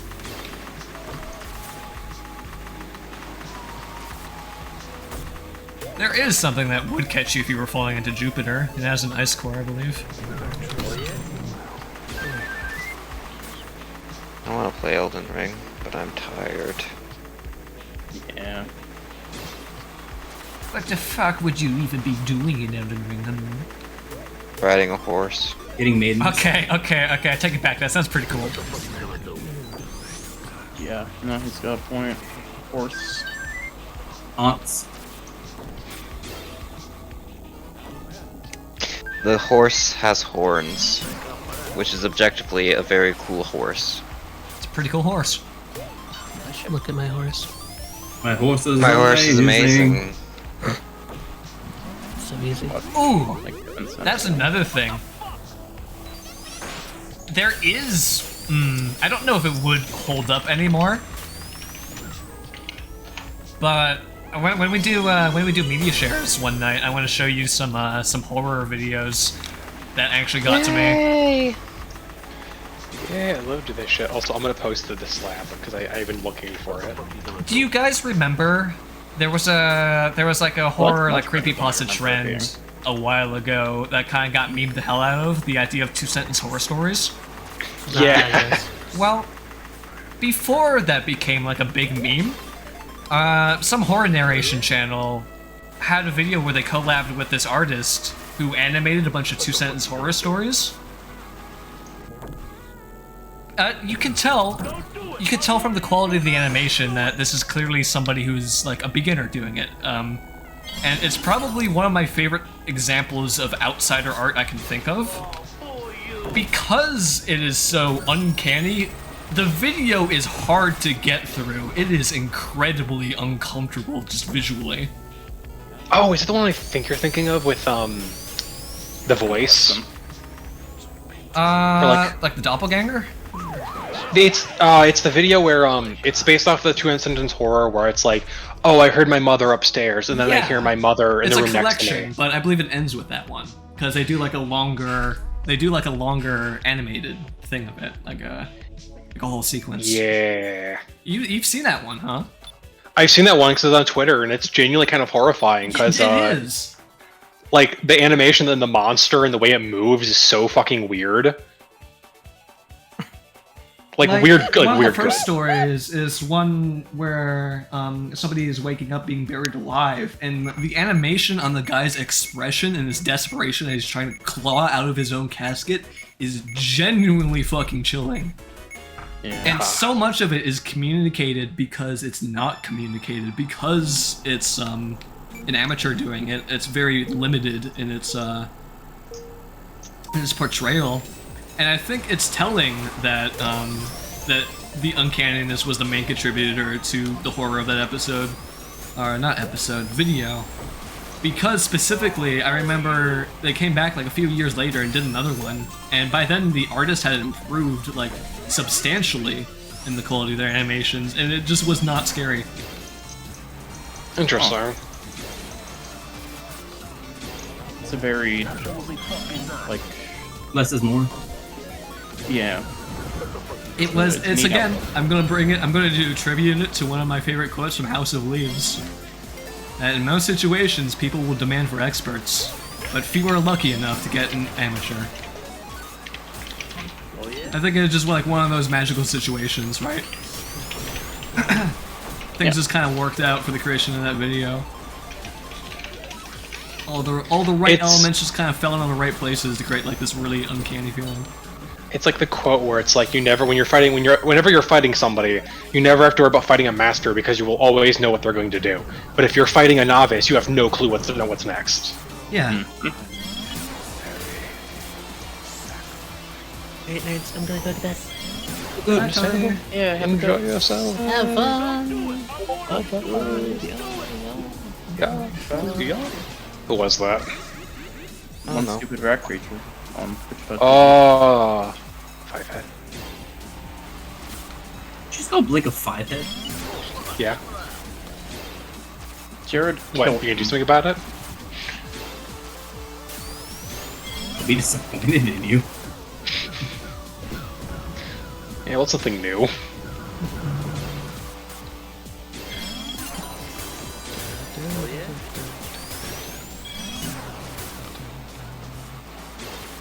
How am I doing? I don't know if you heard me talking about it, if you were here at the beginning of the stream or not. But I have... Aw man, I have had a sudden well of inspiration for some goofy shit that we might be seeing before the end of the year. As far as my involvement with the channel goes. One day I wish to play in a campaign that scares me. I want to be frightened shitless one day. It's very hard to accomplish, because a lot of horror, in that kind of a visceral sense, requires such deep immersion, which is very hard to achieve with a TTRPG thing. You gotta have people who want to be immersed, like, fully. Hi. And it's kind of an all or nothing with some stuff. That's why I think, like, the horror TTRPG stuff is best done with only, like, 1 or 2 people. Yeah, it's like when I ran Forgiveness, I think I'm really glad that I kept it down to 3 people. Because I think any more it would have been just a little bit too much to lessen anything. You also have to like all know that you're there to get scared, because like really getting rid of a lot of the chuckle fuck energy is like the biggest thing. Which is hard for me because that's half the reason I like doing TTRPG stuff is that specific tone. Yeah. You gotta go in, and I think also what makes, if you're doing something like that, you need to make it short. You can't like have it be like a long period of time. Like, I'm gonna use Forgiveness because that's like the most best horror thing I think I've run that's like genuine. I say genuine, I don't actually know how scared any of the players were. But like, it's the best thing I've written where I went, this has to be basically just a one-shot. Because if you keep extending it more and more and more, you get used to the scare of it. You get used to the feeling, you get used to the, expression. There's no, it's like the, I will say this actually, you can actually use on unfamiliarity. Just not just that, but also the whiplash. I remember there was somebody who was talking about, I'm trying to remember who it was. I think it was Jello who was talking about this, where he goes, a lot of horror media plays into it being scary to the point where you stop being scared because you're just expecting it to happen. If you're setting up that every corner there's a monster, you're not really going to be scared. You might be a little anxious about it, but you're not going to be scared. At a point, you're going to be prepared for it to happen. So yeah, I see what you mean. Why that would be a good reason to keep it short. Well, not just keep it short, but also add emotional whiplash. For example, one of the things like I don't say Signal, I think somebody here mentioned they want to play at some point, but like when you play like some games and you have like funny moment can lead into like a scary moment really well. Because like you have like, oh, you have this funny character that you're chatting with and you like that character. And then the next scene, as you're walking to like home or something with them, somebody walks up and stabs them. And it's like, oh, that's like, that's your guy. And it's like, it doesn't, not necessarily that scenario, because you can do it way better than what I just said. But like, emotional whiplash is a very good way to increase the scare factor or something, because it takes it from being expected to being an actual shock. Mm-hmm. It's why you'll be more scared if you have less time to psych yourself up. Yeah, and it's also the thing of like, it's like or not being really sad. psych yourself up. I guess you would want to psych yourself up to be scared. I know. I guess what I was trying to say is like you have less time to prepare like armor. Get your thoughts straight. Yeah, you can't get your mental armor.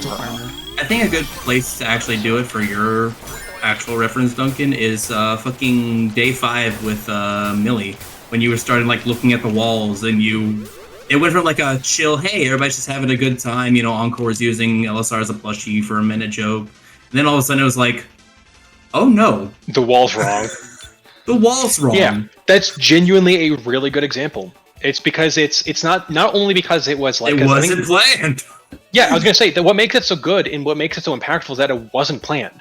There was no thing of like, hey, I need you to look at this thing and say it's wrong. It was you looking at it and going, this is wrong. This is not right. And the instant you go, this is not right, is the instant it went from being like, haha, funny day to, what the fuck is going on? Because the instant you realize, what was the Blink? I'm just saying it's very hard to plan those moments.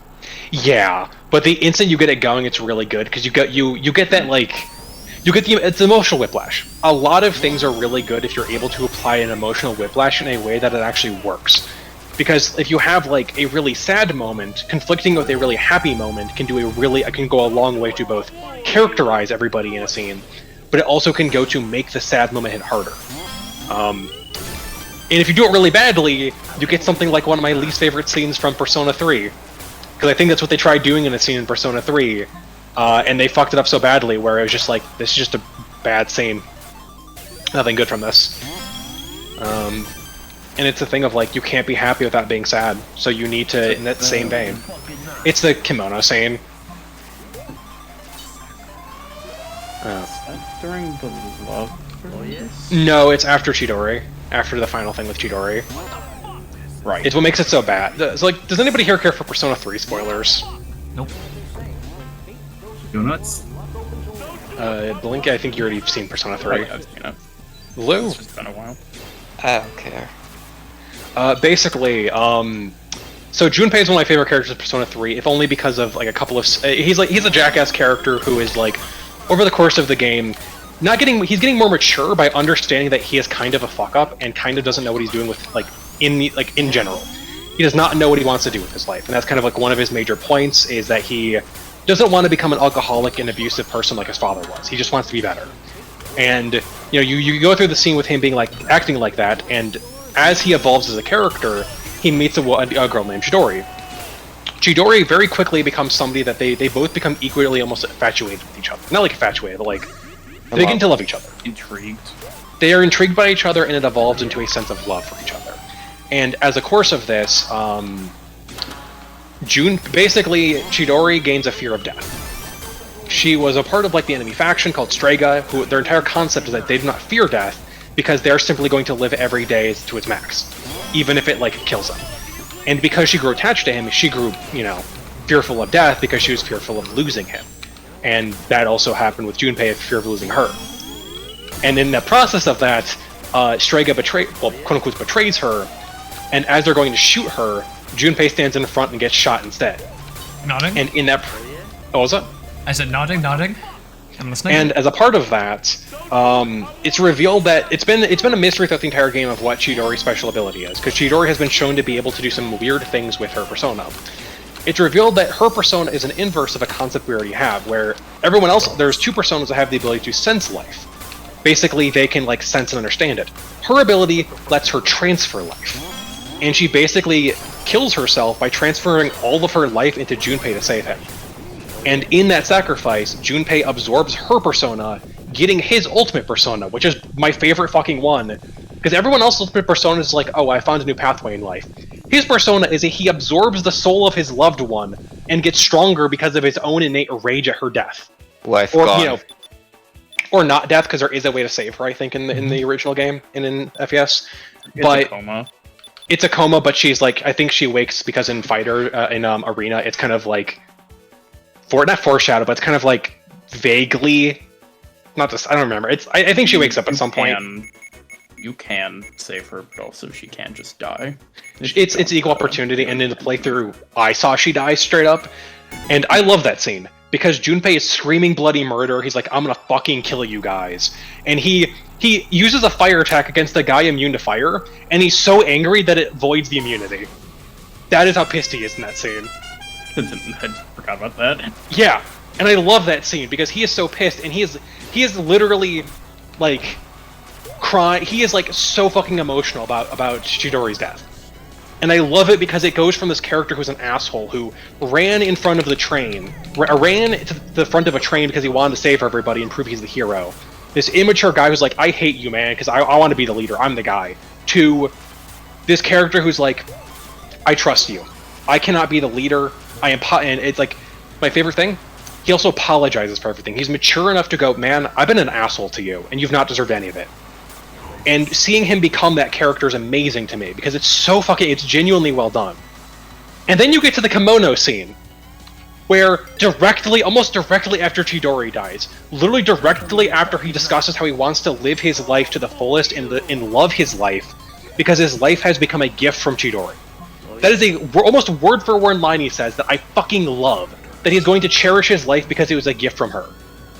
And then, fucking 3 days later, he's acting like a weird fucking perv dog during the, like, kimono festival, and it's like, man, I know what you're trying to do, writers. You fucked this up badly. This is badly written, the tonal whiplash, the character whiplash, it's all bad. Clearly somebody else on the team had control over that.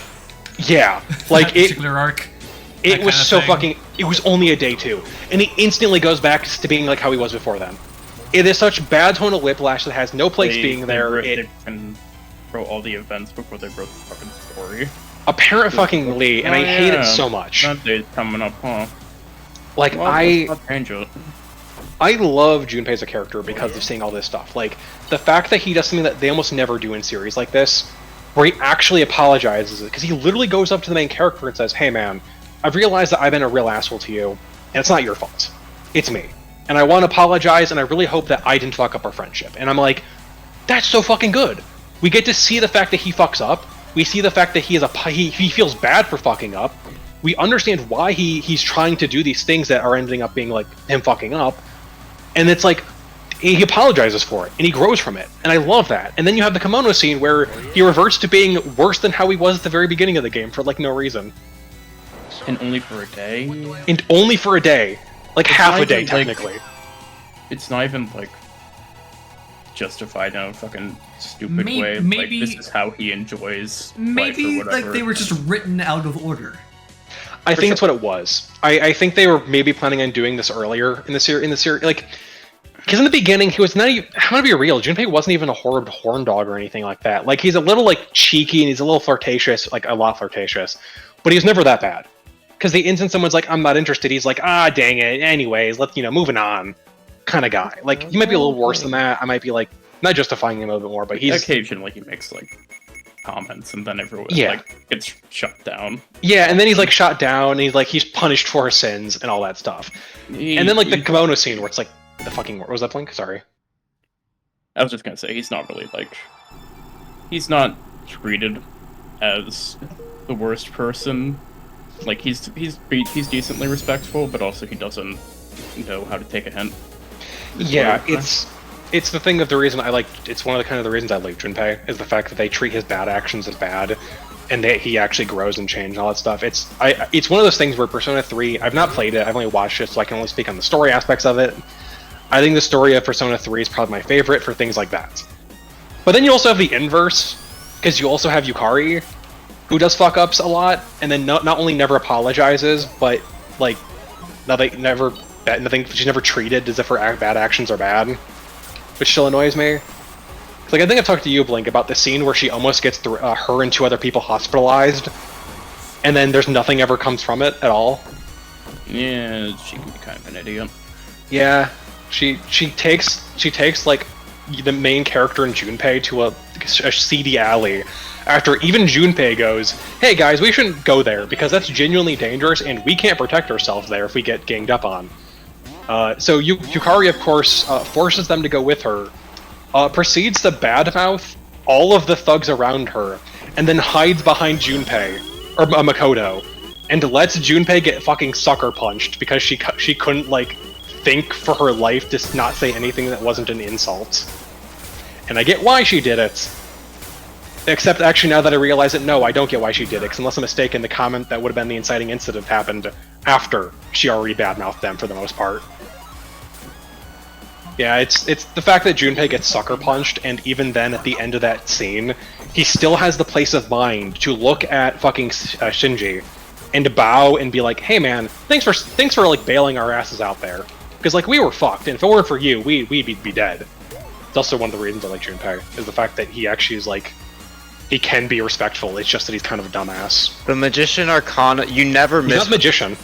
He's not? No, the Magician's the guy who wants to be, I can say this because it's fucking stupid. He's the guy that wants to be groomed, is the Magician. Oh, the guy wants to date I was gonna say, you never miss with the Magician Arcana, but never mind. No, you do. No, you don't want him in Persona 3. His whole plot line is that he wants a teacher, he wants to date one of the teachers, and then after his plot line's done, he still wants to date some of the teachers. Wait, hold on, I gotta ask, who's the Magician, what's Junpei's Arcana? No, it's Kanji is a magician. I don't actually know. No, I mean, what's Junpei's Arcana? What is Junpei's? I don't remember. I don't think it's Chariot. Are we past spoiler talk now? Yeah. I think so. Yeah. Okay. Meephen just wanted me to let him know. Yeah. Yeah. Sorry, I get really fucking passionate about like a lot of games like this, and I'm gonna be real. I get your frustration because I get that the main crux of the game is that you're meant to be spending a lot of time with these characters and like exploring the depth of like who they are. That's kind of like the whole tie-in and like purpose behind the personas. It's not to have cool abilities, but it's to have the cool abilities as like a means of exploration of these characters, and to have things like that happen when that's the focal point. Yeah, I get it. Yeah, no problem. It's just yeah. I have a thing, so I'm not gonna talk about like any specific spoilers for like Persona or anything like that. I just have there are like Persona 3 generally has really good writing in my opinion. There are some parts of it that I think are really weird or badly written, and I think they probably were forced to put those in there because it feels like sometimes Persona does that. But it's really weird to me because like tropes. You need to have the beach scene apparently. But like looking at Persona 3 or sorry 4 and 5, teenage boys are gonna be wondering where the tropes are. It's one of those things where I loved 5 when it first came out, but I think 5 is just, like, not ontologically speaking, because that's a weird way to phrase it, but, like, it's just truthfully kind of bad. The gameplay is good because it's more modern, but it misses a lot of the difficulty of the original games, which is, like, more of a personal preference thing. But, like, the writing is decreased. Coward. I'm going to at some point. I want to play Thank 3 God. at some point, I want to play 5, and then I'm going to play through Vengeance. You are skipping the fourth games like a smart person. Thank God. Well, I can't play the fourth game, so I can't I'm glad. play it. Maybe I might emulate it or something. I don't fucking know. I would want to emulate the first 2% of the games because those ones have some good concepts from what I remember hearing. But my main thing with like, it's a thing where like with 5, I'm okay with a lot of the bad writing because it's so generically there. I think it annoys me at some parts where it's like, there's a lot of it. Bad that you don't notice it. Yeah, because a lot of stuff in 5 is like really cool conceptually, so you just kind of look at it and you go, wow, this is really neat. And then when stupid character things happen, where it's like, oh, I'm just being a creep for no reason, even though I have literally negative reasons to do so. It's like, okay, whatever, cool. Or it's like they treat a character wrong for what they should be treating them. It's like, you know, the faded Ryuji scene in 5 at the like, Ryuji. yeah, Which I think the character. Is that the one where they're in the desert? No, well, the one in the desert in Dryland, or River in Dryland. There's also the one where at the end of okay, this is going to be a thing for will be a spoiler for 5. I'm only going to talk about like for 1 second. At the end close your fucking ears for like a minute. At the end of the Shido Palace, Ryuji saves all of their fucking asses. And then he gets the crap beaten out of them, him because they thought he died. So because they thought he died, they basically assaulted him. Yeah, I hate that scene so much. 4, I'm gonna say even I not. They don't apologize. Like they don't apologize.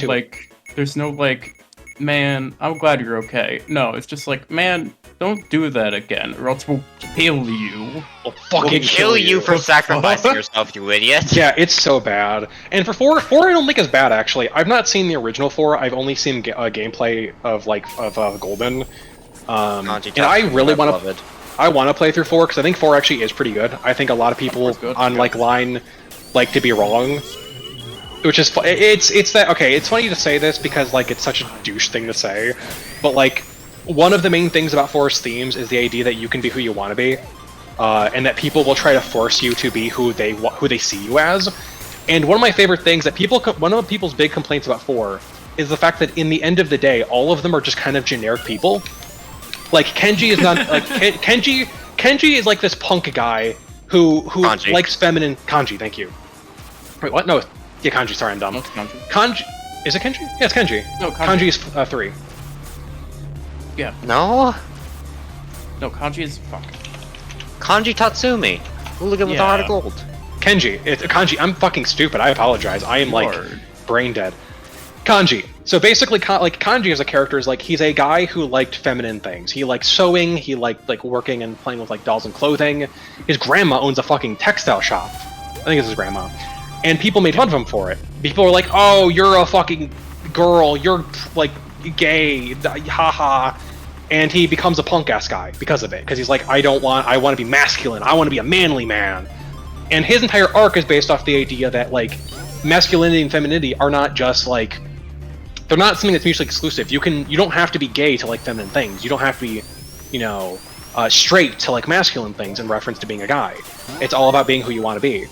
And people are like, oh, he should have been gay because of that. And it's like, dude, you were literally doing exactly what like the bad guys in the scenario were doing. Like the whole point of Persona 3 is that like I think like they're normal, they're like generic ass people. They're not like anything else, I think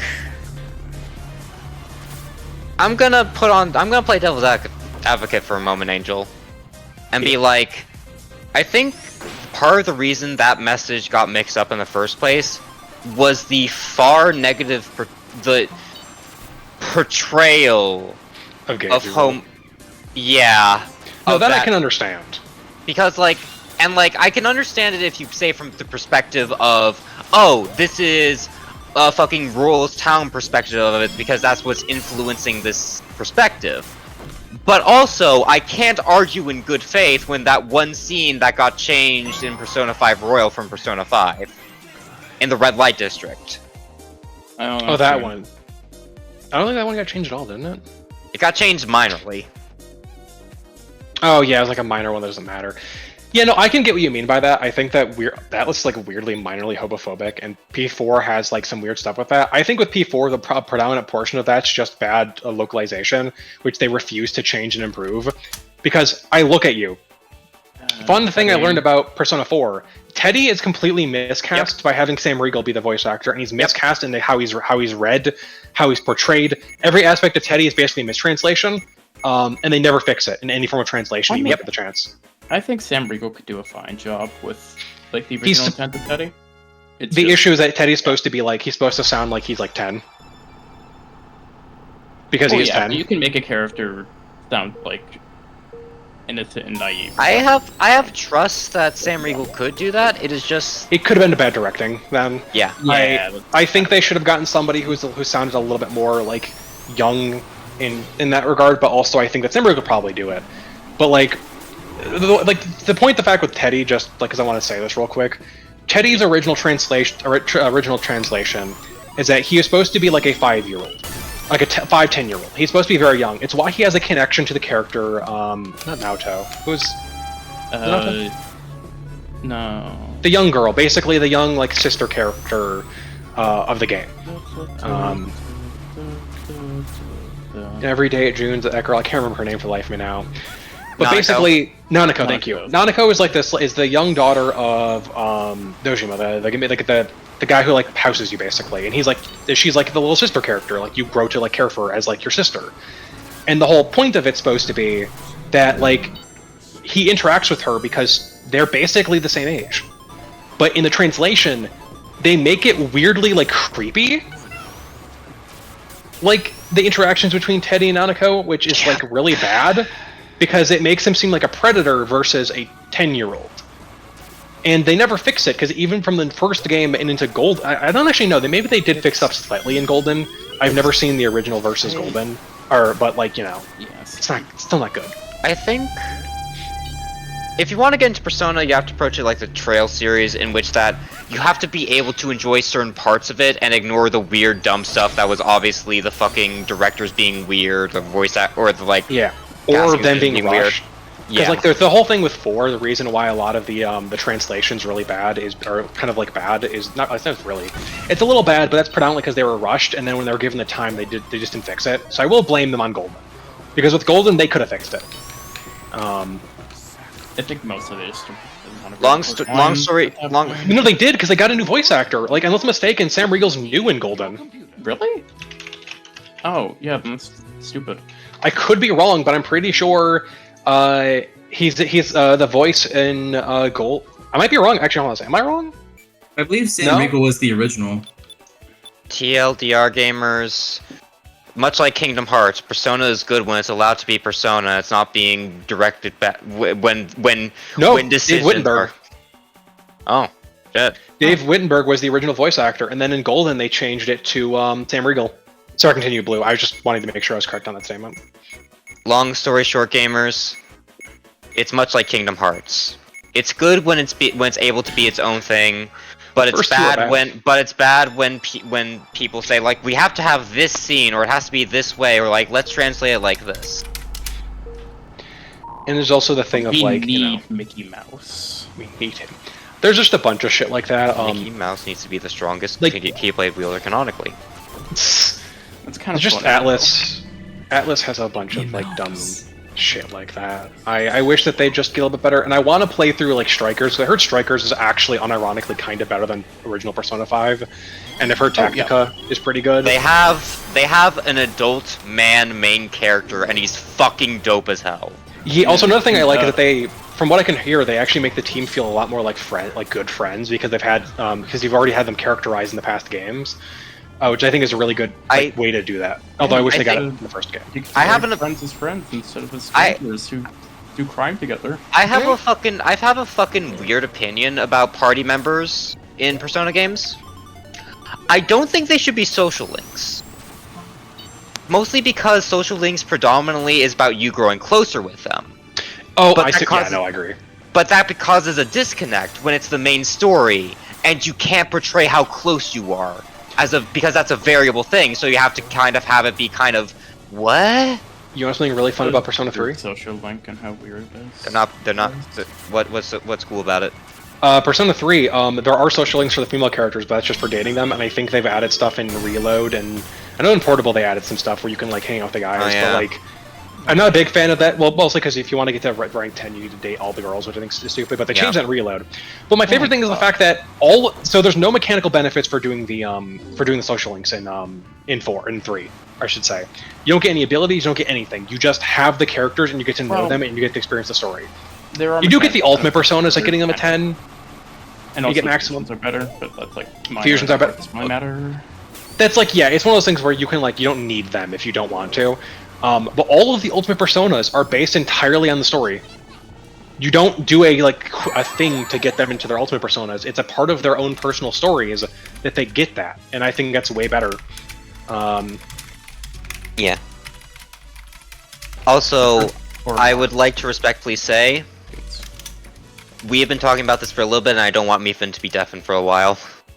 Yeah, I wasn't gonna talk about too much. If we weren't gonna go to a different subject, I actually was gonna ask about or bring up something I found interesting, which is the fact that I don't know how to phrase it because this is not just for Persona, but it's for any game that gets a remake. Well, I guess predominantly because it's directed at Persona.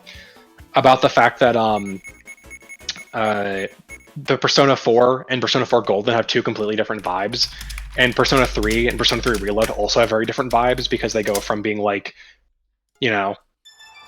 they go from grungier or more depressing-ish color schemes and music, from what I can remember hearing, to I look at 4, the intro to 4 where everyone's on scooters and doing the little thing. Yep. I think it's interesting the fact that the vibe of the the vibe of the game changes with that kind of stuff, and I think it's a fun note. Because technically 4 and Golden, although there's mainline differences, the simple vibe difference probably makes it a completely different experience. I think it's just interesting. Fine. Yeah. Soft spot diff. We bring it back to the headset dents. Yeah. Full circle, baby. I will never. Yeah, probably just for forget this. ranting. I have strong opinions on how to do things good and bad, and Persona somehow does both. Yeah. Wait, Tonal Whiplash is weird. Tonal Whiplash is bad. The fact that they don't integrate like character stories into the plot is dumb. I feel the same way, but only specifically about the things that I legitimately really enjoy. Yeah. I'll be a fucking stickler towards things that I really genuinely enjoy. I'll be a real fucking hard ass on things I genuinely enjoy. If I have to pinpoint why I think this happens, it may be a thing of like the people who write the main story and the people who write the quote-unquote side content have a bit of a disconnect. Yeah, but like it got passed between like, but they were like maybe like sectioned off into like their own groups on the team, and then it got work passed back and forth between them.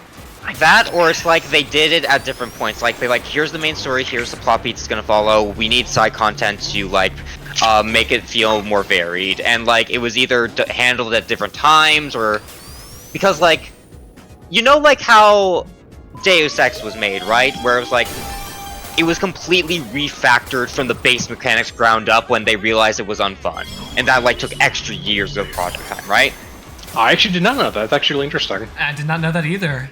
I'm planning on playing Deus Ex at some point, so that's cool to know. Mankind died, then that's bad. And to clarify, that's the reason I'm talking about the original Deus Ex. Oh. And yeah. I assumed you would be talking about original. Yeah. I could not imagine you attributing that factoid towards the reboot. Yeah. And you know like how in Deus Ex, the quote-unquote reboot, it's actually a prequel. Anyway, like you can find some places in the game, like because this happened when Eidos was procured by Square Enix, all that. Like, oh hey, we were procured by Square Enix, so here's a poster of Final Fantasy like 27 because it's far in the future. Haha. They had to fucking fight tooth and nail up to the very top of chain of command just to get that one fucking poster. God.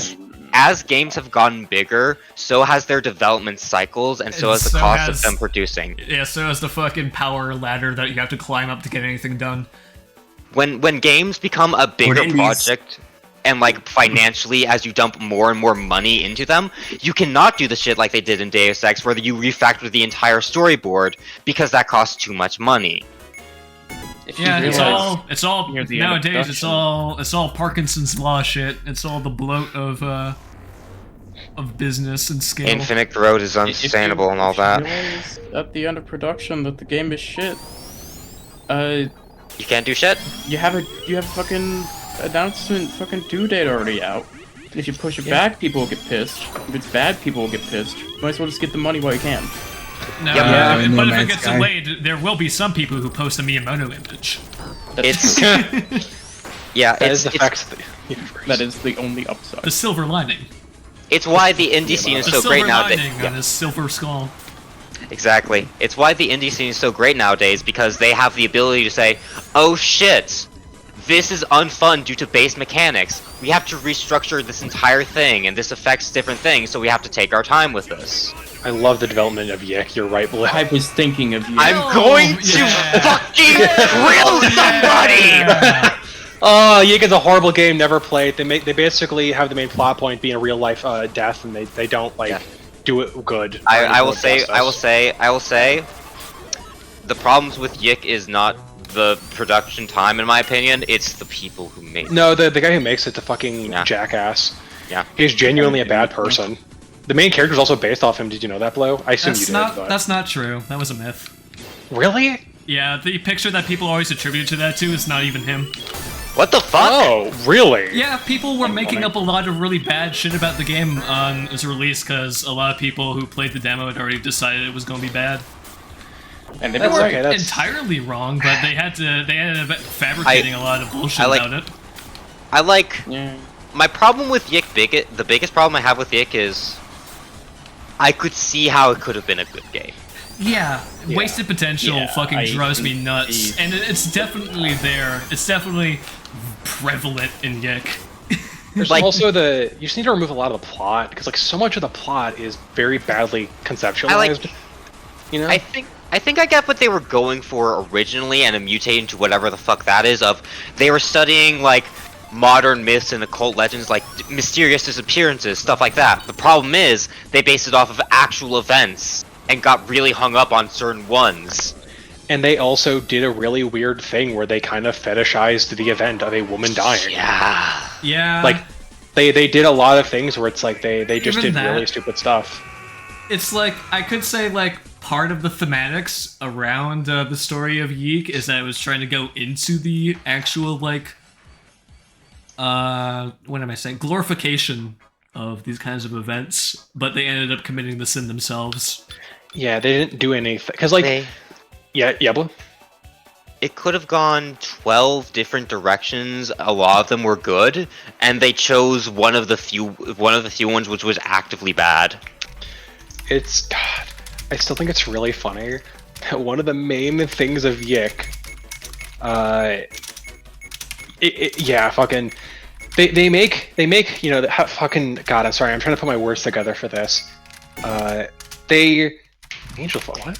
They have, you know, the whole thing about like the main character sucks and needs to be a better person, but also, and the world doesn't revolve around the main character, except for the fact that the world does in fact revolve around the main character, and him being a bad person, and him being a bad person.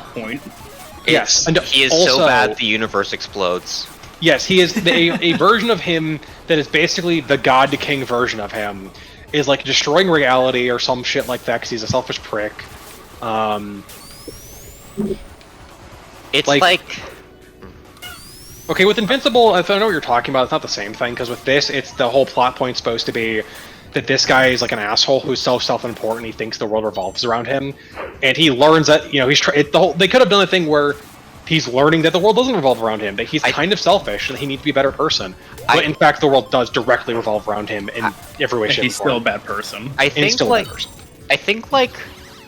when it comes to fucking things like this, of multiple worlds and things being universal constants, I think the story that does this bit best is a gacha game called Limbus Company. I knew you would fucking say that. Never heard of it. Because the deal with that is, you have only a cast of 12 characters. No way. And you only have those 12 characters.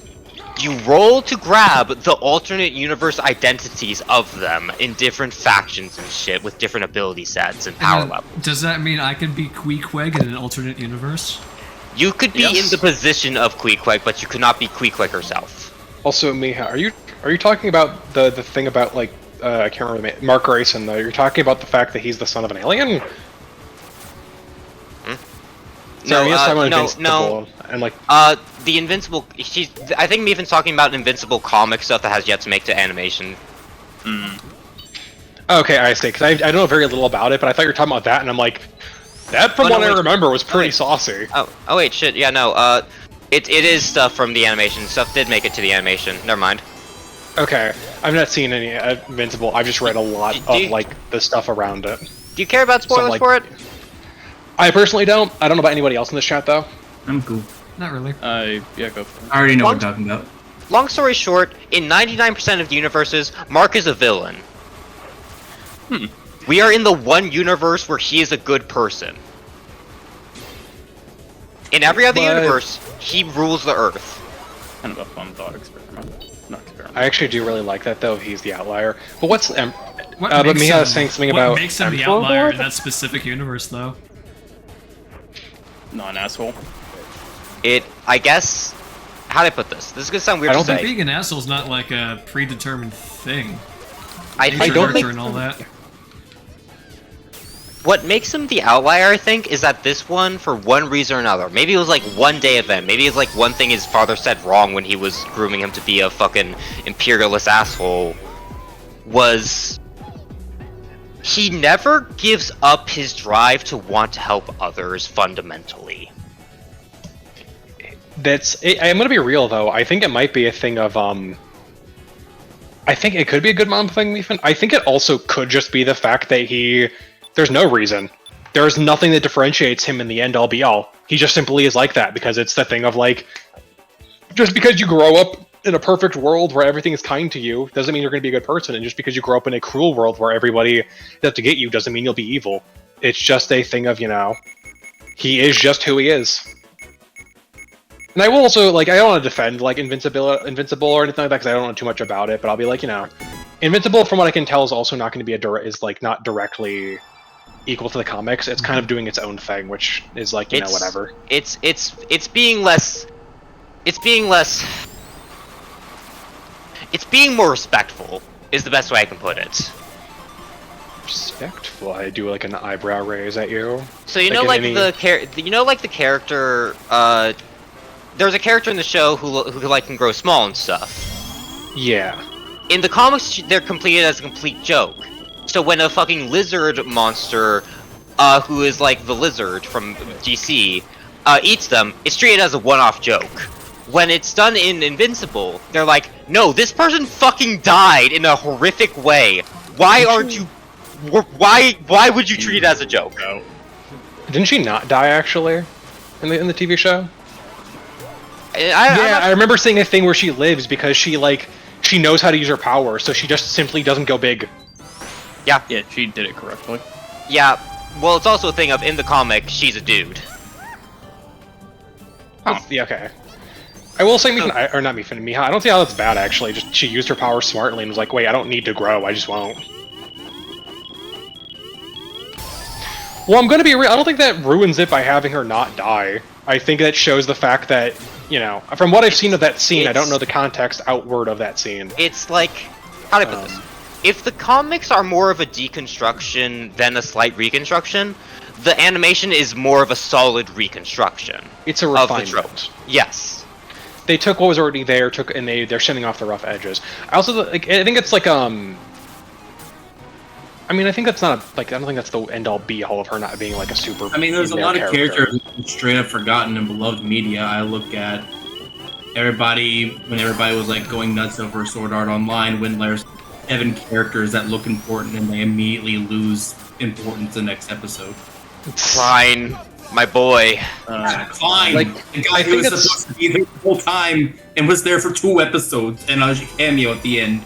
I think the importance of characters is a separate issue comparatively. I think, breaking it down, I think having it be a thing of her not dying isn't a bad thing, because even if she did die, there'd be no difference. I think her living, though, just gives respect to the character. This is a Simpsons method. It's like...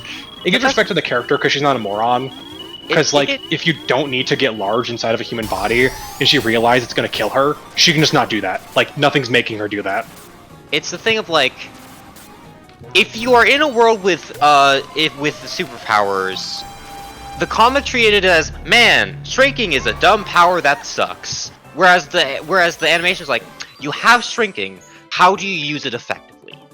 Yeah. Also, Miha, are you referring to things that have already come out in the animation that won't make sense, or things that will happen that aren't animated yet?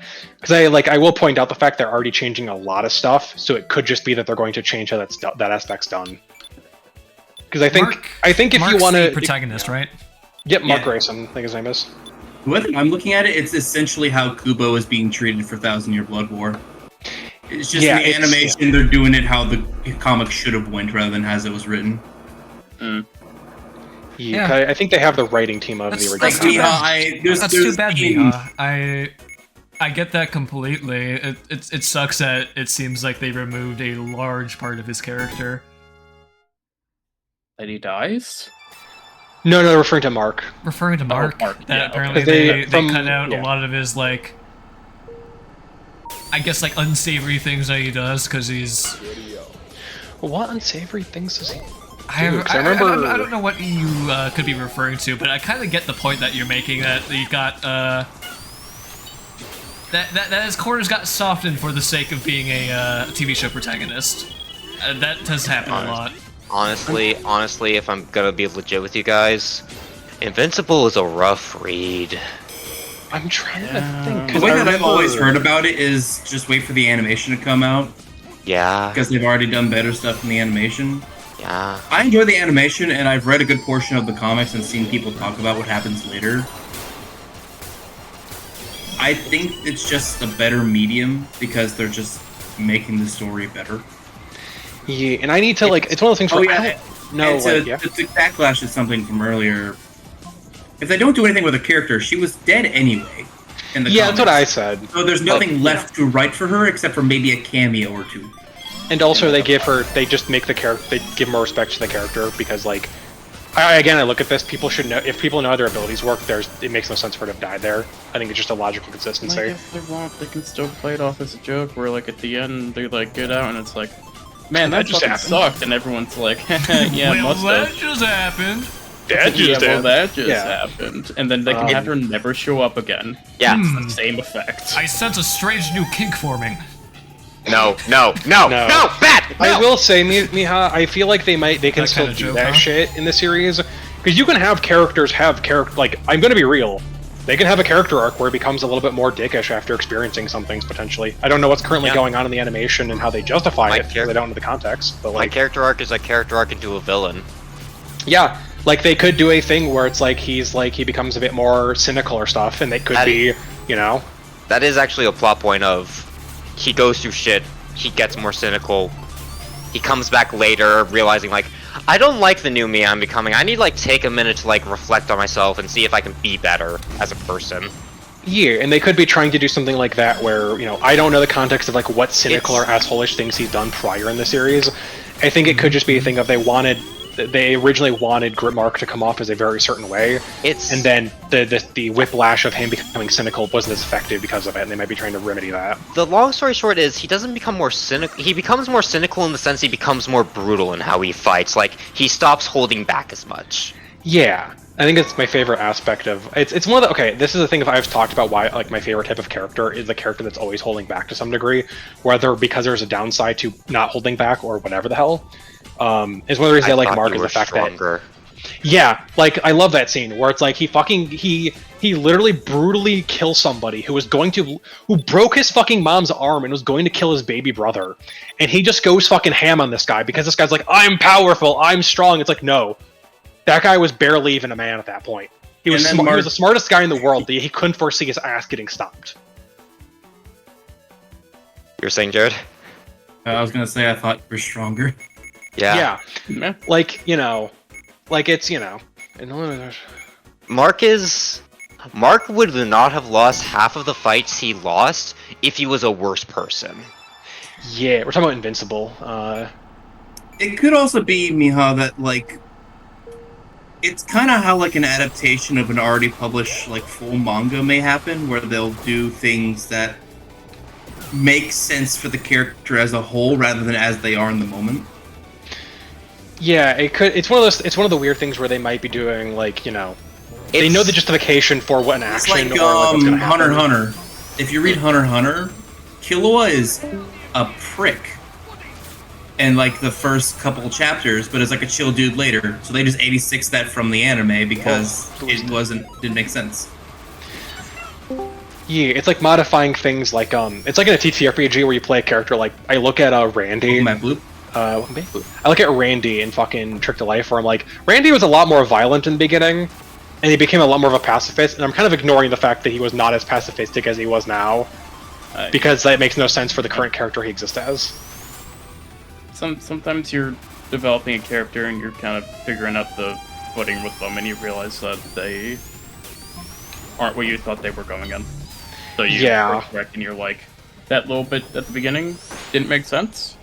I acknowledge that. Don't worry about it. That's me whenever I try to play a stoic character. I always like to goofball to a degree. That happened with Lucy and LM. Lucy changed very drastically day 6 into the character I thought he was going to be. From the character I thought he was going to be to who he actually is. This is the and I stare at you, Duncan, to yes that talk. It's nothing new. Or I designate you Joe, bro. It happens a lot in role-playing shows, role-playing in general, where characters will change, sometimes pretty significantly, towards the beginning to fit more of the group dynamic. I was talking about this with my dad, actually, on why this may be. And it is something that I observed in TTRPGs, that the party... There isn't really a singular protagonist. The party as a collective is kind of the protagonist. And characters can get away with being a little bit more 2D in TTRPGs, having just kind of like not as much depth, because all aspects are still accounted for if the group itself is considered as a protagonist. Yeah. And I will say for like Invincible, because I will not like I've been acting like I know more than I do. I don't know as much as like the truth of the matter. I will say this, that from the current perspective, at least that I have, I think what they're not doing the same thing with the comics. I think they're trying to take their own spin on things, which I'm gonna be real. To a degree, I kind of appreciate. Although I've not watched Invincible, so again, my opinion probably doesn't really matter that much. I kind of like that they're doing that because I feel like a lot of times people try to do adaptations of something, they just do a one-for-one, and I think that kind of sucks to a degree. Going joke. If the story's already been told, yeah, like if the story's already been told, you can just experience it that way. But there are certain elements of different mediums that are much more able to portray aspects of like stuff. Yeah, The Boys is actually a really good example. The Boys. I haven't watched Invincible. I haven't played Persona. I haven't played fucking Limbus Company. The Boys show is so much. Don't play Limbus Company. Watch it. Yeah, I'm gonna be real. Unfortunately, the most like reference material that I'm familiar with is Yeek. God, I've not watched Invincible. I've not watched The Boys, but I have been like osmosising it like culturally from a lot of places. The Boys is interesting because like the best way I can phrase it is that The Boys as a comic book series was basically like what if people fucking sucked and everything was bad and people were horrible and there was no anything else to it. Like one of the main villains just says like the N-word on a plane and then like crashes that plane. And in the TV adaptation, I don't know why he crashed the plane in that, but I don't think he says a racial slur. What happens is that he is fighting the villains on the plane, the quote-unquote villains on the plane, and he's like being lazy about it because like it's just routine, whatever, and he uses heat vision. And he accidentally shoots the autopilot controls, and the pilot has already been killed. So the plane is going to crash unless he like uses his abilities to like land the plane safely. But the problem is, he doesn't want people to realize he's a lazy asshole. So he would rather his image stay pristine and preserved than let a fucking plane full of people live. Yeah. Which is fundamentally the same thing. It's just done better in the show. Because in the comic, from what I've seen, he like is like fucking it up and just starts using like racial slurs, and it's like, wow, that could have been done. There's also like a lot of things like from what I've heard, people actually really like the way they did Soldier Boy because Soldier Boy is a character that's very obviously a ripoff of Captain America. In the comic books, Soldier Boy is basically a propaganda piece who pisses himself because he's such a big coward, and that's like his one defining trait. And in the TV show, they make him like an actual threat character who has a whole different like arc and story.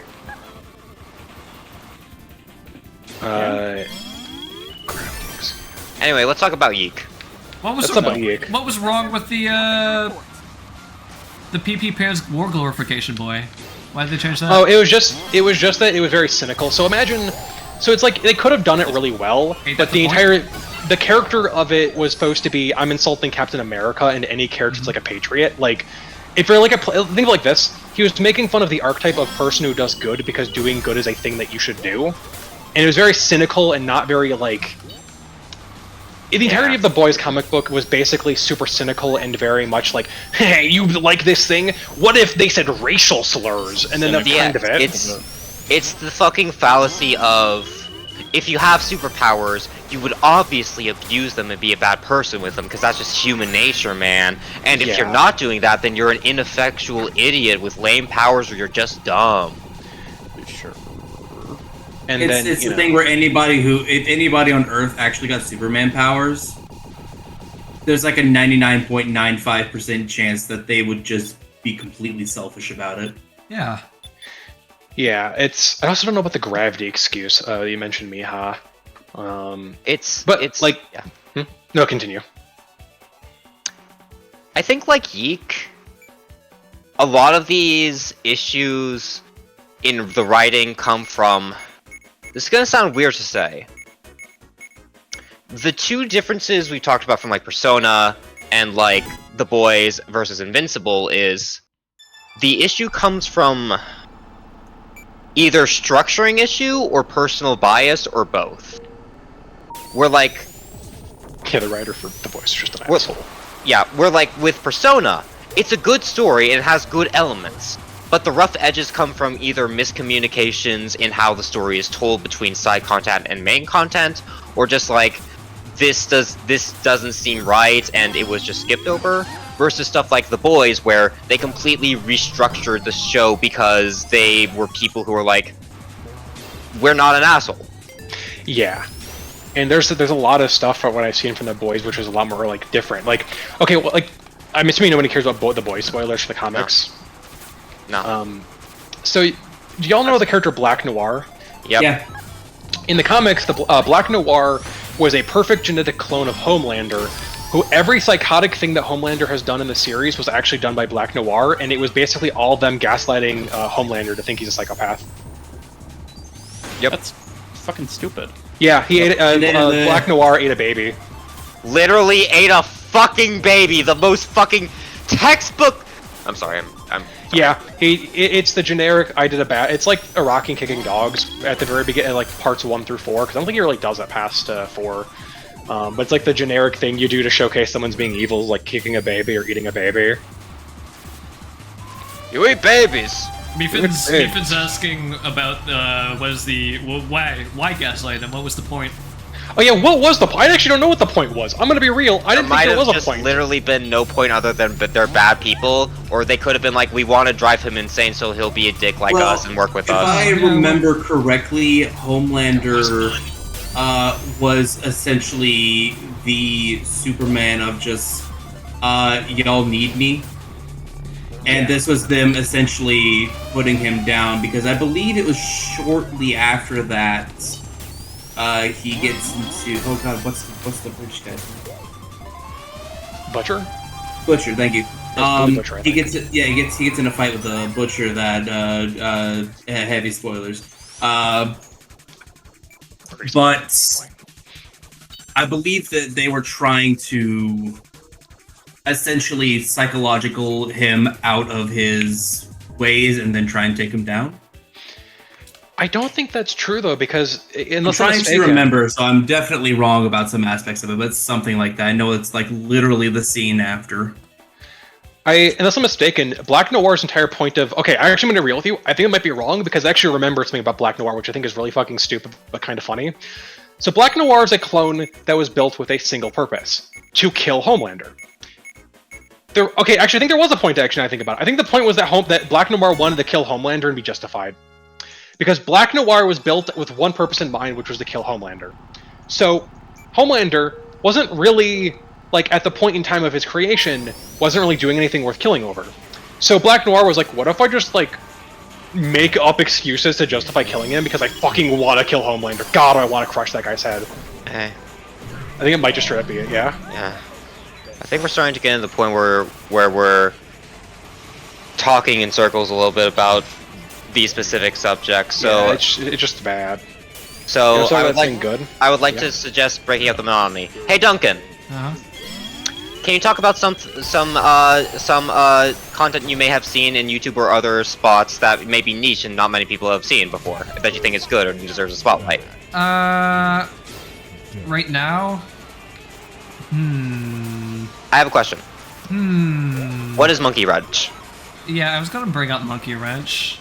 I've probably talked a lot about Monkey Wrench already, but what's I have never heard you speak of it.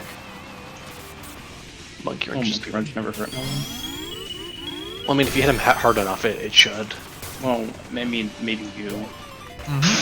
Yeah, I have a dent in my head. I have a dent in my head, so they'll miss me. Yeah. Perfect. I'm really fascinated by something, a phenomena on YouTube. The tendency for, like, very occasionally, I had pointed out when we were doing a watch party tonight, very occasionally the YouTube algorithm will catch something that would have otherwise slipped between the cracks, like the Reddit clips. And you remember watching the Reddit clips? Yeah. Man, what a fucking good short that was. I've never heard of Reddit clips. Well, you're not there. I love it. It basically, it's just a one-off short animated film. Like what? not that much longer than like 10 minutes, right? Pretty short. But anyway, it's meant to serve as kind of like a setup for like a pilot episode for a series that was never intended to be made, kind of thing. Oh, like Cyborgs. Where it's basically doing like comic book heroes, but we're introducing the hero. We never actually see any footage. There's no screen time of the hero. The concept of the Red Eclipse as a vigilante is just through the perspective of this group of villains who have all equally had their troubles with him, and then basically plotting to finally take him down once and for all. That's interesting. And It's you just very get, fun, you get these just a very good introduction of this group of villains. Here, I'll post it in general for the thing. I'd highly recommend it. The animation is great. There's this whole It's very, very good. There's this whole fight that they do with one of the villains and a bunch of thugs. Basically, they're basically hiring another assassin basically into the group, and they're testing her skills. And that all of the fight choreography throughout that entire scene is just phenomenal. Really, really creative stuff. And what fascinated me was this is something that the YouTube algorithm just decided to just pluck out 1 out of a million and put it on like people's recommendeds. I watched it back when it was around like 6,000 views. It's at like several million now. I don't know what the exact number was because it at some point got re-uploaded. But I'm very fascinated in discovering more stuff like this that doesn't get picked up by the algorithm. Currently it's at 983,000 views. Yeah. I'm pretty sure the original upload got to like 13 million or something. That's actually a very interesting, like angle to view a character on. I think it's kind of fun. I'll have to watch it after we're done hanging out. What's it written on the cover? Because of telephone stuff, I think. Telephone stuff. What do you mean by that, Miha? I'm gonna be real. I don't. Are you saying? Are you saying like there's a phone call thing in there? Take it easy on The game of telephone? Like the game of telephone in which you like have a concept and you have it filtered through multiple people before you hear No. it. It's Miha said that it was re-uploaded because of telephone stuff, they think. Huh. So I didn't know if that was referring to like there was a telephone number. Oh, a number that was an actual phone number. That would make sense. Okay. Maybe they changed that. I know there was also a few changes that I could tell were just things that like timing-wise, maybe the creators didn't like, so they just switched it around a little bit. Just stuff like that. They did like minor changes amongst that. Yeah, because of course it started getting a lot more attention than they were probably expecting. They want to like spruce it up just a little bit more to give a better impression. Yeah, essentially. That makes sense. Yeah, that makes sense that they're changing it, because like a lot of times if anything like that gets big and they use a phone number, if it's an actual number for something, that can end up being really bad. There was one video I was watching on Nightmind. I can't remember which one it was. It wasn't Dog Night. Oh, I forgot to mention. I was going to mention the tally of Dog Nightmares because she mentioned that there's a dog outside line. But there's a series. I think it's called Marley Grove. No, not Marley Grove. Let me find it real quick. It shouldn't be that long. Vermis Malum. Vermis Malum uses the I believe it's either the Facebook group or like a Facebook page of a like an Apple organization, like a Apple like farm.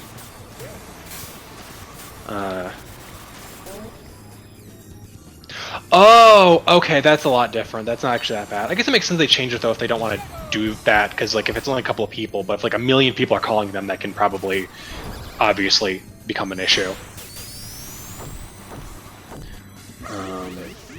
That actually is kind of interesting. What, did they put in like their own phone number or something? I'm assuming it wasn't their phone number. It's probably like I think you can like, it's not spoof numbers, but you can set up like a thing where like, you call. It's a fucking God of War number where you could call it as like an Easter egg from the game, and it would be Kratos would be talking to you on the phone. Oh yeah. Yeah, that's what I think it was. That kind of stuff's kind of neat. Secret Kratos phone sex Easter egg? Yeah, no, so it's I can't remember which God of War it is, but I know there's one where there's an Easter egg where you can get a phone number, and if you call it, Kratos goes, "Ah, you have found the number of Kratos," and he does like a whole spiel about you being Well, maybe at your heart, because he kind of like praises you for being a good gamer and you found the Press secret. 9 within the next 5 seconds to continue the call. That has the fucking same energy of fucking Master Chief teaches you how to do your tires. That kind of shit's fun. I trust Master Chief. But yeah. Master Chief. Animation is very interesting, and some of the most interesting stuff is the stuff that probably isn't going to be seen by most people. So I have kind of like a personal goal, a personal mission to find stuff that hasn't really been discovered. I really enjoyed that one short that you had with the Space Pirates. Yeah! Void Pirates. I love Scrumpers so much. Same creator who did Not Wizards, which is another great series. It's only like 10 minutes long. Just 10 short little animated episodes about some silly robots. That ends up actually being like, yeah, that's a genuinely like compelling little story. Yeah, it's good. I'd very much recommend that. And of course, I cannot sing Monkey Wrench's Graces enough. And fantastic freaking work. I think Monkey Wrench is probably a little bit more well known at this point than a lot of other stuff I've been talking about. Yeah, well, Monkey Wrench is like pretty... Not like, I don't want to say it's like super in the zeitgeist, but I think a lot of people kind of know about it, either directly or they've kind of heard it, like, a little bit about it. I'll be really hot. I think it's fine that people are trying to like get their stuff to be how they want it to be, because I think if like they look at their thing, be like, I really don't like this, I think I could have done better, and then they do better on it, I think it's kind of good, because it means that they've learned and improved to the point where they're able to understand the faults within their past work and what they can do to make it better, to improve it, or in the very least to get it to the point of what they wanted. Because a lot of times, like, we like to view media within our own thread of like, this is how we think it is and how it should be better, but inevitably, you know, that is a important metric to follow, but also if the creator's not making the thing they wanted to create, if it fails to be what to them was where their heart was at, then it's kind of, you know, doesn't really matter.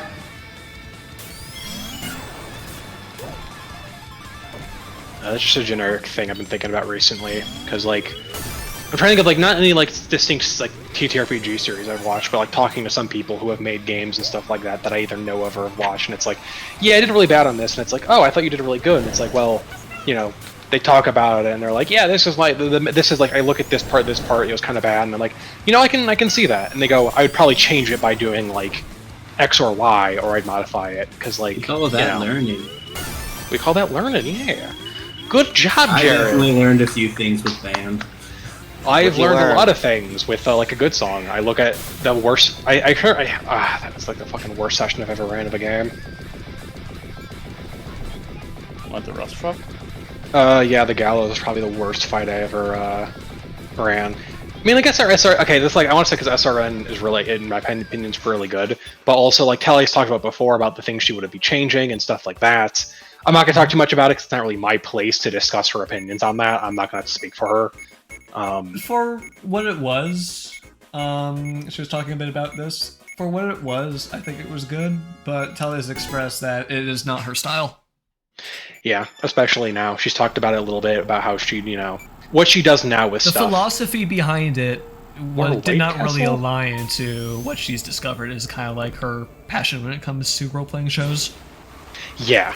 Also, Meephen, what do you mean by more White Castle? What? Miha. Harold and Kumar go to. What? You know, famous festival. Yeah, Harold and Kumar go to White Castle. I just. Anyways, yeah, Blue. I don't have anything to say to that, man. Good, I don't either.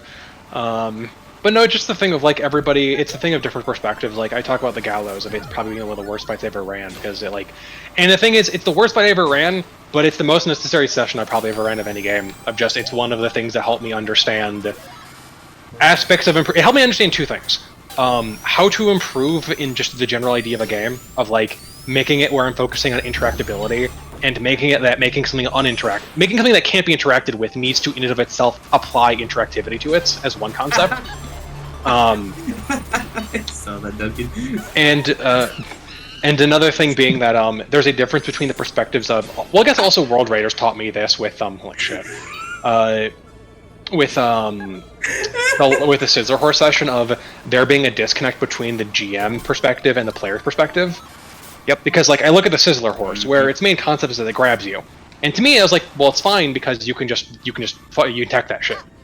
And then going into the session, going afterwards, where everyone's like, I don't really understand. Like this was so difficult. This was so like impossible. Not impossible, but like, you know, so annoying to deal with this. We felt like we were getting fucked, and we didn't have a means in our kits to do it directly. Like we didn't have a direct counter in our kits itself.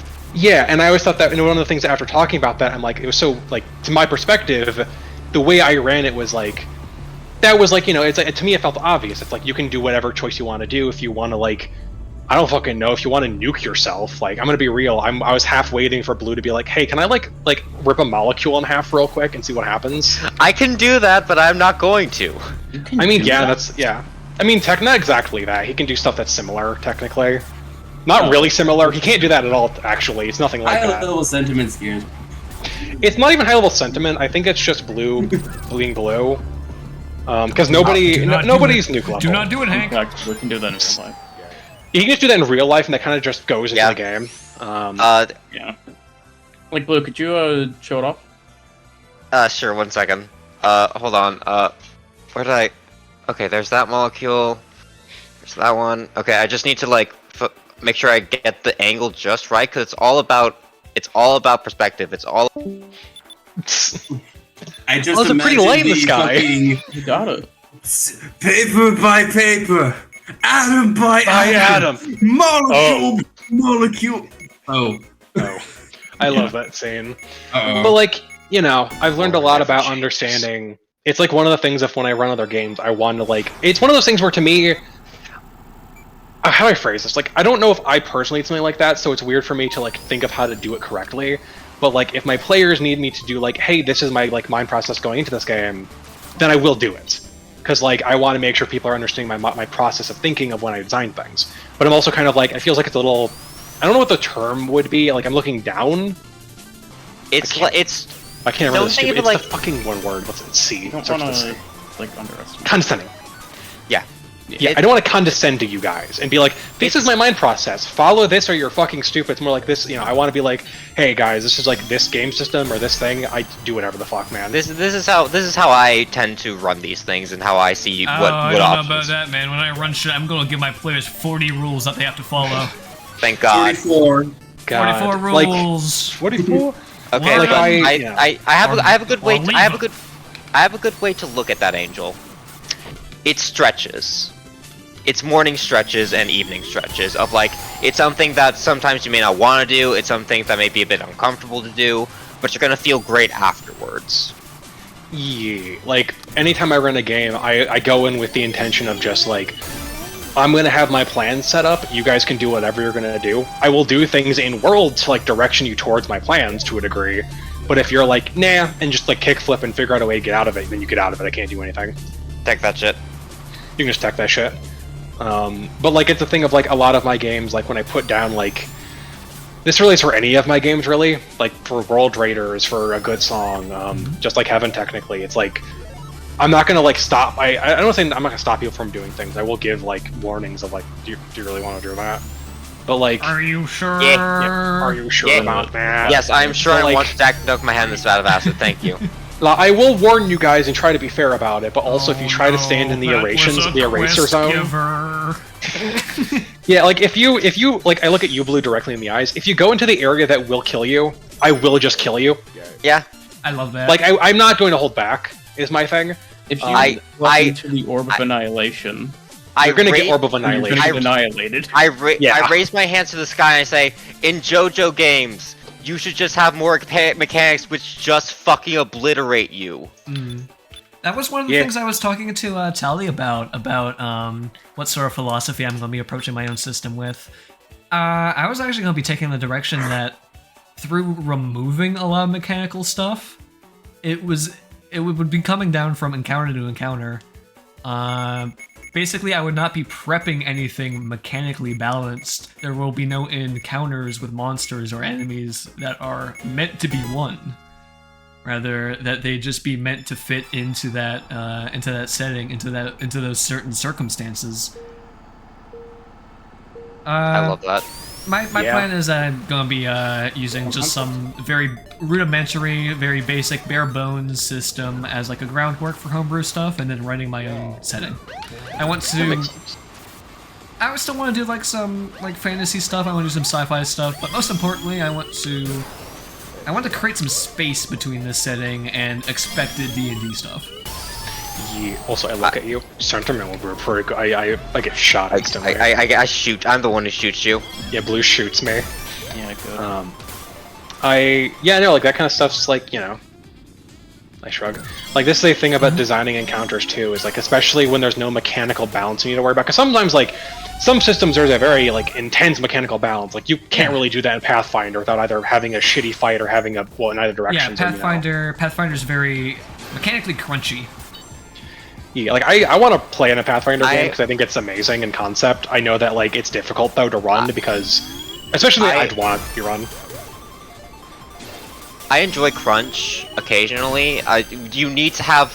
I'm of the opinion that every once in a while somebody should just play the crunch, because if you just play a game that's totally story, you may.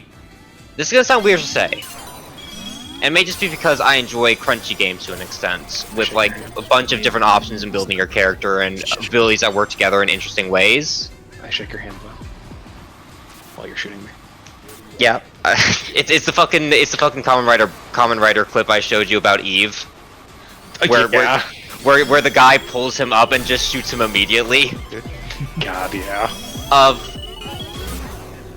People should once in a while experience crunchy system, even if they're more story driven or like conflict driven, like in JoJo's, just for the extent of ideas of like how things interact mechanically can inform how things work in a story situation.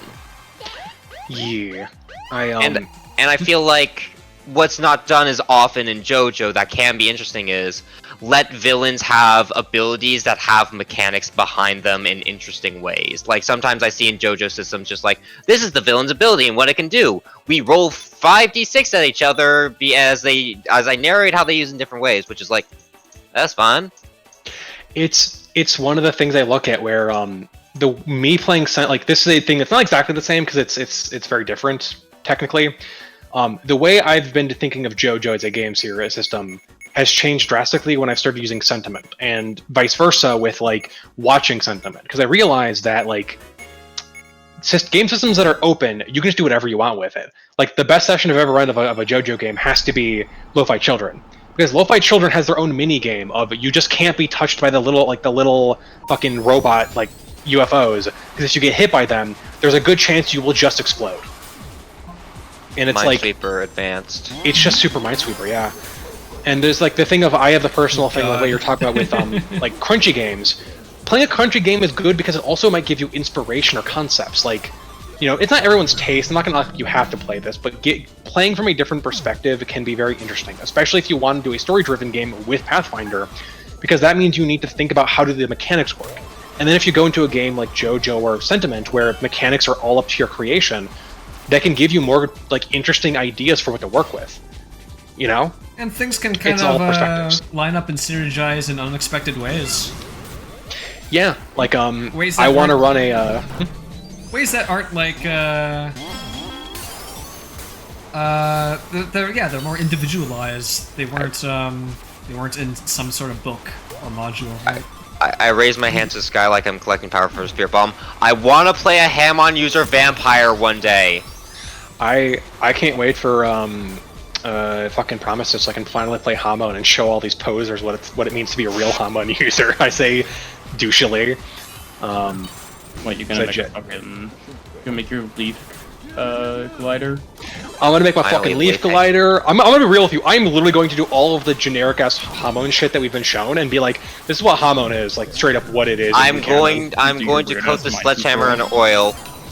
Yeah, I'm gonna do all the weird shit I can think of. I'm gonna reread parts 1 and 2 before Promises so I can show that shit off. I'm also gonna use Hamon healing how it's shown in the series, which is I'm gonna punch you in the stomach once and I can't do it again because I don't think causing you to fucking asphyxiate is gonna help. I get on my knees. You know what? Maybe causing you to asphyxiate might be a good solution. I'll fucking it's the way it's shown in Thing is like Hamon is essentially. This is gonna sound weird. Hamon is essentially super yoga. Basically, yes. Also, real quick, I would want to say something about something I thought was funny. Because I was thinking about like Pathfinder now, and like I think it's funny because like talking about how mechanics work in 2 games. I was originally going to be running. I want to run a hex crawl game that was kind of inspired by Lost Ascension, and I have this whole thing with it is that I was going to use 5th edition until I realized 5th edition kind of sucks. And so I'm going to use Pathfinder, and I want to use Pathfinder with Spheres of Power, which is like a homebrew modification. I thought it was funny because that system mechanically works better with my ideas than before. Because one of the things I wanted to do was give players skills. I wanted to have them throughout the game learn from people or maybe from the environment to gain different abilities. And it's like, well, how do I do that? Cool. 5th edition has no system for that. But spheres, I can just give somebody a sphere and be like, hey, you've touched the weather stone that gives you weather powers. Here's 2 talents in the weather sphere. Go fucking ball with it. Yeah, who fucking knows what that means? It means nothing if you don't know it, but basically it works. I think it's funny. There's a skill whose entire gimmick is fucking it's cool, cooking. Right? It's more discovery. It's more exciting.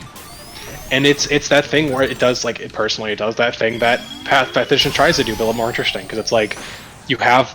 It's one of those weird things to describe if you don't know Spheres of Power. It's basically just all abilities are broken down into spheres and sub-spheres and shit like that you just can pick and choose from to build your character. And different classes get different spheres and different amounts of spheres, etc., etc., etc. I personally really like it. I think it's fun. It means you can build characters that are a little bit more distinct by nature, and you can also do more progressive learning, where you don't need to level up to get stronger. Your DM can just be like, hey, you trained how to dual wield with dual wielding Mei. Here's this talent that makes you better at dual wielding. Go fucking ham. That's my rant on that done. You're talking about Hamon, Blue. I apologize for interrupting. I just wanted to say that before you moved on too far. My TLDR with Hamon is use it however you and your polycool that is your TTRPG group feels comfortable with. What a fucking funny description. Oh, what the fuck? I stare at Angel, understanding what he's going to do. Will be more lenient in game. I have a personal opinion. Angel will nerf himself naturally as God intended. I have a personal strong opinion that everybody that complains that Hamon is unbalanced in the judges system, I personally think they're weak and will not survive the winter. Because it's a little douchey to say this. I'm saying it mostly with a joke. I am the guy who sits on the fence, so I have no right to judge either way. Yeah, you're the fucking centrist piece of shit. No, I'm joking with all of this. I'm not actually going to insult somebody, but I think that people like to complain about Hamon in the judges system, and I think that this is really rude for me to say, and I will admit it. I don't think they get it. I don't think they get the system. What are they missing? The entire point of the JoJo system is that it's replicating JoJo as a game. So if you want to run this to be if you want to run these things to be balanced, don't run it like you're running, Kingdom Hearts or running, I don't fucking know, Yin Yang Yo, everyone's favorite Disney XD show. You run it like JoJo. Fuck JoJo. Yeah, sometimes. Well, then play a different system. No, I'm sorry, but I can fix him. No, I look at you, Meephen. That is actually canonically incorrect. My favorite thing about vampires. Do you know what makes them scary? Not the fact that they're good against Hamon users. It's actually that they're fucking shit against Hamon users, but they fucking overcome it by sheer skill alone. Fun note about Hamon: one finger can kill a vampire if you have Hamon canonically. Just poke them right in the eyeball and they're dead. But if you're a smart vampire man who's bisexual and also blonde, you have the ability to, I don't know, manipulate your own body temperature to sap the heat from something so quickly that it creates a blockage of their blood flow. I wonder if a Hamon user who uses a breathing technique that requires blood might require their blood to flow. I say, looking at you with the fucking, I leaned back and fall off my chair, breaking my neck, I am dead. But the thing about vampires I think people misunderstand is that I think that it does represent the Hamon versus vampire thing correctly. It's that people are afraid of just doing the balancing features. Like with Hamon, if I punch you in the throat with Hamon, you lose deep breathing. That is just a thing in the rules that if something like that happens, you lose deep breathing. Nobody ever does it though. With vampires, you can have. Sorry, Blue, continue. I feel like we're getting a bit aggressive here, so I'm gonna ask politely if we can tone it back a little bit. I will not apologize to JoJo. No, I just want to say that I feel like people are being like, they're complaining about an aspect of the system, but they're not utilizing the system in and of itself to fix it. So a good way to fix a vampires being weak against Hamon isn't to just be like, well, it's not done right. It's to use the system's resources and mechanics to actually to slide it together. For example, to use Dio as a perfect example of how vampires are weak against Hamon, Dio mechanically, if we were to put him into JoJo from parts like 1, he would be just a guy. He'd be a vampire, but he wouldn't have anything else going on with him. So somebody with Hamon should realistically be able to walk up and just one-hit him. But because of who Dio is, he developed his technique. His technique would probably be a villainous action where if somebody tries to physically attack him in melee range while utilizing Hamon, they will have like a negative, or it has a thing where they're automatically pushed out of deep breathing if they like make a roll. Or something akin to that, where they are automatically like retributed against. Our one interaction where you're saying like, oh, if you don't like it, play a different system. It reminds me of that one scene from The Simpsons. It was like, well, pay your taxes. I don't want to. Also, the cool thing about it is that Jonathan got around that villainous action by using a sword. Like how? Yeah, like no, how that's the thing. Yeah. Also, I look at you, Meephen, then just punish being not creative easier. It's like, I'm gonna walk up and punch him. Cool, you walk forward and you realize, oh shit, my legs are frozen. How did that happen? It's like, you see, my villainous action, Ice Ice Baby. Whenever anybody tries to walk towards me in a very predictable path, my stand will automatically cause their intended motion, which is tracked by my stand ability, and I basically freeze the temperature there using my vampire ability. Easy. Now they have to be creative about their movement. Yeah, I think I understand the best way to use villainous actions. Do not treat them as secret actions. Treat them as setting conditions. They are basically just things that that happens around the villain or the mystery. Because this is another thing too that I also fuck up with, is that the Bizarre Field isn't just the villain, it's also the mystery of the villain. So these are things that happen around the mystery of the villain. So like, you know, a good example of that could also just be like, you know, villainous action, the room's on fire. I don't really know how you'd do that, I'm not gonna lie, but like that could just be a villainous action. Yeah, also vampires as ambushers, that's also a good thing too, a good note. Duncan, yes? Counterpoint, in a game about exploring the extent of how creative you can get with something, as a GM, if I were a GM, I would not want to be using my limited villain actions to try and patch up balancing inconsistencies in the system to account for those. What do you mean limited? I was gonna say, what do you mean limited? What do you mean limited? Fun note, actually. There is no limit on villainous actions. You could simply create as many as you want and distribute them to any individuals as you want. And it's the thing of... another thing I should note is that is actually an intended... I can't really speak for Christian, of course, but I feel like that is an intended aspect of the system, is that it is intended that you utilize villainous actions to roleplay aspects of a character. If I wanted to play a vampire who's a meek little guy, who's just a little guy, you wouldn't kill a little guy. Then I wouldn't give him a villainous action that makes him good against Hamon users or counters it. I'd simply what's his name? What's the vampire guy who is immediately punched and knocked out by fucking I don't know. But Duncan, you had a point you would like to make, I believe. Maybe. I just said the point. I believe Duncan was still talking. Okay, I was not aware that it wasn't a limit, but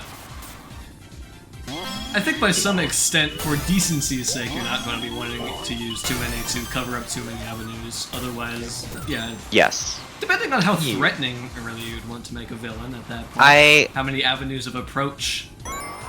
That you literally used approach in your example with the whole freezing ice over your legs thing. I think, like, a way I look at it is, like... How much do you want to account for in the shortcomings of the system without it feeling like you're interrupting your players too much, without it getting frustrating? Here's a way that I look at it. You know how, like, in parts... Because he's cool. Parts 3 through, like, fucking 5 and 6 and stuff, all of the villains know about how the hero stands work? I kind of disagree. Not with what you say, with what Meephen says. At the end of the day, I don't want the players to win. I want the story to be interesting. Yeah. Yeah, and Please continue. Sorry, actually. The best way I can put it is this: if you're in a setting, Yo, Guitaru Manos T. Let's fucking where go. you have villains that know how the hero's abilities work, they would naturally have ways to avoid and counter them to an extent. There are going to be workarounds that the heroes can exploit by, like, using their ability in a creative way that they've never used before, spending a learning point to achieve an ascension to their ability, or just not using their ability and finding a personal way they can overcome this challenge. It is a situation of, you have to mechanically not want to counter them, but you also have to, from a story perspective, think about how would your villains logically react to knowing what the heroes could do. That's also like a really good point too, because like this is another thing I want to say, kind of building off of that, is the fact that the villains have a disadvantage in the system, and I know, like, I don't want to phrase it as like it's a weakness of the system, because I feel like the system kind of is implementing that with that in mind to a degree. The whole point of villainous action, like, is that you're supposed to be giving the players either disadvantages or giving the villain major advantages. Yes. The main idea being that they're connected to the mystery. The instant the players figure out what's causing a villainous action to trigger, it's basically nothing to them if they can work around it. The way I see it is this: a villainous action does not represent. It can represent an ability the villain has that is just passively active. I more see it as, this is the secret action equivalent. I know I said don't compare them to that, but it's not one-to-one, it's an equivalent. It's this is how the villain has prepared the fight, because they have the advantage here, because they know how you work to an extent, or they have something you do not have. They are abusing the fact that they have more information, because at the end of the day, JoJo is about the game of creativity with your abilities and new ways to use it. Yeah, and the I basis think that's... Go ahead. And the basis of creativity is knowing how things work.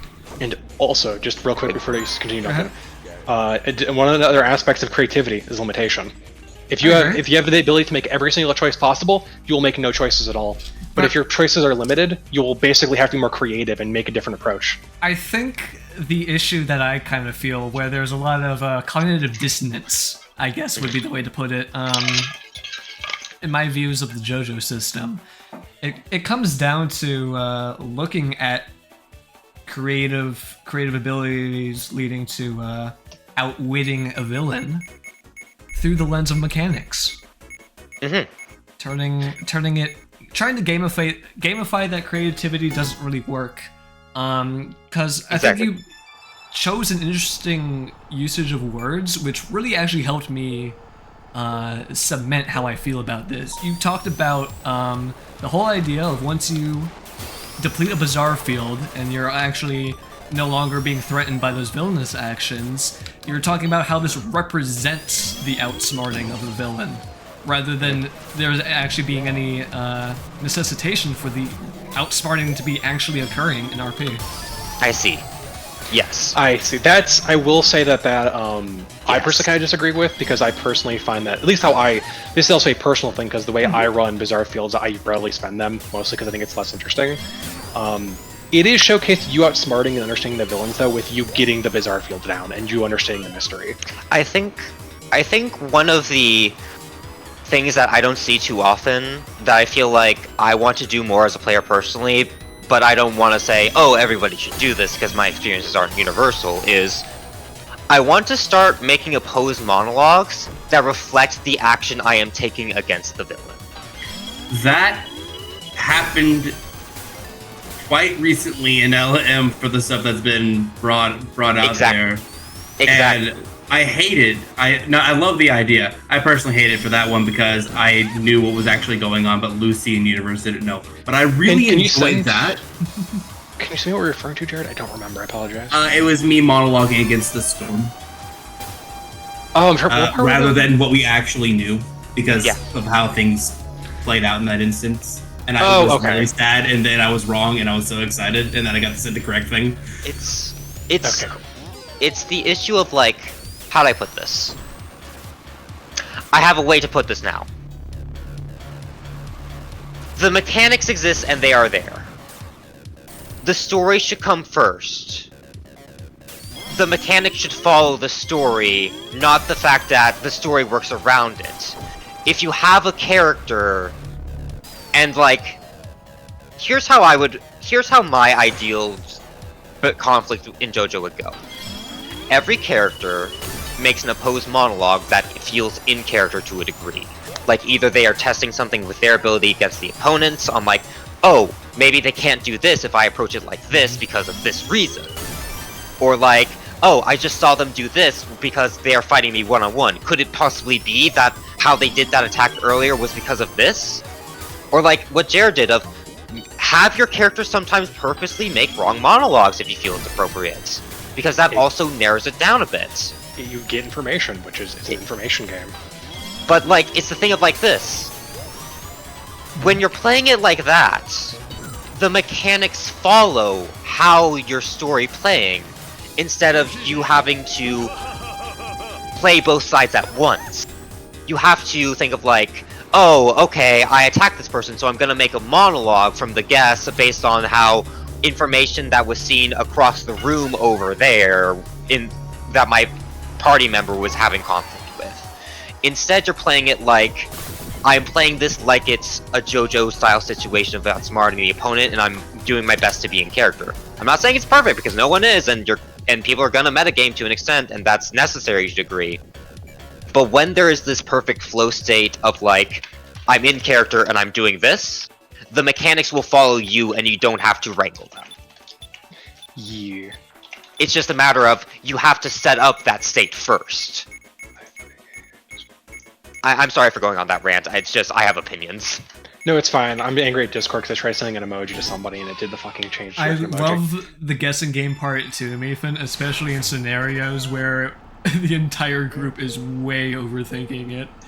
And just the kind of moment of everyone looking at each other is like, we're fucking stupid once it's actually revealed what's going on. Commiseration and collective realizing we're all dumbasses, very important part of JoJo's group RPG experience. I should also paraphrase Duncan. This is just my onion. I have no right to tell you what is fun. But I do. Your fun's wrong. No, I'll fun you if you're not careful. What does that mean? It's gonna fun me. I agree with that with Blue. I think I'm a big defender. I won't lie. I'm a big defender of like the JoJo system, but it's predominantly because there are issues with the system. I'm not gonna act like there's nothing wrong. We look at the rules everyone ignores about how automatic stands can get up to like 7 DR or some shit. What the fuck? Or like 5 DR, 70 DR. It's 5 DR for A. What? Yeah, but if you have wearable, I think you can go into wearable. I might be wrong. You can get like 7 or some shit. But I think probably not actually think about it. But the main issue I have is a lot of people complain about aspects of it, and they go, "This is a fault of the system. This is an incorrect thing that was done. It was wrong," when it's not that at all. It's just that they're not running it that the system was built to run. And I know you talk about like the mechanics, and I want to actually not counter you because that's not the right statement, but I find that JoJo as a system is not a system on mechanics. The mechanics are there as an aspect of the story, like what Blue was talking about. As a part of that, I feel like people like to focus way more on how the mechanics work, and they lose focus on the thematics of it. Like, to do the Hamon thing, for example, Hamon are good against vampires. Hamon is supposed to be like really good against vampires. Like, that's just an aspect of what it is just that it does that. But it's like, okay, well, you're really good against... In a lot of cases, for it to still feel fun, you would need a GM who accepts that you can still achieve something even if you lose a roll-off. Yes.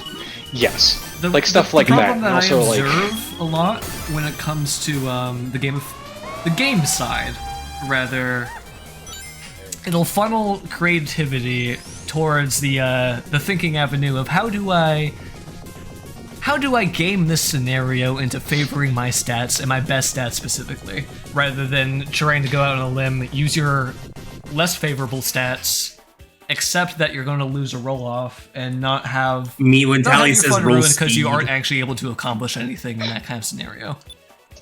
That's a thing that I kind of go as situationally, it would make more sense to try to use some other facet of your ability. Me when promises when Jared says it starts raining. It's yeah. You said I just a personal a thing mentioned. Oh my god! Stop scrolling, chat. Yeah, that's the one issue with the Taz. It's hard to read that shit. I would like to mention a thing mentioned a bit ago. It hurts and it's funny as a DM, where they guess the ability on the spot, but just add 2 extra things to it. I'm sure. I don't remember exactly when, but I'm pretty sure we've probably done something with that to Tally. Maybe. Or Wesley, for that matter. Memes. Yeah, I have a very sort of strong opinion on this kind of stuff of like that. I get what you're saying, Duncan, on that part. I think that part though is less of a like specific thing. I think it's less of an aspect with JoJo in specific and more of an aspect of just that type. The way the rules run of being that type of game is always going to lead to it. Of just there's going to be people who want to use their best stat, and they're never going to do like they don't want to roll any of their other stuff. Like it's one of the reasons I'm explicitly trying to make so for like a game I'm going to be in at some point, I'm explicitly trying to figure out which stat I want to be my bad stat. And in what ways would that stat being bad be interesting for how the ability works and its thematics? Because I want to, at some point, roll that. I want to be made to roll that, because I think it's way more fun. I also look at Jared. I literally looked at that Jared and went, hey, I'm going to literally make this character have a thing where if I use my ability, I'm going to explode and die. Is it a bad idea? Yes. Will I suffer greatly for it? Yes. But I'm going to love killing myself every single time I use my ability because it's fun. Yeah, it's you are basically handing your at that point you are handing your GM a kill button. Yeah, I want the threat of me using my ability to be a threat for me and them, like that type of shit. Like the term I've come to find that I find is effective is you load a gun and you hand it to your GM and say, "Here's a gun you can shoot me with." Yeah, I have a very strong thing that there's always going to be people who want to metagame it. You get it. It hurts in a good way. Yeah, it's fucking great. There's always going to be people who are going to try to game the system to become perfect in some way, shape, or form. And I think that trying to build against those people is innately not wrong, but it's against what really should be the process when trying to do stuff. Fighting because if you're trying to go for the people that's going to burn the house down and all that. Yeah.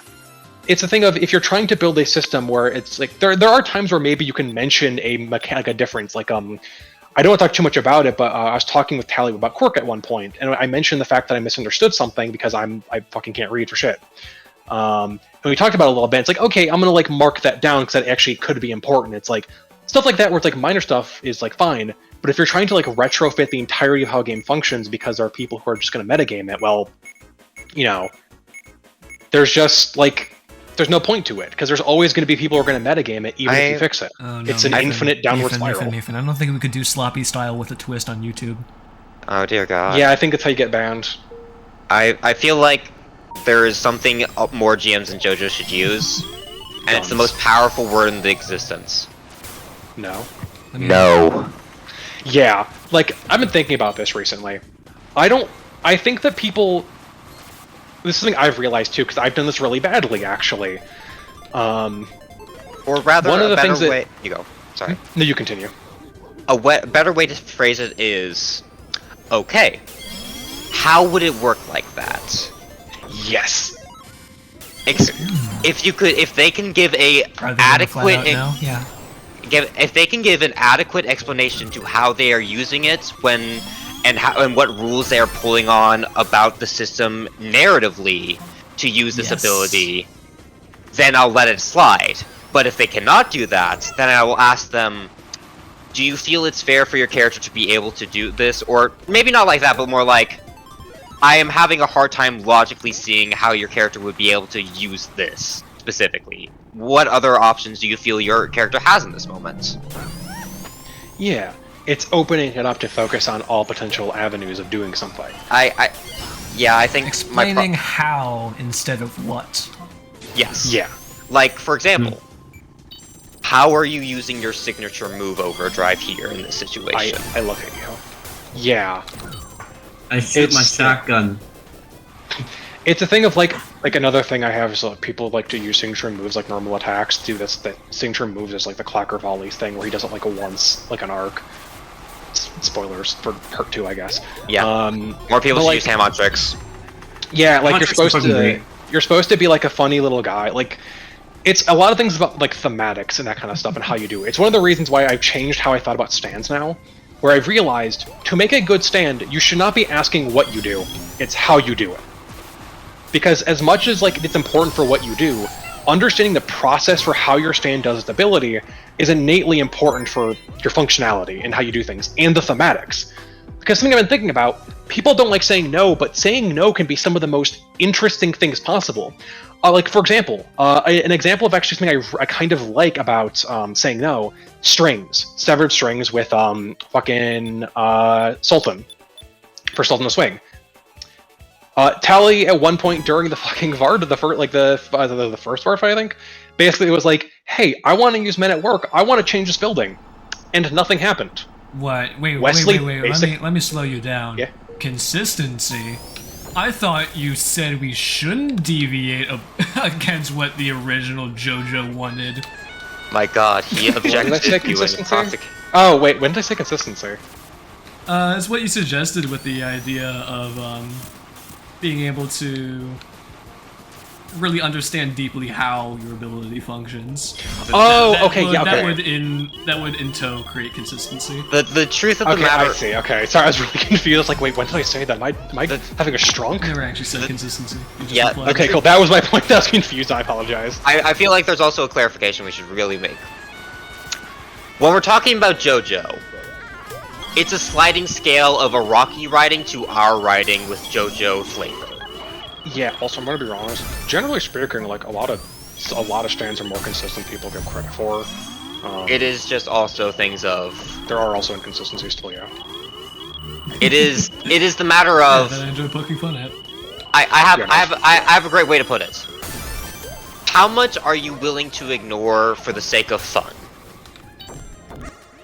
Yeah. That's a tough question. I think rule of cool does have a place in this, but I very much understand the. It is very much the idea of JoJo itself runs on rule of cool, so it's a matter of when you play the game. How much are you willing to abide by that rule, and how much are you willing to say, let's see if it will be more interesting if you explain how it works or how it couldn't work. Yeah. Meephen, you shouldn't be kicking bombs. That might be dangerous. I'm sorry to interrupt you, Angel. Please continue with your thought. Also, I want to say real quick to Sorry, continue. I just wanted to get that out in the air as we continue this conversation. How dare you talk to me? I was gonna say, Jorno's ability is actually less consistent than Whitesnake. Although I know you're talking about the Goo Room, that's not explained, but Jorno's ability does have weird inconsistencies at times. As somebody who's read all of part 5 and 6 and watched it all and stuff, Jorno's just more inconsistent. But I was mentioning the fact of when Tally was trying to use men at work to switch not switch buildings, to fix and change some buildings, Wesley basically said no, you can't do that. And the thing was that was very bad, but Tally could still do things. It wasn't like Tally was useless, and it also gave some inkling of what Sultan of Swing could do or what was going on. And there are times where you can just say, well, things that nothing happened. Basically, the action that Tally was trying to do just didn't happen. Which is the main point I'm trying to say. It wasn't a literal no, but it was very much a, it was silent no. Idea denial. It was idea denial, yeah. It was a... how do I put this? I think an interesting way to go about this is... because you will inevitably run stands that have a bizarre field that just counter your abilities and cannot allow it to function sometimes. Say, for example, a stand's ability is... fire cannot start in my radius due to something I am doing currently. You need to go air too wet. I guess. Ozone baby. You ozone baby some ass, Yeah. And it's a matter of, this is an interesting gray area, because usually when by the rules I said of, can you explain to me how you are doing this and how this would work in this situation? And then if they cannot do it but are still pressing, you have to kind of put your foot down a little bit and say, I don't think logically you could do it here, but what other options do you think you could have in this moment? Let's explore those for a second. There's the alternative of, okay, you've explained to me what it's doing. due to reasons that I cannot explain at the moment, it's not going to. You try to do it, and something else happens, or it does not happen. Yeah, like I'm trying to think of a good example of like using like a good song stands, but like I'm trying to think of like. I'm trying to think of like a good example. My brain is like making up a stand, but like using the original. You know what? Actually, using your current. I think we revealed your current ability with. Yeah, your current ability that you have because you with your second stand technically second stand thing. Its ability is that it can anything that can fit in Rise's hand, which is Blue's character. He can whenever he imbues that thing in his hand with spin, things of similar materials will also be imbued with spin around him. Basically, it lets him like quantum entangle spin to other objects that are of a similar material to what he's holding, or similar qualities to what he's holding. Like, and as an aspect of that, if you're let's say you're trying to spin the enemy's tie and you have a tie of your own, and I look at you and go, you try to use it but nothing happens. You might that's a no, but you go, okay, that's interesting. I wonder if what could be going on with that, and then maybe you punch him in the chest aiming for the tie, and you're like, wait a minute, his tie that felt like the liquid ethanol. Yeah, and it's like, okay, his tie is made of liquid ethanol. That tie, it's not a tie at all. It's part of his body. Yeah, like weird shit like that, where it's like, yeah, no, now you're like, okay, there was a full-on denial of the action I was trying to make. There was an idea denial, and like an actual, basically a straight-up no, and like, but that's not a bad thing. I think it's the thing becomes in that scenario as an absolute negative that would stand out. I think I have a good way to. I think I have a good way to put it. It's not an idea denial because you explained the idea. It's an execution denial. That's a better way to phrase it, right? You're right. Also, another thing too is like I think one thing is that people sometimes like there's ways you can do idea denial and execution denial without making it an innate punishment. Like, for example, I'm trying to remember when it was, but I remember there was a scene where somebody was trying to do something that wouldn't work, and I just said it doesn't work. But you still had your action to do something with. I didn't go, your idea didn't work. Fucking sucks to suck, dude. Am I right? I was like, yeah. It's a thing of like, we keep saying about how can we make failure rewarding in a way. So we also have to ask the question in asking that, how can we make countering abilities in itself rewarding to players in a way? And this is one of the things I learned a lot about when I did the Gallows fight, because the Gallows fight, I didn't actually have anything interesting going on. The main idea of the Gallows fight was that if you tried basically touching anything that was like rusty or metallic and all that, any of that shit, you would basically get teleported. You wouldn't be able to damage it, and it was denying a lot of actions, but there was nothing to like add to it to make it interesting or unique. It was just, no, you're not allowed to do that thing. Moving on. And it's a thing of like, you know, if you're denying an action or an execution or an idea, you need to let them take that motion, that energy, and redirect it into the next thing they're going to do. Otherwise, you're stopping them, and you're not letting them take their turn. You basically denied them their God-given turn. It's the same feel bad as like wrote that in the, an enemy saving against a Saber Suck spell in D&D is like, great, now I gotta wait for my next turn. Yep. That's the reason it's why. It's a worse version of that. It's the reason why I hate like hold person when it comes to anybody, because hold person is a fun concept because it's a good like gotcha moment, but also the instant villains get it. It's the entire party is insta kill. It's TPK'd because they all failed the fucking roll. They wrote that down in the Bible. Yeah. To put in a way that thou shalt not waste one of your players' turns, one of your players' opportunities to contribute something of worth. Yeah. imagine if you just can't contribute anything. It's like the demon says fuck you. Yeah, like. Not only that, but the idea that you'd be waiting through everybody else's turn, only to just not be able to contribute anything. Yeah, it's Oh my god, that was violent. To put it in a way that makes that Tally is I have no idea what the fuck is happening in there, man. That's scary. But like canonical Charles death. Oh. To paraphrase Tally in what she said of, it's not my job to solve the problems. I'm the one who just throws them at you. It's your job to solve them. Something along those lines, right? Yeah. And that's like a pretty good mindset. Not gonna lie. And a fundamental element that needs to be remembered that is, it's our job to solve it. So the GM should not take that ability to solve it away. Yeah, like imagine. Let's go. Yes, sir. Continue. throw the problems at your players, whether that be just the ability, the person countering your ability, or they themselves have prepared techniques to make your characters act in a certain way, but do not deny their ability to solve a problem. Yeah, and I like the concept of that, because there's two ways you can handle that. It's always good to have like ideas of solutions in your head to a problem, but if the players come up with something themselves that is completely something you did not account for, that's fun for you as the GM. Yeah, exactly. Another thing that happens a lot in things like anime and manga is that, say for example, minor fucking My Hero Academia Season 1 spoilers here. I don't give a fuck about that series. But there is somebody who's just like, hey, the guy who can punch the strongest in the world, I have an ability that says I reduce punch damage, pressure shock resistant. Yeah, shock absorbent. That's the one, shock absorption. And it's just like, okay, cool.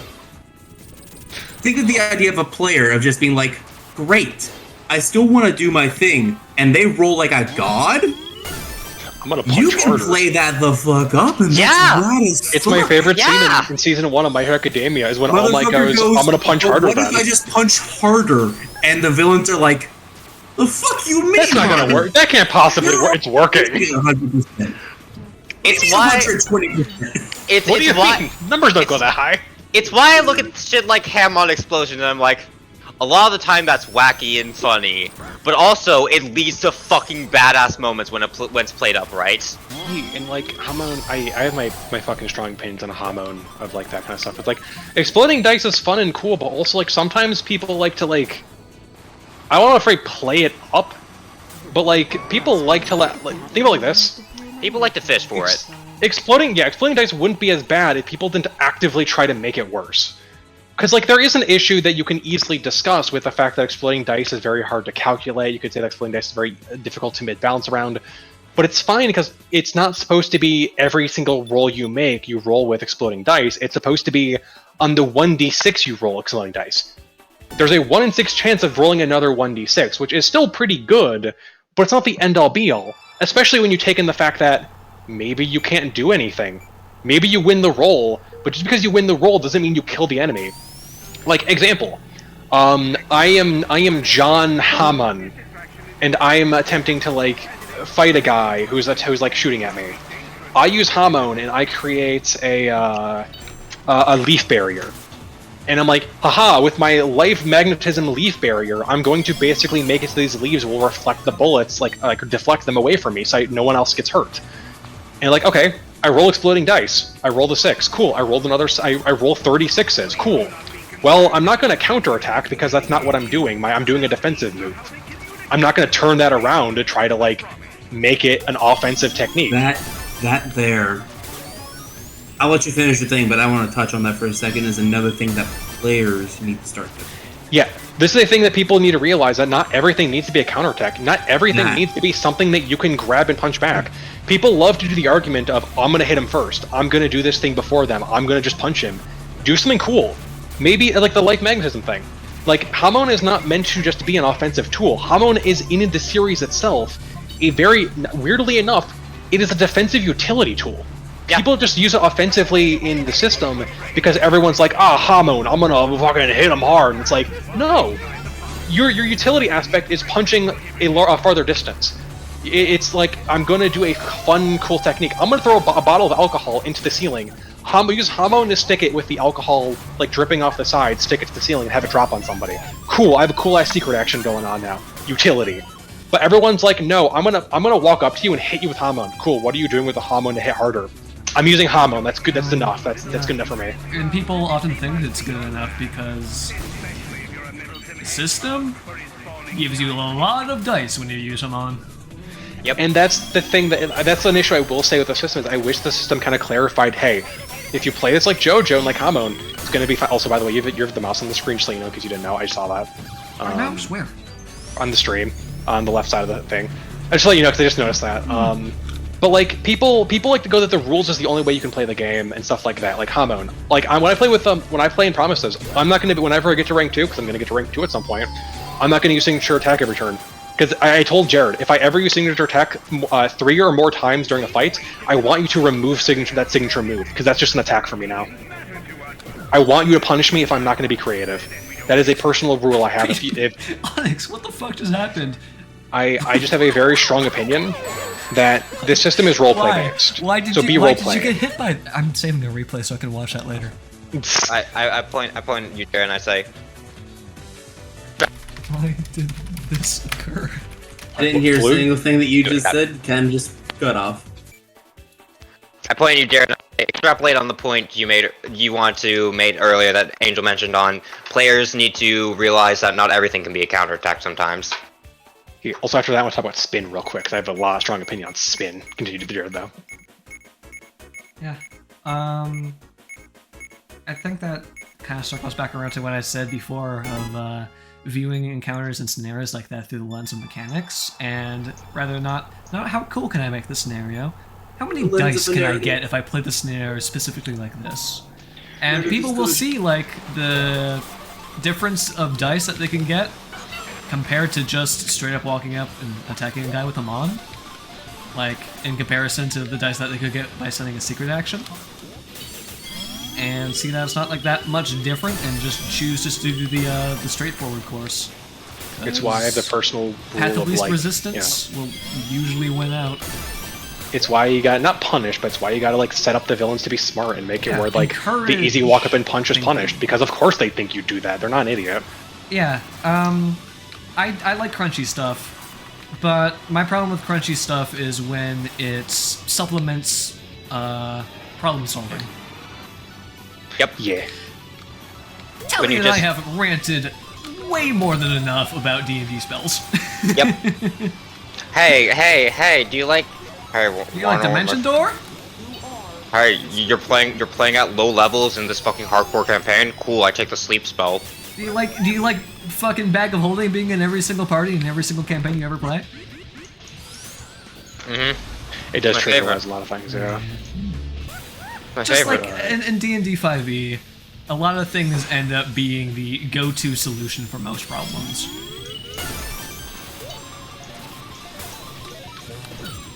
So Jared, continue, say your point. Sorry, Blue. Oh, you already said it.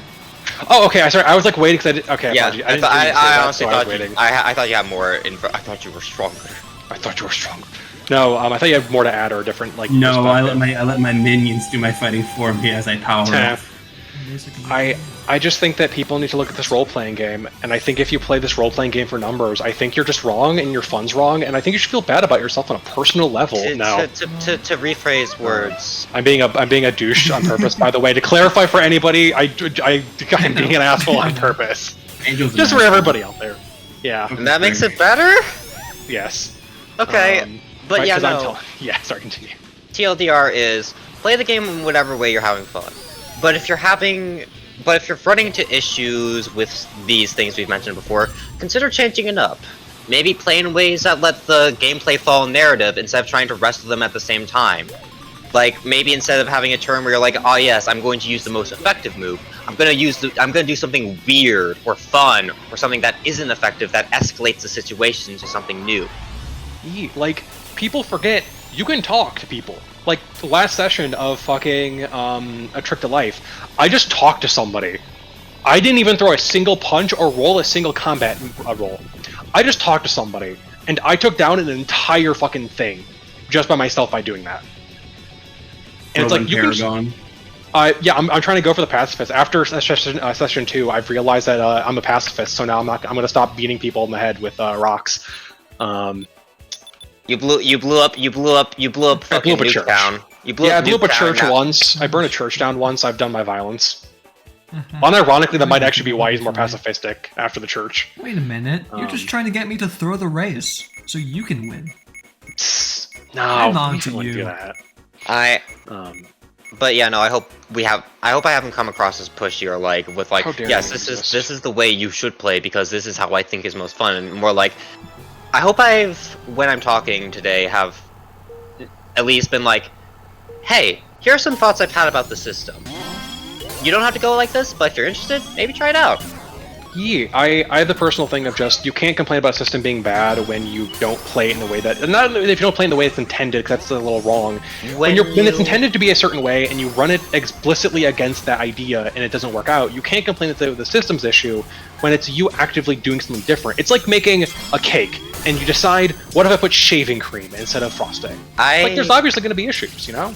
I personally see it more as, like, it's funny you mentioned that.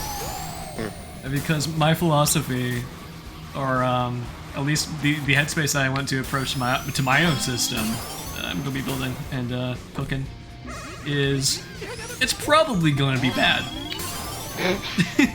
It's probably going to be a cake made of shaving cream. But, and some people can enjoy that.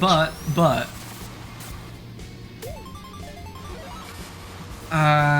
shit, what was it I was gonna say? Specifically what I'm after is encouraging more creative problem solving. And, really, I think victory conditions as a thing are kind of inconsistent between, like, from person to person. I think it will be very, very beneficial to me if I can get everyone on the same page about what is a victory condition when it comes to sessions. For people to feel satisfied by the end of the session, and it doesn't have to be, you know, like, talking someone down from doing something stupid or mean. It doesn't have to be winning a combat encounter. But just, like, establish what people set out to, like, want to do, what they want to accomplish. I think that will be in the end beneficial, because I'll be taking a step away from viewing a TTRPG campaign through the lens of mechanics, and I don't know what I'm saying. I'm kind of rambling. It's over. There's actually a system that did something like that. Oh my god, it's like 3 a.m. Yeah, I need to get to sleep for work. Yeah. You have work in the morning? Go fuck a bed now. Go to sleep, yeah. I'll brush my teeth when I'm Go do what to my bed? Go bed now. Sleep bed now. Bed sleep now. But I'm gonna. I'll brush my teeth. There's actually a system I saw where they made it a thing where you set a personal goal for the session, and if you accomplish it, you get experience of just. Ooh, that's a cool rewarding system. Yeah, it's like a fun thing if you have a goal, and like if you're a party, I think it's fellowship actually. Okay, that's what I wanted to say. I want to establish less of a oppositional role as GM with my players, rather than being viewed as the controller of all the traps and funny things that are going to hurt your players. Instead of that, I want to be viewed as, like, another player who's just controlling different aspects of the game, I guess. Yeah, like a system that kind of does that pretty well is Fellowship. Fellowship's entire concept is that you have 5 players. It's basically like an Avatar, Last Airbender style, like, journey of just you have your allies and you're going on a quest, like Lord of the Rings style stuff. I'm gonna be running a Fellowship game at some point.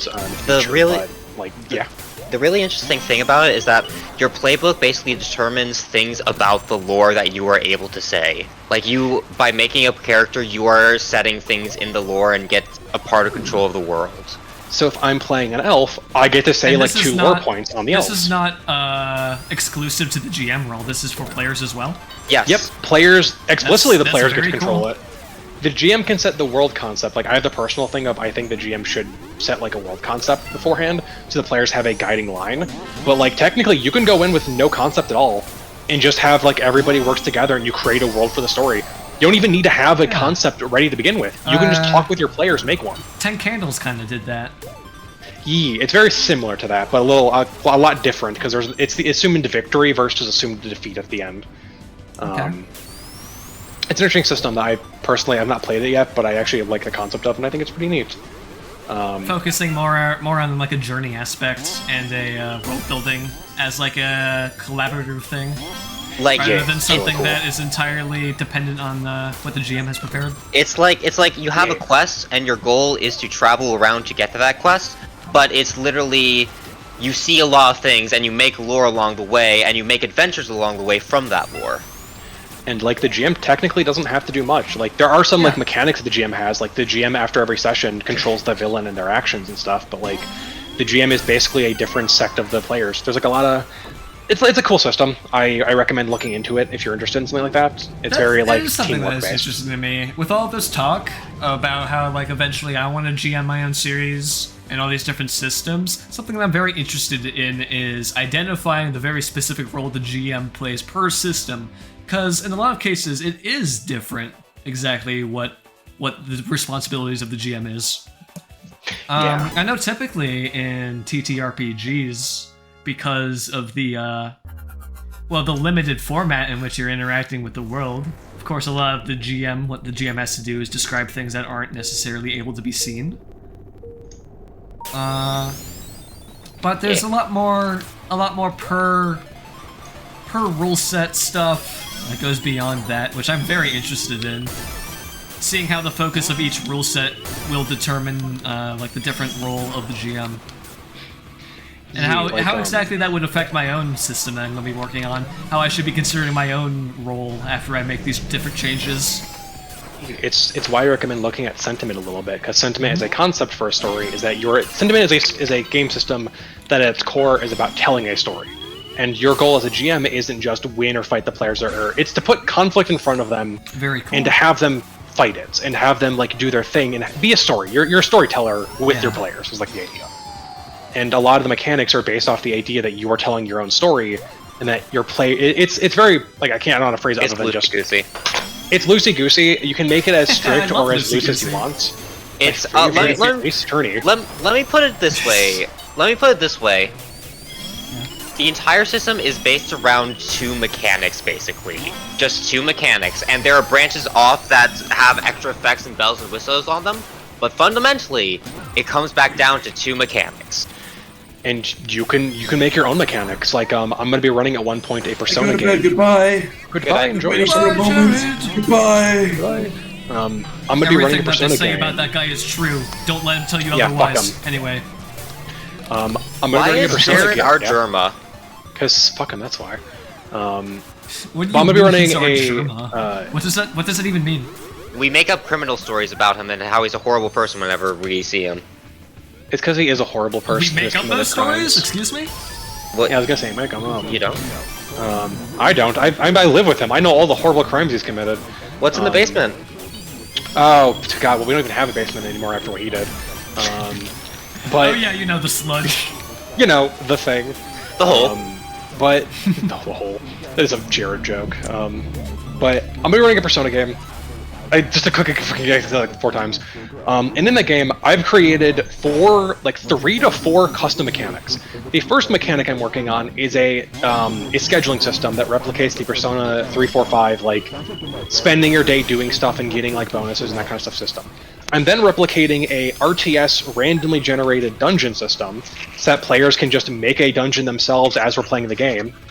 And then I'm also making a card game system, where the players will have their own custom card game to play while they're playing the game. Yeah, I moved in with Jared a little bit ago. And these are all things that are going to be kind of a little complex with like rules and mechanics and stuff like that. But all of it was because I made it myself.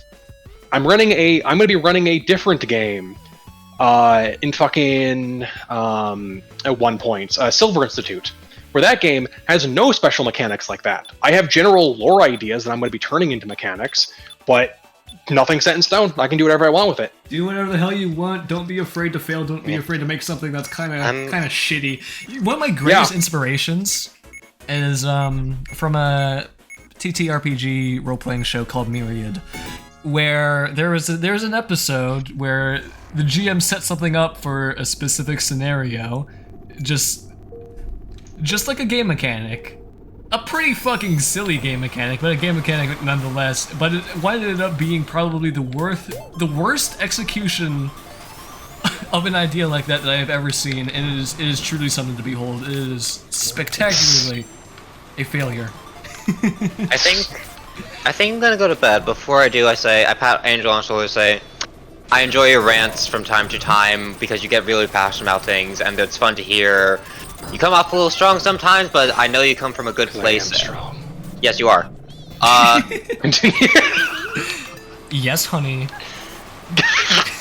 Continue, Blue. And overall, I like hearing your thoughts about things, man. Good talk today. Good talk. Yeah, and Duncan, I pat you on the shoulder and I say, I like picking your brain about things because hearing your perspective is fresh and new and it gives me more things to think about and involve how I think. Like, I came to a lot of the realizations about the things I said because I was talking with you about them. It's been very insightful. Thank you so much for help. Yeah, I love It's talking all with you derivative. about I get all my shit. ideas from Reddit. I see. Well, I guess maybe I should go on this Reddit. My body is melting. God, good night. But yeah, I need to go to bed because I gotta drive tomorrow. Good night, friends. Yeah, enjoy yourself. Don't. But yeah, no, I was gonna say something about something. Yeah, I just think that like there are systems where they're like this system has intentions and like you can like play them differently, but I also feel like it's a little unfair to be like this system's unbalanced because you're like, you know, it's like like I said, like making a cake, but you're using like 36 of butter, where it's like yeah, you can do that if you want to, but also like I don't know, it feels weird to like say that there's an issue there. How long have I been streaming? It feels like a billion years. It's been 6.5. No, that's not actually that bad for my standards. It's not the worst. And also for the spin thing, it wasn't gonna be a complex thing. How the spin thing was just, I think I remember a lot of people saying that spin's weak or bad, and it's like spin's only weak or bad like if you don't know how to use it. My favorite thing you can do with spin is that apparently with spin you can flatten your bones. It's used once in all of Part 7, and it's my favorite spin technique. I want more players. I want more players to flatten less bones with more spin. And I'm not kidding. And I'm not kidding. Unironically, I want people to use the spin bone flattening technique. It is my favorite technique. Yeah, this is another thing people forget. Spin is used the medical technique in most of Part 7, but you can do things with spin that aren't medical techniques, technically. Well, I mean, the character I'm talking about, Wacky Peepo, technically has medical knowledge in order to use it.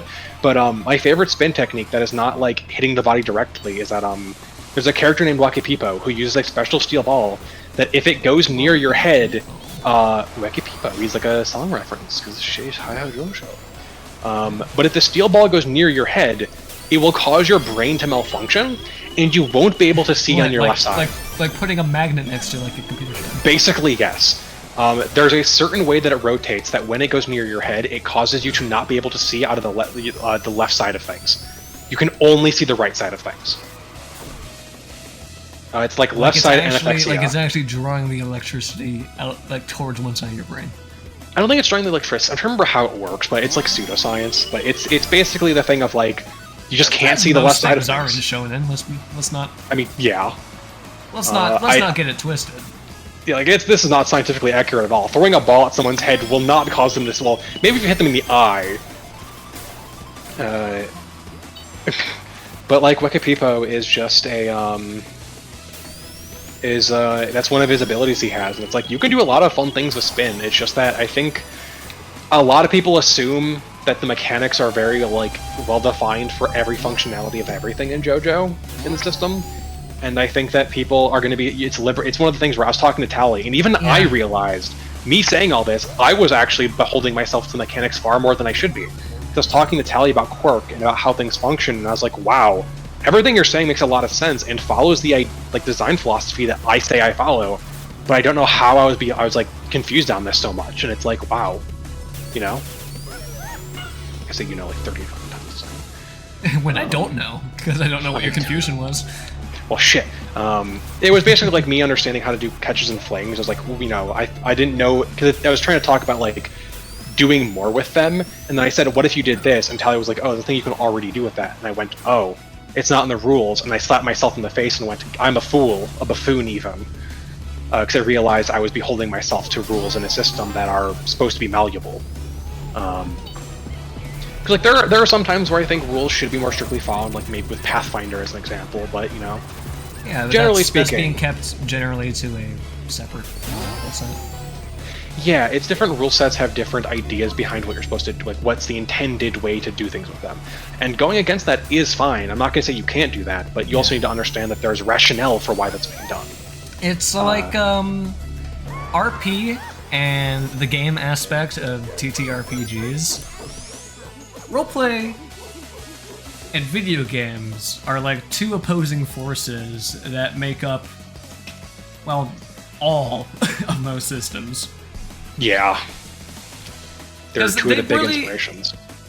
They are the things that people who play TTRPGs show up for. They are the bread and butter, but by nature they are two opposing forces that have to balance out, that changes made to favor the one will often be in opposition to the other. It's very interesting, and it's very difficult. That's why, going forward, I plan to run two things. One, of course, is my own system, which is going to be very heavily favoring RP, while the other, which I can't speak about much right now in its current state, is going to be, well, I won't really have a choice. It's going to be very gamified. And that's, I think that's fine as well. Like, I want to clarify something. Yeah. I just want to clarify too, is I'm like being very stringent. I'm like, you should do this to play this right, and you should do that to play. I want to, like, I keep saying it as well, like, do what you want to do. Just, this is a personal, like, doing things different ways is fine. Like, if you want to run like a JoJo game where you're like, I don't like JoJo, I'm gonna reference, I'm trying to think of like not even literature, because that's technically a JoJo reference as well in that regard. I want to reference actual animals, and all of the stands are based off of this and that and whatever. Like, you can do that. Like, you can do whatever you want with the system, and have it work. It's with any system as well, and as long as you and your group is having fun, then you're playing it right. That's the main thing that I want to clarify, is that, like, for all my talk, I'm talking in the reference point of mechanical balance, because balance is very different than fun.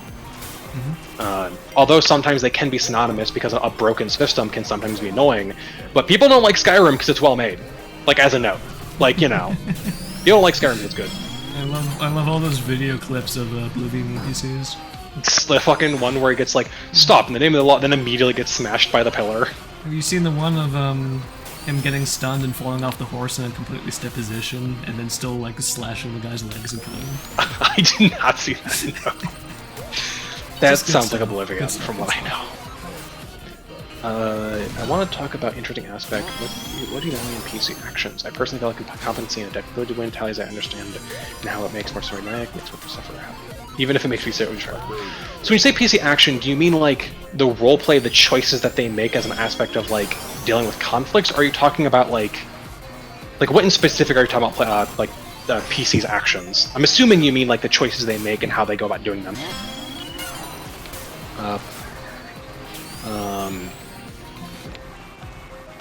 Player characters, and character choices? Yeah, I'm assuming you mean? I don't want to like assume. In more actions, I think personally, I think it just depends on the character. If I'm playing a character that's supposed to be really smart, I think playing them smart is like the way that should be done. If I'm playing a character who's very emotionally driven, even if it's not a smart action, I will take the action that is to their emotions. It's a little complicated of a question because it's very dependent on playing the character is a complicated response to that, because what does playing the character exactly mean? Yeah, and it's also like, to what point is playing the character detrimental? This is weird to say. What point is playing the character detrimental to playing the character? Because there is an aspect where, like, you want to have a certain goal for your character, but the actions they take are the actions that might actually be worse for that. Like, let's say you want to, like, I'm trying to think of a good one, but, like, you want to save somebody. And it's like, this person, I need to save this person from this knight. And out of character, you're like, the knight is the character I'm trying to save, isn't it? Oh, if I want to save them, I'm going to blow up this knight, but I know that'll probably kill them, but I gotta fucking do it. So, like, in that example, you blow up the knight, and it's like, well, you went against the character's idea, but also you did what the character would do. And I think, like, that's the main thing you should always aim to do. What the character would do. As long as, apostrophe... Doing what the character would do, even if down the line your choices, due to something that you know out of character, even if it leads to a less interesting story for your character, I think it's important to hold on to that principle of not breaking character in those moments for that sake. Yeah. In addition, I will make one note. Don't, like, this is also a thing of don't make characters that are not fun, but, like, don't, like, if your character is going to do something that will just ruin the game for somebody else, I have the personal opinion of just don't. Yeah. And when I say ruin, I don't mean, like, making it, like, I don't mean, like, interparty that, conflict. yeah. I mean, like, you know, I'm trying to give a good example that's not, like, it doesn't feel like a straw man, but, like, you know, like, generically, if you're making a character that's, like, going to be, like, genuinely just an asshole and is making somebody else, like, either uncomfortable or bad, even if it's in character, like, if they're just genuinely not enjoying the game and that kind of thing, because you can be uncomfortable and enjoying the game. Like, you know, you can have, like, a weird little freaky guy and, like, that kind of stuff. Oh, yeah. I love my weird freaky little guys. Like, but, like, derogatory freaky little guys. But, like, you know, I think that playing the character is important, but also understanding that your character is only... You are a fraction of the whole, and you should do what your character is going to do, but if what your character is going to do is going to actively make things just not interesting or fun for everyone else, then I think it is fine to maybe, you know, maybe not necessarily change your character's actions, but maybe set yourself up for defeat as well. Like, if you want to do a thing where it's like my character is going to betray the party at the end of the arc, as like a random example, you can do that, but go in with mind that you will probably either lose or that you should not win. Just generally speaking. Unless everyone else already knows about this. Like, feeling out the scenario and saying, when do I prioritize making an in-character choice with consequences that are going to weigh heaviest on me versus consequences that are going to be weighing heaviest on the rest of the group? I think the second option is fine in scenarios where that is the expectation that has been pre-established with you and the rest of the people that you're playing with. But I feel like in some ways where, yeah, you can kind of have a bit of foresight and see like, oh man, if I do this here, this is going to ruin this specific player's day because they were really excited for this thing that they've been setting up. Yeah, you wouldn't like, want to steal that thunder away. You would want to play in favor of the rest of the group in those kinds of scenarios. It's playing in to buff them up versus taking it for yourself. Because like one of the things that me and Jared and our kind of general group, we like one of our main things we try to do is set each other up to do cool ass scenes and shit like that. And it's like, well, if somebody just kind of does it in character and ruins it. I mean, like, you know, if you're taking somebody else's spotlight for yourself because it's in character, it's just kind of a dickish move. And like, I actually have a perfect example of a time where I changed my character actually because one of my friends is going to be running a one-shot where I was going to be playing a character whose whole gimmick was that they literally have the universe hates them. Their entire gimmick is that they are the worst fucking villain ever because they are actually doing horrible things, and there's no actual reason for doing it. They simply are a character who wants to watch the world burn. That is their character concept. And I realized I remember that conversation, Meephen. It was like some ridiculously long secret action, I think. But go ahead. For the secret action thing. But basically I went, this character, if I play it right, will basically do a bunch of horrible things and will never be punished if I play them correctly. And I realized it's not fun to play a character like that who will never get comeuppance because it ruins it for other players because they're going to have to deal with my bullshit, but they will never get that satisfaction of watching me, you know, have karma hit me or have me change as a character. So it's like, well, if I do this, I know this will make the ending of the game that less good for them. So I changed my character to somebody else because I realized it would be fun. To, I think a very useful skill I didn't work on, honestly, is having that kind of foresight. It's not easy, I'm not going to lie. It took me a second when I was talking to other players to realize, oh, wait a minute, this character is genuinely not fun. It requires understanding everybody else's intentions with their own characters on a very, very deep level. Yeah. And it's difficult, but I think also because it is very difficult because there will naturally be things that you will get wrong, things that will end up being planned surprises. Because of course everybody wants to have their secrets that they're holding on to with their own characters as well. And yeah, knowing specifically just how to give space for those things. Like I was talking about earlier about how like the very specific thing that you want to avoid is making out-of-character choices, because you're going to end up regretting those. They're going to stand out to anybody paying attention. You don't want to do that. And I was going to suggest a very sneaky solution to that, where if you know there's going to be something coming up where you're going to, for the sake of somebody else in your group, have to make an out-of-character choice, you can also just very sneakily make it so that your character doesn't end up in that situation where they have to make that choice. Yeah, you can just walk out. You can fucking Just walk. leave. Just leave. No one can stop you. It's like a genuine thing where like That's passing not the buck out to a of degree. character to have an impulse like, I'm going to go take a walk. Well, unless Yeah, it's very explicitly not in your character to do. Yeah, unless you hate walks. I digress. It's a thing I of, need you to know... go to Burger King. I saw this advertisement of a burger you can have sex with. A sex burger. But like, yeah, like I have a genuine thing of like, it's okay to maybe like, never ruin the fun for everyone else. Like, do things for your what you're going to do as a character, play your character as well as you can, but understand that it is a group experiment. It is not a story that is written for one person. It's one of the reasons, like this is a personal thing I've had. I've had a GM where I think they didn't understand the concept that like the game is supposed to be a story with everyone in it. Because in this game, so one of the things that my group usually does that we pre-set up roleplay scenes generally. Like a player will be like, "Hey, next session I want to talk to this person," and then the GM will, if possible, set it up to happen just because it makes it A, it makes it a little easier, and B, it means that we can make sure everybody can do the things they want without another player accidentally causing issues for that. As a part of this, we also just have it where the GM will just go, GMs will usually just go, "Hey, we're gonna have a scene right now." Even if I didn't go, "Hey, I want this scene," the GM set it up so that if somebody who doesn't have anything going on gets something. It's something that I've I don't pride myself on it, because it doesn't happen that often, but I like to go, I like to think that if a player doesn't have any scenes they want to do, I'll in the very least like see if they want to do any scenes and work with them to get something going on.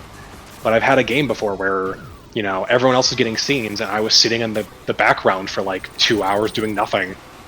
And it's like that kind of sucks, dude.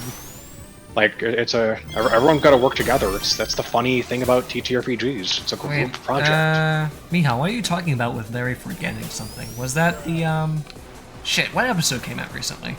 I think it's 30. Let me check real quick before I'm wrong. I believe the latest episode was 30. Can you give me a quick synopsis? Have you watched it? You've learned about the event horizon of the soul. Your leg broke. Okay. Larry is underwater. Okay. The sisters meeting. Yeah, he forgot that they shouldn't meet, I think was the thing. Or maybe it didn't occur to him in character that they shouldn't meet. I forgot what. I think Mikey was like, yeah, I know they probably shouldn't meet, it'd be a bad idea, but Larry was told that they should meet at some point, and he doesn't see a reason why they shouldn't. Yeah. I think was at least what Mikey said. I don't think that was suboptimal. I think it was perfect. Yeah, there's no such thing as suboptimal. What was set up is that this is going to be a horror campaign. You guys are going to be making mistakes naturally. I was ready to accept whatever was going to be happening, because I think adding those kinds of textures to a story like that is what's going to make it interesting in the end. Yeah.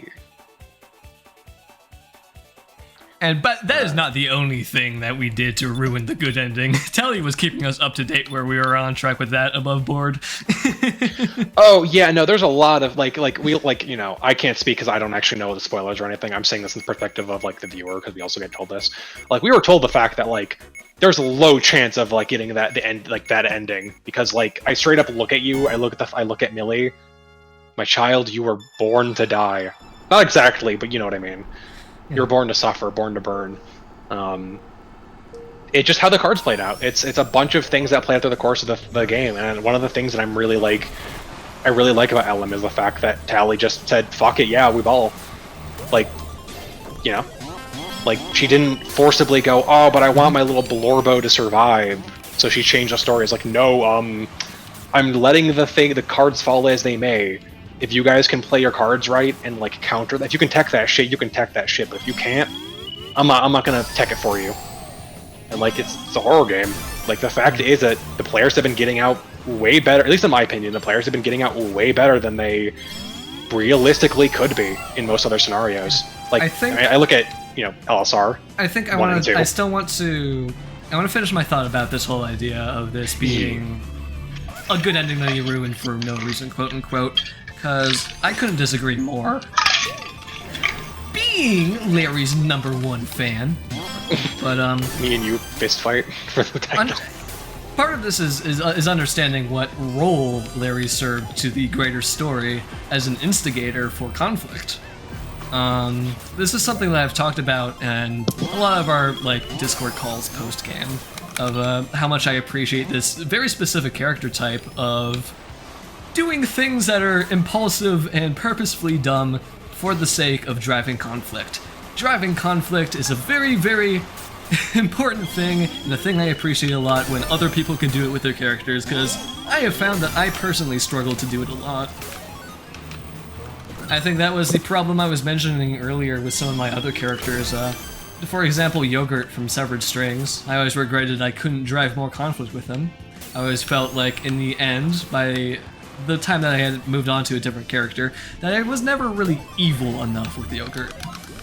Yeah, he did the bad stuff at the beginning, and he was very rude to other people, but he was still not kind is the right word, but he was still even at the very end, he never really felt like a true villain. He was kind of very neutral with everybody. The time is getting late. I think it's the thing of just there's no such thing as suboptimal roleplay. Racer friends.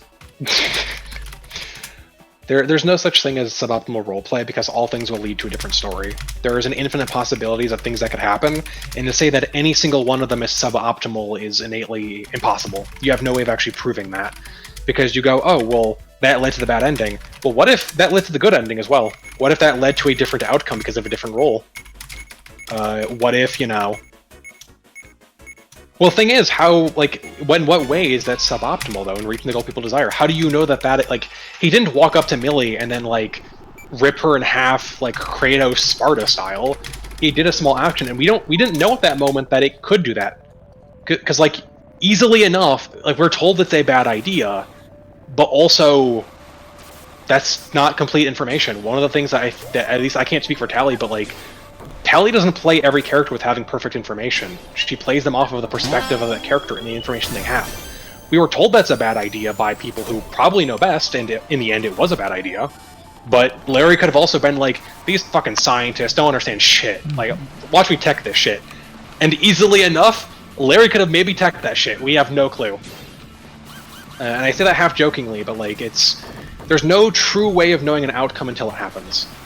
And this is a thing of I will die on this hill of I don't think anybody has roleplayed suboptimally or badly. Yeah, and Mia has said something to clarify this. I'm trying to read right now, but my tablet is in a very poor position right now to read and play the game at the same time. If you'd like, I can read chat for you. Oh, that would be awesome. Thank you, Angel.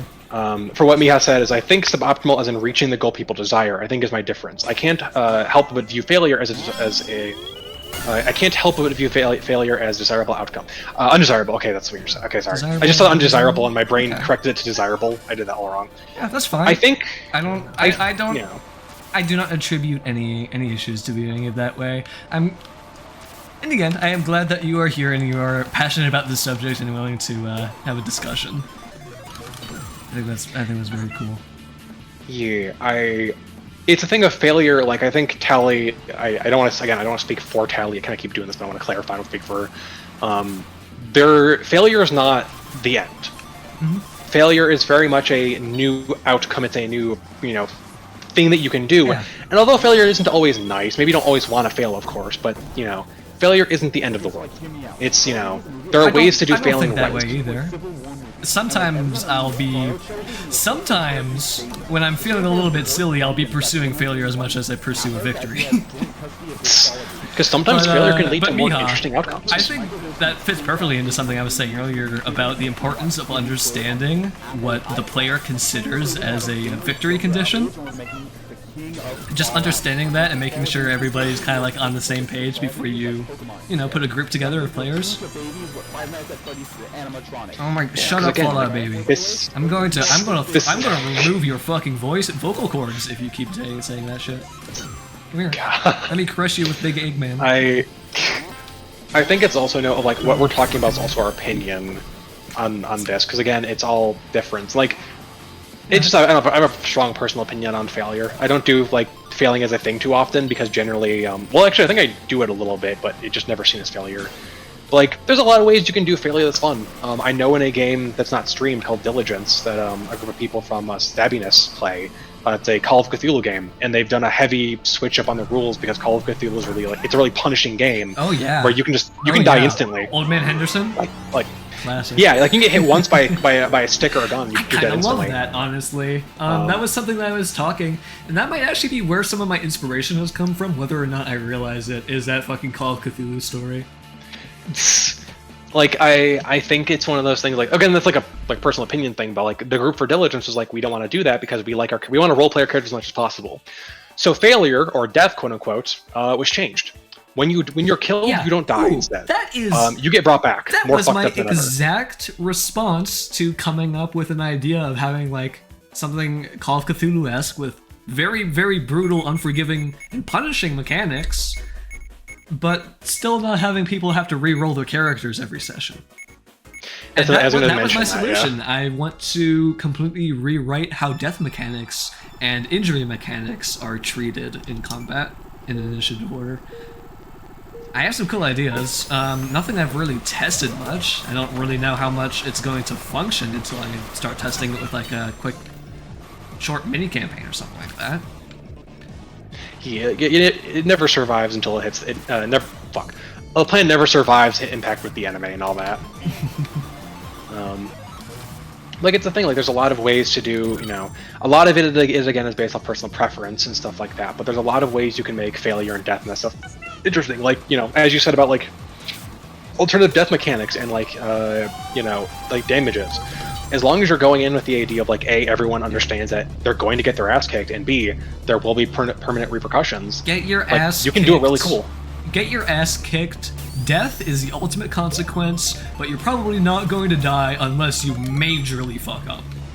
Yeah, unless you're like deciding to put your head in the sphere of annihilation. I will make it long and agonizing, unless you truly do have a death wish. Unless you deserve it. It actually reminds me of my favorite way a character died. They're playing Tomb of Annihilation, which is known for being brutal, and one wrong choice can get you insta-gibbed. The GM was describing an orb of blackness in the maw of a gargoyle, and one of the characters said, "Hey, what if I stick my head? Can I stick my head in there to see what's going on?" I think I heard this story before. Yeah, from High Rollers. Sounds familiar. Yeah, it's from High Rollers. Chris Trott. Character died instantly because he shoved his head into a sphere of annihilation. Yeah, I think that was the story that made me learn, okay, shove a different body part in before you shove in your head. Or like not even a body part, put in a stick. But like he was laughing at that because he's like, oh my fucking god, I'm an idiot.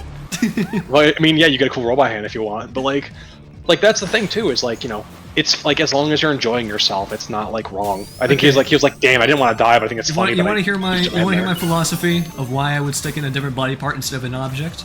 Yeah. Because what if the orb imbues that object with like a really cool attribute, and I waste it on like a stick? I mean, a stick of badassery isn't the worst. Personally speaking. Mm-hmm. But given the choice between either losing an arm or having an arm of badassery, well, it's not dying, and it's not being left with a stupid fucking stick. So, from my perspective, it is the best middle ground I could take. It's your gamble to take. I can't tell you what to put. I can't tell you what to do with your hands and where to put into what hole. That was a sentence. I don't have that L-Star would at least try to do something cool to fix it. Fix what? Fix it. If you don't mind clarifying. Are you referring to, I feel like we've already talked about a lot of LM spoilers. We're allowed to, talk about, LM spoilers this point, right? We've been talking, spoilers of all of their series all day long. We have been, but I want to make sure before I was like, yeah, Millie, yeah, you're talking about Millie's death. I'm pretty sure Talia said multiple times she is not coming back. That is not a thing that can possibly be done. And even if they were somehow able to get her machine parts and fixed it, Millie would still be dead because Millie was the consciousness, not the machine. She was the human. Just a little dance. I think, this is a thing. I understand people wanting cope, but the death of Millie marks a very interesting turning point in Alistar's character. Which I think I talk a little bit about it in the epilogue, but Yeah, it'll be stated in much more detail once the series is over. Yeah, and I'll be able to talk. Because I'm happy with it. I think it's very cool. Where I ended up taking this character again. Yeah, and I think it may not be exactly what you hope for, but I hope it doesn't disappoint. I think you got to go in with the understanding this is a horror game. Like the fact is that I said this before. It's the like fact the that they went between in a comedy and a tragedy when you're watching Shakespeare. Yeah, like, okay, I will clarify because I did talk to Tally about that, like with that concept.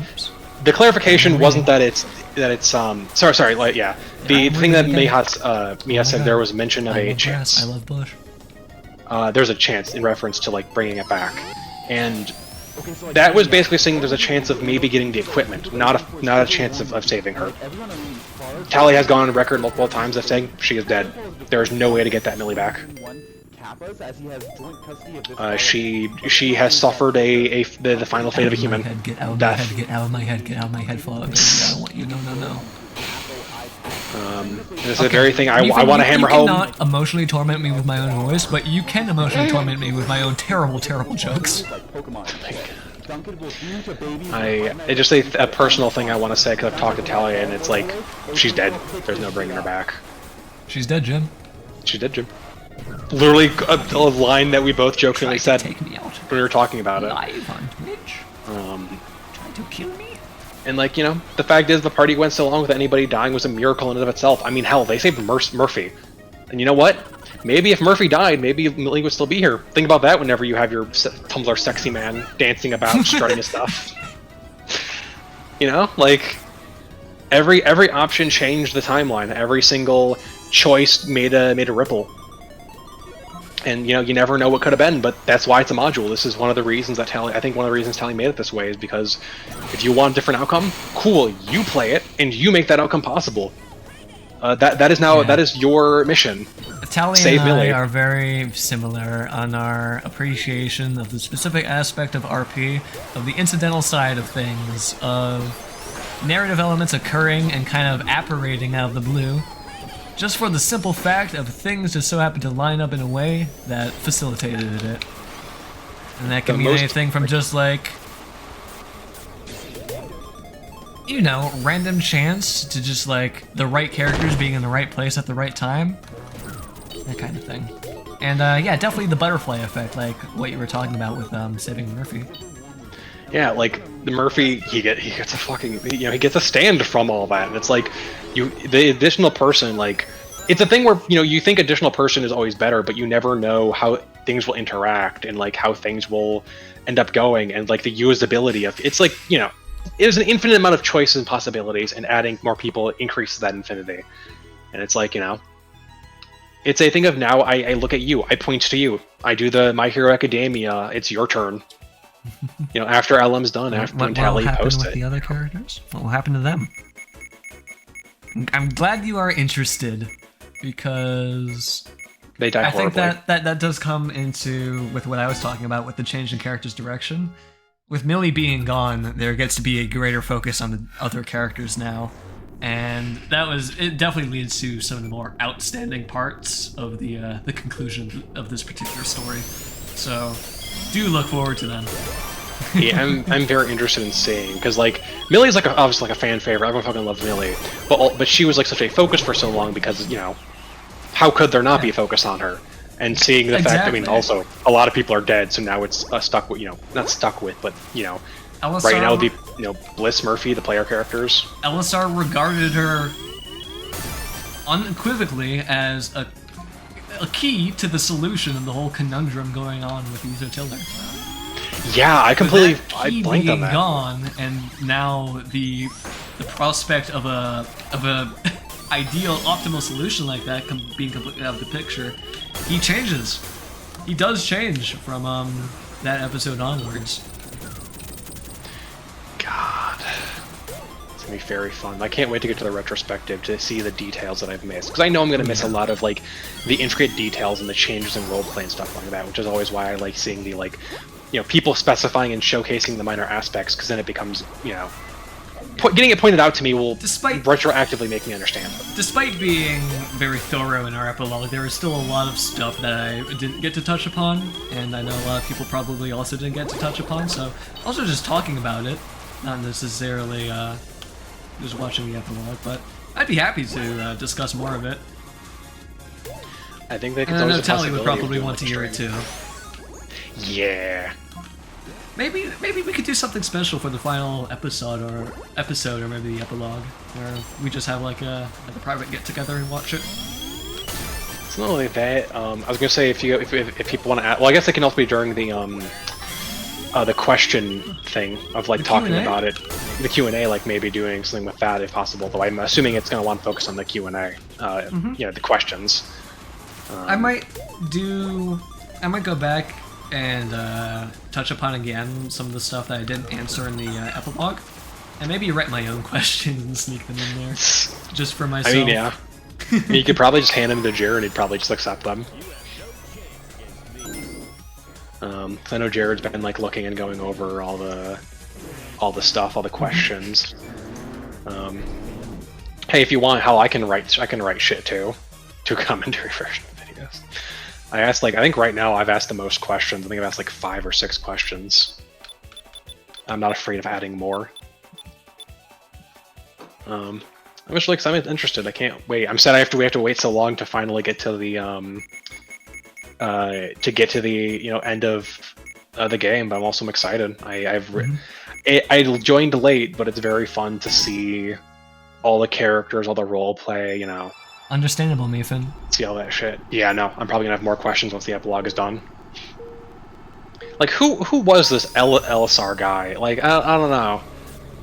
And he just showed up one day, normal man. Like, I don't know. I black out for 4 hours every Thursday. Get the hell out of me.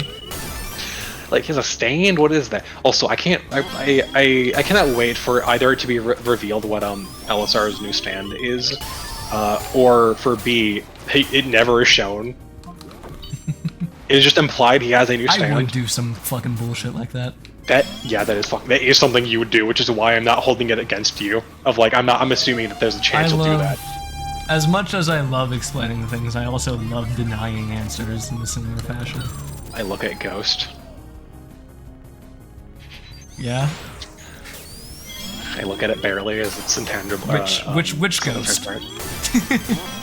I squint at you. Yes. Okay. That's what I thought. But that's the thing of like, you know, not every question, you know, of course not every question needs to be answered, etc., etc. I think it's fun though. It's gonna be interesting. One of the things I'm really excited for is the questions that don't get answered, like the not the hanging plot threads, but like the stuff that we don't know that much about. Because like, you know, one aspect of good horror is that not necessarily everything is explained in full detail.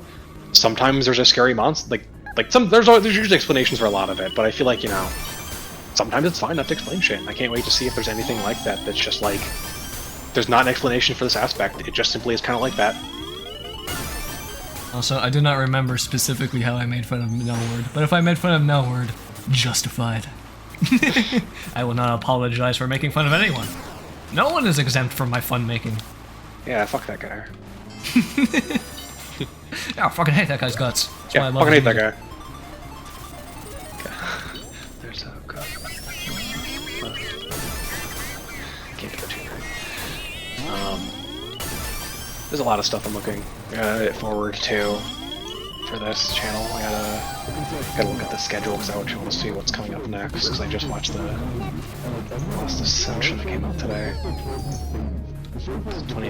It's the second Miss Air. Yeah. Do you mind? God, the 9th. Are you sticking back here just to haunt me? Do you get your sick kicks out of this? It's fucked up. To the maze with you. By the way, it does Misty Maze. Hang on. To the maze with you.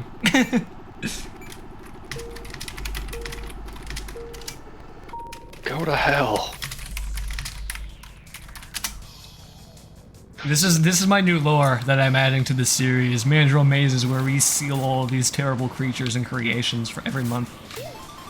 before they are to be brought out into the light yet again. For when they are for our exhumed. sick kicks. God, racing in the mandrill maze for all of eternity until one day they will be called. It's kind of a beautiful way to both begin and conclude the stream with a good old-fashioned race through mandrill maze. It's like we are returning from whence we came. God. To disappear into the aether for yet a month more. I had such a fucking headache after that. I feel bad that I joined. It's like, yeah, I finally get to play, and then I played for not even an hour. But like, Christ, I had such a headache after just like a couple of rounds. This of all the noise and was stuff. by far the most eclectic Speeb-Racer session that I've ever hosted. It is crazy. I'm sorry it had to be your first. If I could encourage you to return next time, like maybe I'll just host this on an off day. I don't even need to stream it. I can just put the server up and we can just fuck around. I'll probably be doing that a lot more when I start testing out my custom maps. I'll probably invite you guys on like our private server or something, and we can just do some custom map testing.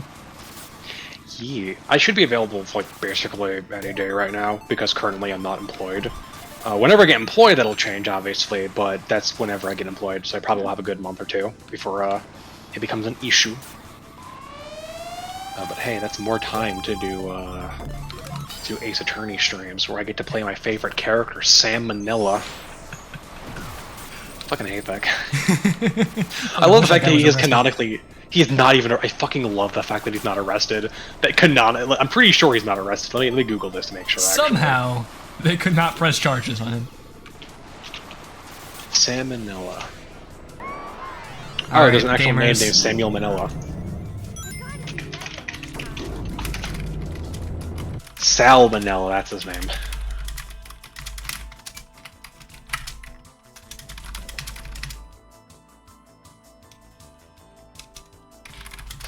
Yeah, apparently I don't think he's in jail.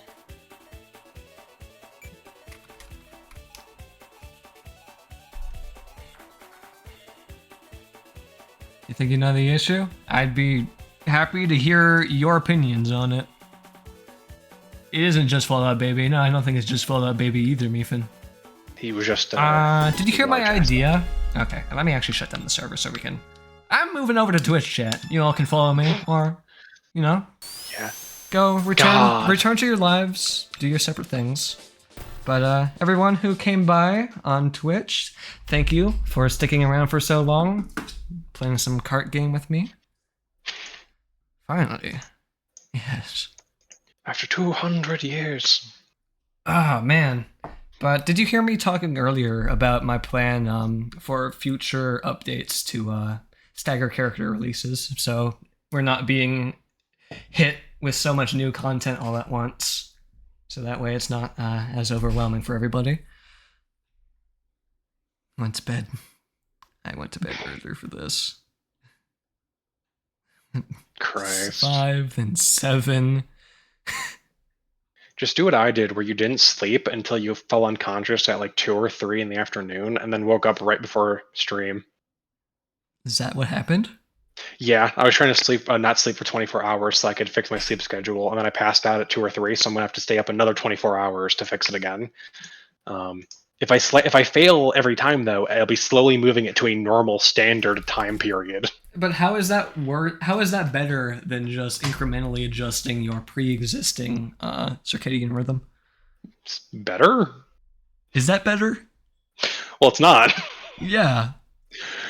See, this is the thing of So you know it's bad. Yeah, I know. Yeah. Of course, I know it's bad. I'm the one doing it. Okay. But it also, every once in a while, if I do it right, I'll be hit with the most perfect sleep ever. Because I did it one time where I did this, and I didn't sleep for 24 hours. I went to bed, and then I woke up, and I felt more alive than I ever felt before. And it's like, I'm chasing that high. That happened to me yesterday, where I was suffering from some pretty intense social burnout.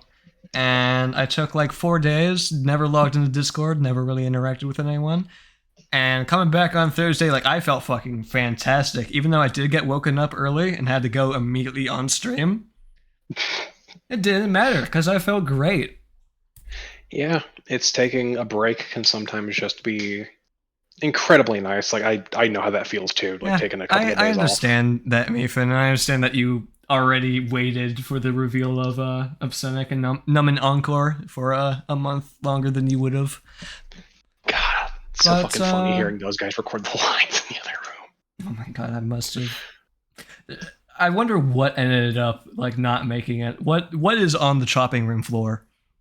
I wish I heard the specific. So I didn't hear the specifics of what they're saying. I was in the restroom at one point because the bathroom connects directly to his room, and it's so fucking funny. All of a sudden, I'm hearing them like saying stuff, and Jared just starts bursting out laughing, talking about something in the encore voice, and it's just like a very back and forth thing of that.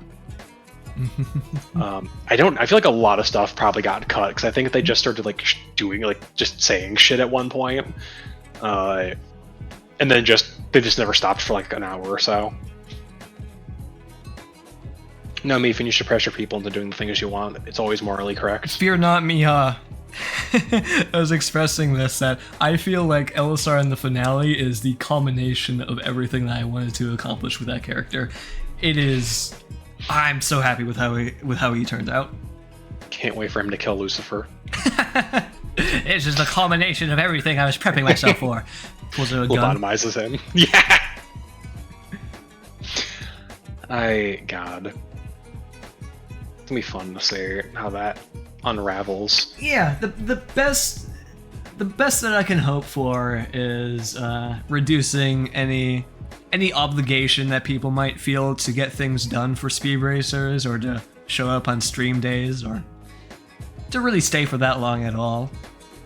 Ultimately, I want this to be a low priority casual thing that I can do for fun, consistently alongside my other projects. Speeb-Racers is here to ensure that I don't disappear completely when I start working on something, as I have been known to tend to do. Don't fall into the ether. Yeah, I enjoyed talking along, although I apologize for ranting for a good portion of it. I like talking about like the theories and TTRPGs and just general stuff like that. It's part I of think the it's very fun. It is part of the fun. Personally, I prefer streams being like 100% just discussion. That is what I like to listen to. That is what I would like to do. That is what I would feel best about doing. But I think it is perfectly okay to have like the first fourth of the stream us just screaming, crying, and laughing over the stuff that got added to the game. That's so fun and special in its own way, I think. It was really fucking funny, I'm not gonna lie. There is a lot of yappers that got added. I think having a smattering of characters who are real yappers is fine. Every character having like a 30-second long voice line though, I think that needs to be changed.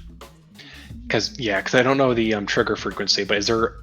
I don't know how it's coded, so I don't know if this is how it works. But is it possible that like you have a long voice line and then another voice line is triggered from that same character, so it's like overlapping on itself, and then everyone else starts overlapping?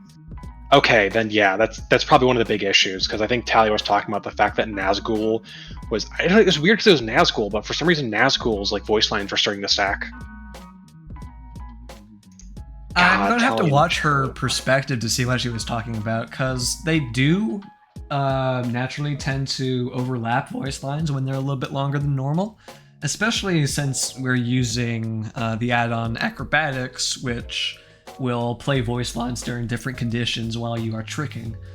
So that can also contribute, maybe. Maybe there's something like an incompatibility, like a compatibility issue with Acrobatics that was causing that overlap to occur with voice lines being specifically triggered by that add-on. I'm not really sure what was happening. I'm going, again, have to go check that out. It is very weird. But the simplest solution to that is just being a little bit more reserved with voice lines, I think, in the future. Yeah, hopefully. And I know that's going to be hard for us, because as a group, we like yapping in character. We love our freaky little children. I think it's going to be hard for us to only have them say a few measly words. But that's the thing. We are in control of them. We are their creators. We can change their voice lines between packs. That is a thing that we can do. That's the thing that I was considering doing for a few characters, especially as I introduced my overarching narrative into SpeebRacers. I want to have like voice lines change to reflect what is going on in the story during that current session. That'd be so much fun. That'd be so cool. It'd be like a fun yeah, it'd be a fun Yet addition. another awesome idea that I had that I'm probably not going to be able to get to for another couple of months, as usual. Yeah. So is the struggles. But you will have the time to do so, hopefully. Should you cut pre-existing lines or just lower overall volume? I think cutting down some lines, I think, would be optimal. We can talk more about it later if there are some things that we want to contact the voice actors for to record some new stuff, make sure that lines end up getting shortened, and I think mostly just identifying where do we want to set the limit for future characters. Look, Fall Baby's there is perfect. We're going to have to do a bucket analogy, I think. One of the fucking classic sequence break bucket analogies. Gloat Fallout Baby. Yeah, I don't think we need the entire plot synopsis there. I think Fallout Baby is fine just making weird-ass baby noises. And those who know. Yeah, I think it was really funny though, just to have like the evil Fallout Baby have like the distorted one, but Christ, we can keep it for evil Fallout Baby. I think the point of evil Fallout Baby is that if you pick him, you are evil, and you want everybody else around you to suffer. You are a bad person if you pick this. We don't have to completely wipe the thing that got recorded for the whole plot synopsis from history, because we have evil Fallout Baby, aka the bearer of all our sins. Yeah, like Jesus Christ.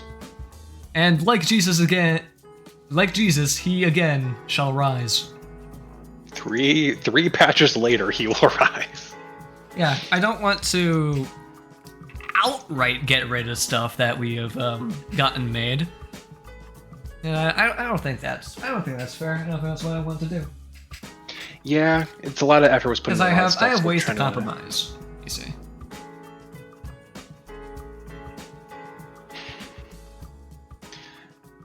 There's a lot of cool stuff that hopefully we'll just be able to work it through and get it to function properly without having to, you know, have everything blow up.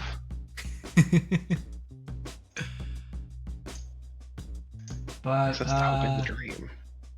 All in all, today was a little much.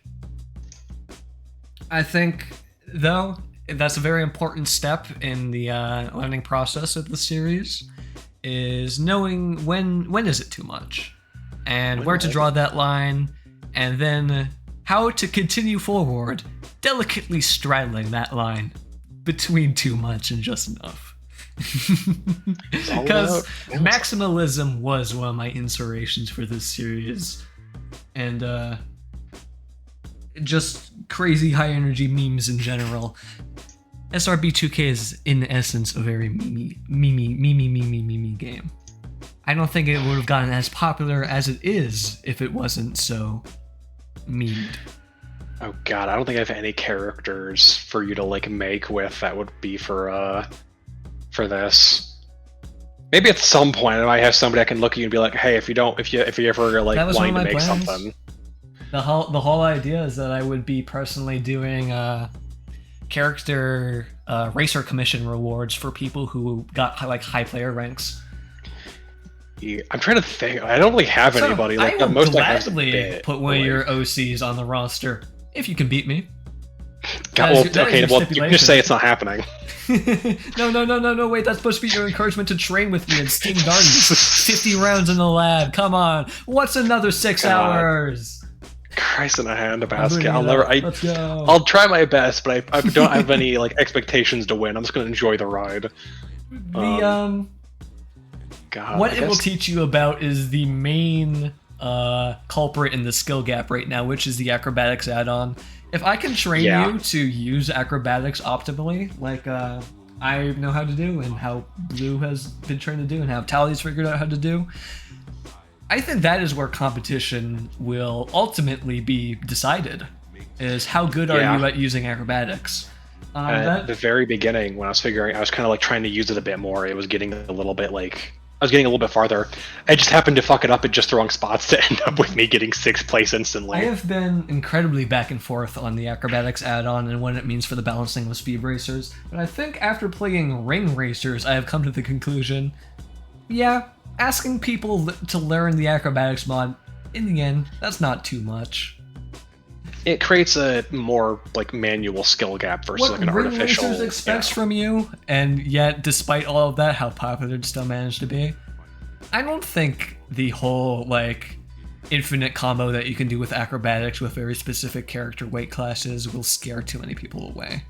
I think having that, around it. I think having the possibility of that kind of skill ceiling there, having it being set so high, I think that will actually encourage more people to stick with the series.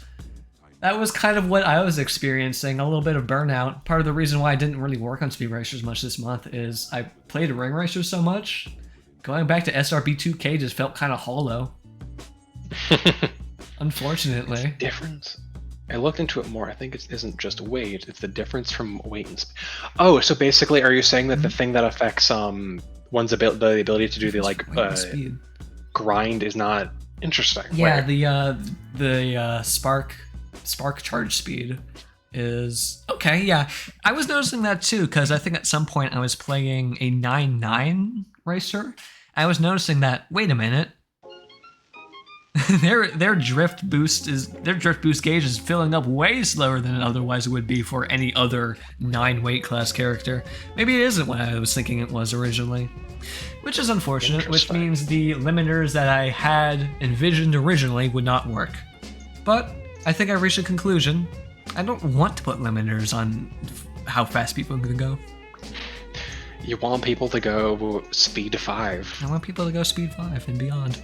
I want people to beat me. I want to meet more people like, what's his name? Swizz.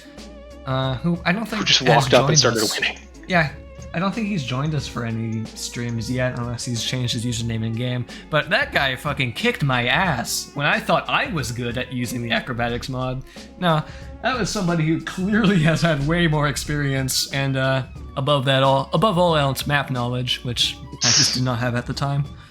Yeah, my big skill gap is going to be actually being able to see shit. I don't know if I've Encore talked about can't do this. the infinite. Yeah, I think that's what I was noticing while I was testing. Yeah, a lot of characters I don't think can do it from the new batch. But the reason I realize that it doesn't really matter in the end is with Restat, you can still play your favorite characters and achieve the infinite combo, even if your cart stats won't deviate that much from other players. In the end, that's the sacrifice that has to be made. Racer stats, unfortunately, if people want to stay competitive, will have to gravitate towards the same stats. I think we will find a meta stat array at some point, if people haven't already found one for use with the acrobatics add-on. That is kind of funny. It's going to be interesting. I'm really, really looking forward to getting deep into competitive play. As silly as that sounds for how stupid and memed on that SRP2K is. Like, if we start and end every session with Mandrill Maze, imagine how good people will be at routing that track by a couple of seasons down the line. Imagine the fucking what the gameplay on that track is going to be like with everybody neck and neck and just using items either offensively or defensively to stay in the competition. It's gonna be cool, man. It's gonna be interesting. I'm excited about this again. I think getting to play this again and having a stream of it kind of solved my issue with the whole hollowness I was feeling surrounding SRB 2K after playing Ring Racers. Comparing the two, I think I'd be happy to get back into SRB 2K and start picking up new skills. Adding erasers of my own that I do with my own art. And on top of that, custom stages. Oh yeah, and there's that whole bit about adding, an overarching narrative and all of that. And I had those 2 characters that I teased during the last stream, which you will see more. Yeah. For reasons that I listed above. There was no intro video for today because I just did not have the time or energy to make one. Again, this series is meant to just be casual, low priority. I'm not going to have something super special prepared like that teaser last time for every single end of the month session. Baseline, what I am promising, is at the end of every month there will probably be some sort of substantial content update to the add-on pack. The custom stage thing looks so scary to work with. I disagree. I peeked into Zone Builder a little bit, and it seemed actually pretty intuitive, because I was going in with the expectation of, oh, we're going to have to wrestle with, like, Doom engine geometry. But no, what you're able to achieve in Zone Builder is, by most standards, why it's not like Unity or anything. It's not Unity or Unreal or any of those modern game engines. It's still pretty usable.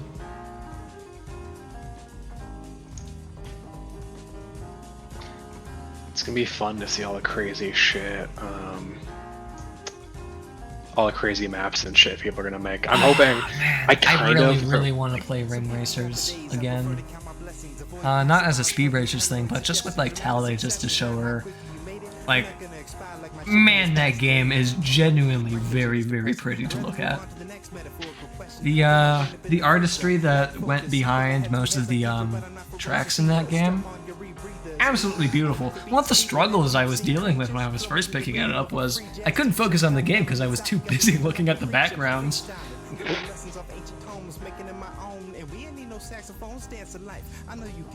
You remember the little bit I saw when you were playing it? It looked pretty, like, it just looks pretty. Oh, shrug in a statement. Ring Racers was...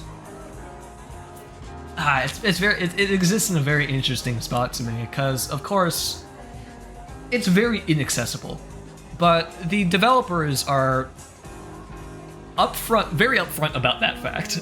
Let me put it that way. I think in the manual that they released recently, they said something along the lines of, like, this game is not going to be for everybody, and that if you're not going to be able to, like, dedicate time to learning it before going into multiplayer, you're probably not going to be having a good experience. I think that plays into something I was talking about last time we did Speeb-Racers, about the difference between, what was it, soft and spiky game design concepts? I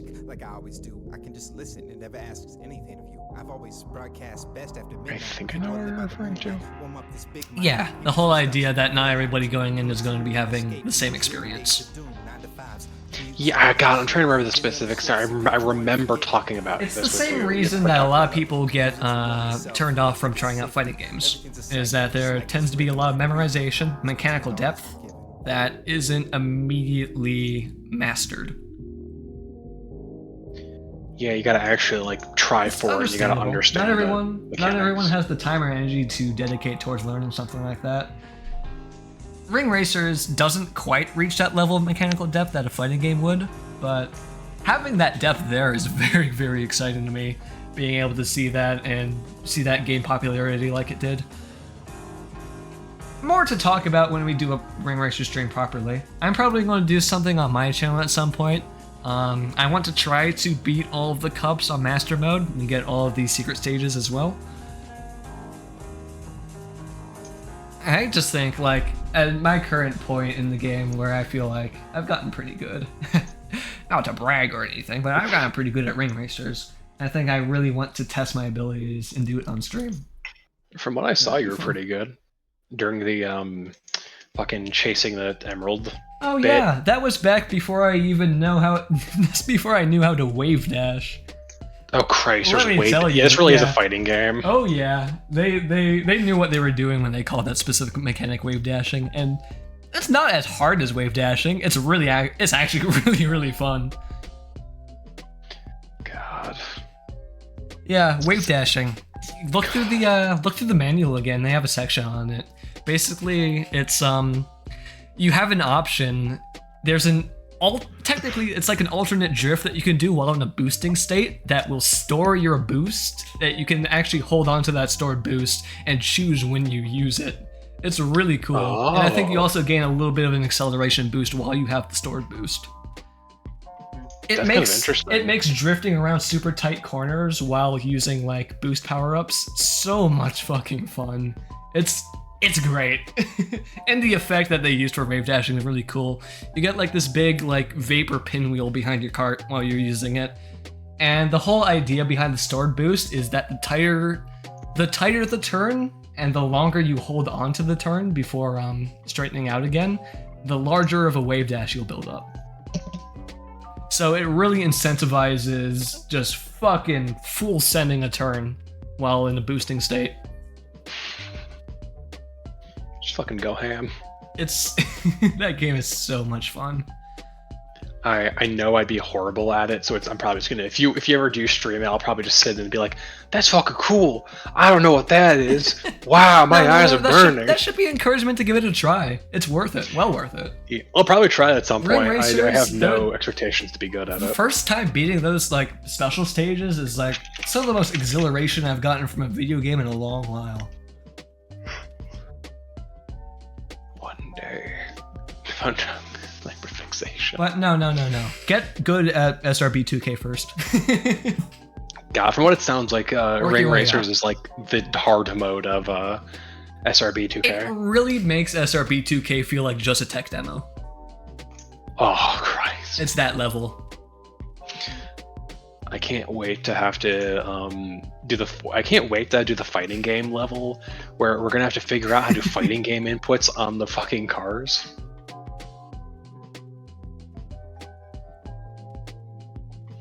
Understandable, Meephen. You have fucking you've done fucking 6 characters like on that shit. Like, what the fuck?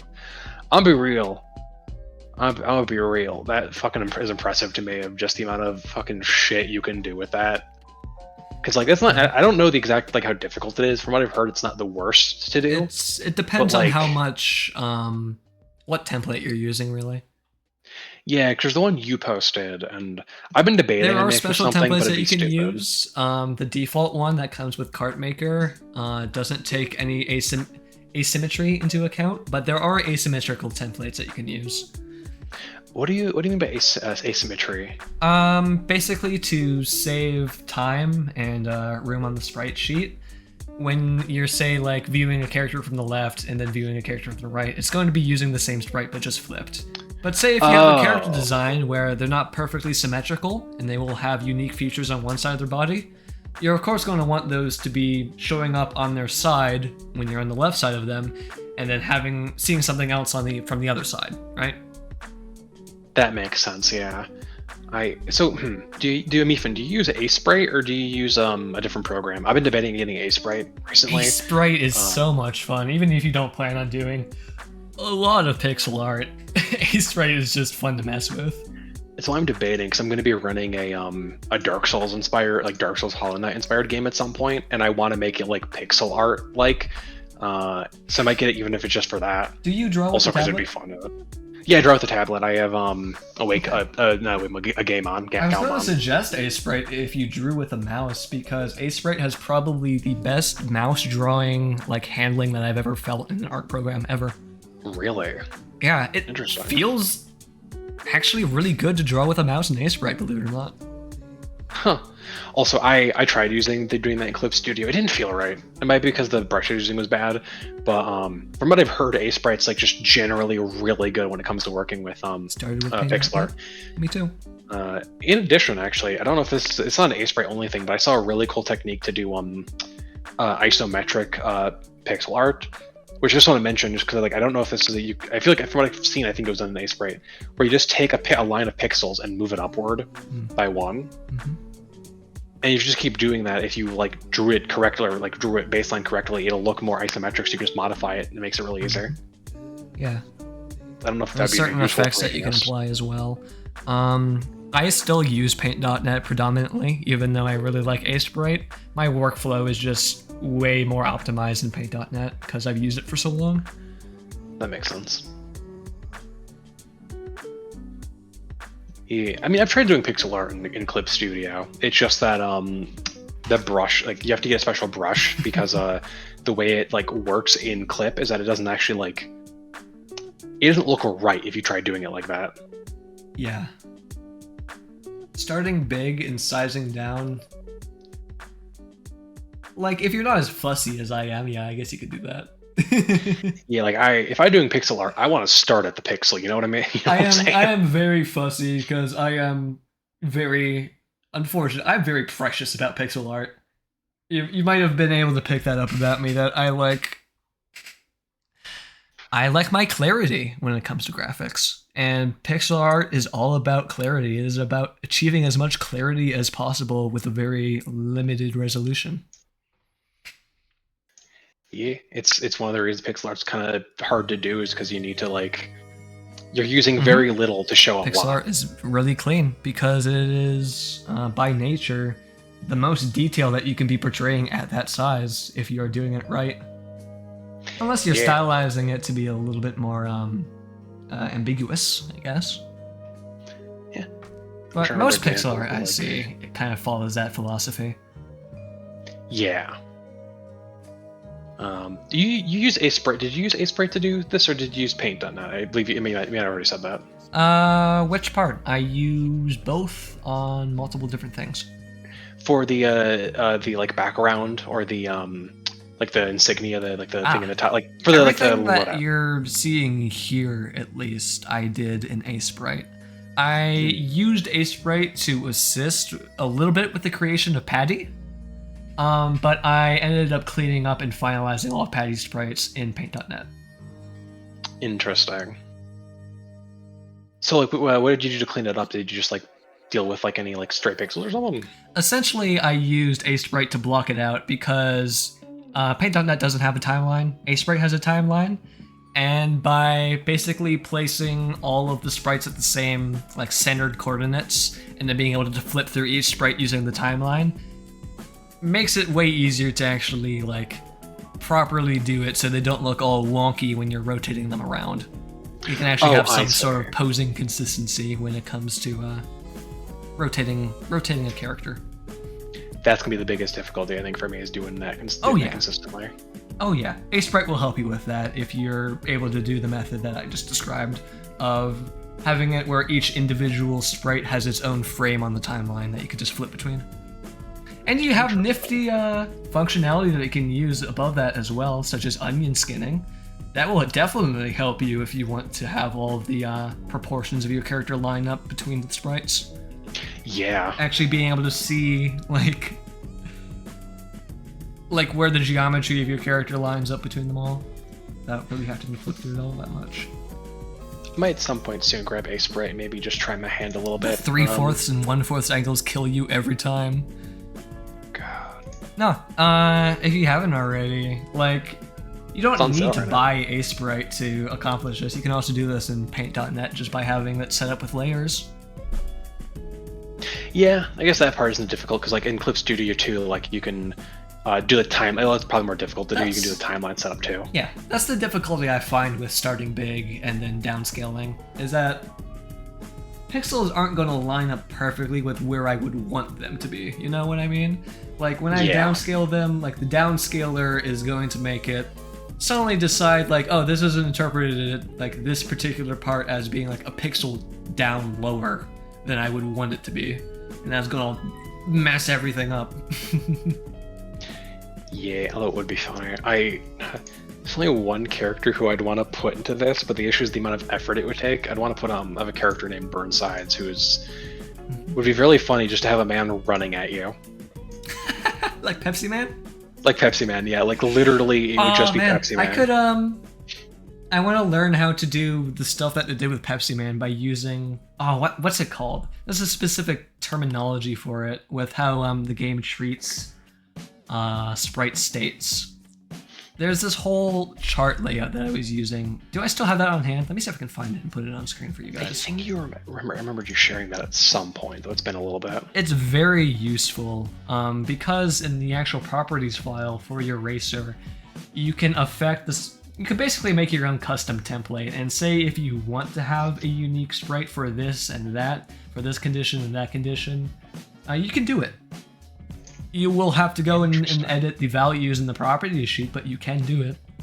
You take a little bit of effort, that makes sense, yeah. Yeah. As someone who has had to wrestle with JavaScript for the sake of making a Minecraft texture pack, it wasn't that alien to me to mess with properties.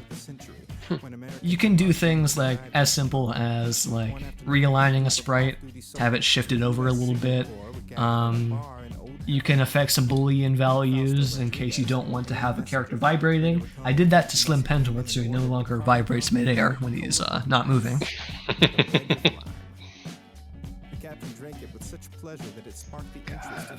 I gotta look at how they did Pepsi Man. I might at some point do it because I just think it'd be really funny to have Burnsides be a playable character. Nah, there is an undeniable comedic value to having a kart racer with a character that just runs. God, I can't wait. I gotta set up, probably not tomorrow at some point. I need to get a mic, because I'm gonna be probably buying one of Jared's old mics off him. Because I think it'll give me better audio quality, and I really want to I'd probably record lines for him. You wanna take a little peek into the Ark of the Covenant with me? Yeah, sure. Hopefully my face doesn't burn off. Okay, this is what the full tile sheet layout looks like. Here, let me make this a little bit bigger so you can read it all. So this denotes what all of these different tiles apply to, what it all means. And as you can see, there's a lot of different tile states. Oh, Christ. This is the true level of customization that you can achieve. No, this isn't actually the true level. If you want to get to the true level, you gotta use, what was it, Simple Animal? I think that's what they're called, which basically adds additional tile states that you can use in reference. Oh, God. Because this doesn't use actually all of the tiles that the GG Doom would permit you to assign different sprites to. It uses a lot of them, but there are still some gaps. And that's what Simple Animal does, basically allows you to fill in those gaps in the code. And you can have a bunch of cool unique sprites for different conditions, like being underwater, for instance. You can have a custom sprite for that. Or not a custom sprite, I should be using the correct terminology. Correct terminology is you could have a custom tile for that. Tiles refer to these basically horizontal rows of sprites. Interesting. That's weird. I guess that makes sense. God, that's a lot. I'm gonna have to, at some point, I'm gonna have to look into it, but I have no plans on doing it soon, just because I'd probably want to do it myself just to try my hands at it. And I want to figure that out, but also. I found this image on I forgot where, it was like a forum or something. Very handy. I don't know if there's really anywhere I could post this if anybody watching wants to use, like Meephen. I could just send it to you if you don't have it already. Yeah, I mean, maybe... Is there a channel in break time? There's one there, but I don't want to post anything like this in break time because that would insinuate that I want people to take the fucking deep dive into tiling. God, yeah! I don't hold that expectation for anybody. Meephen Appreciation Hour. Meephen, I appreciate that you are doing this out of the passion that you have for this game, rather than any expectations that we hold over you. Because there is absolutely zero expectations I have for you to be doing any of this, by the way. Yeah, like Christ, man. I am forever appreciative and graceful that you have this kind of drive and motivation to get all of this custom content in. Yeah, I looked at the thing and I'm like, what the fuck, man? You're doing that shit? You made 6 of those things. Anyways, things that are similar. I bestow upon you the full tile reference image layout sheet, trusting that you will not go too hard in the sauce and burn yourself out. Here you go. Let's get sauced. I'll also put this in Rouch, in case anybody wants it here. Yeah, let's get Rouchy. Okay, open a browser. I'm gonna save that. Christ in a handbasket.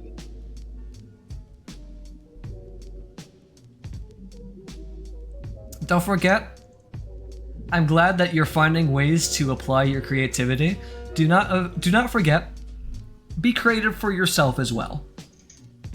Very, very important that moving forward, that while you have this time, that you continue doing things for you as well.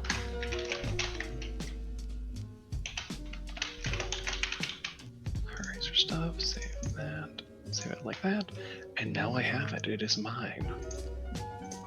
I've gained 2 things this day: the fish brush and also the tile set explainer.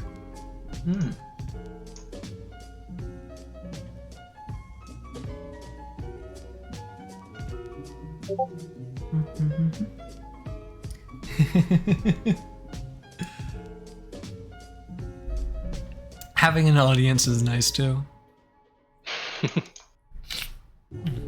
Anyway, I think it's about time I wrap up.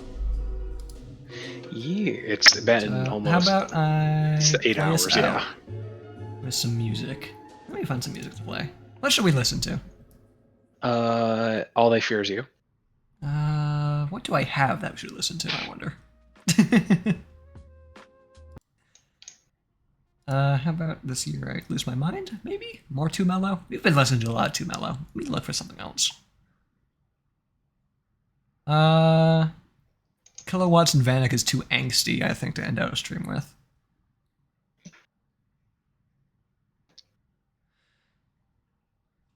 Are you ready?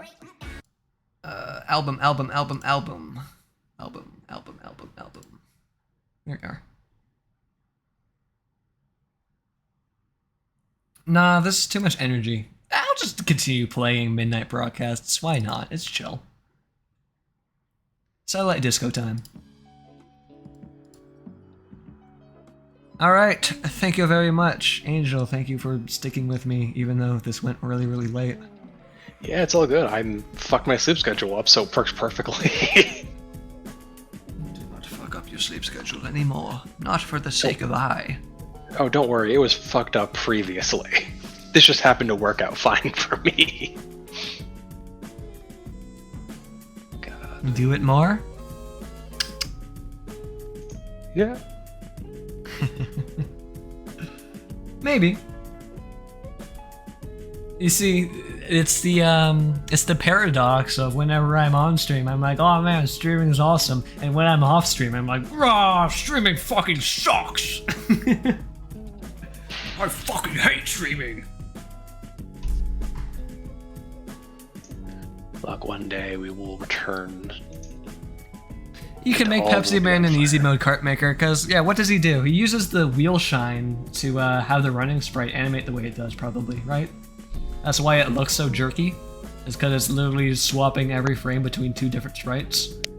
That's what you did for Charleston Sparkles, right? You used the wheel shine sprites. Yep. Yeah.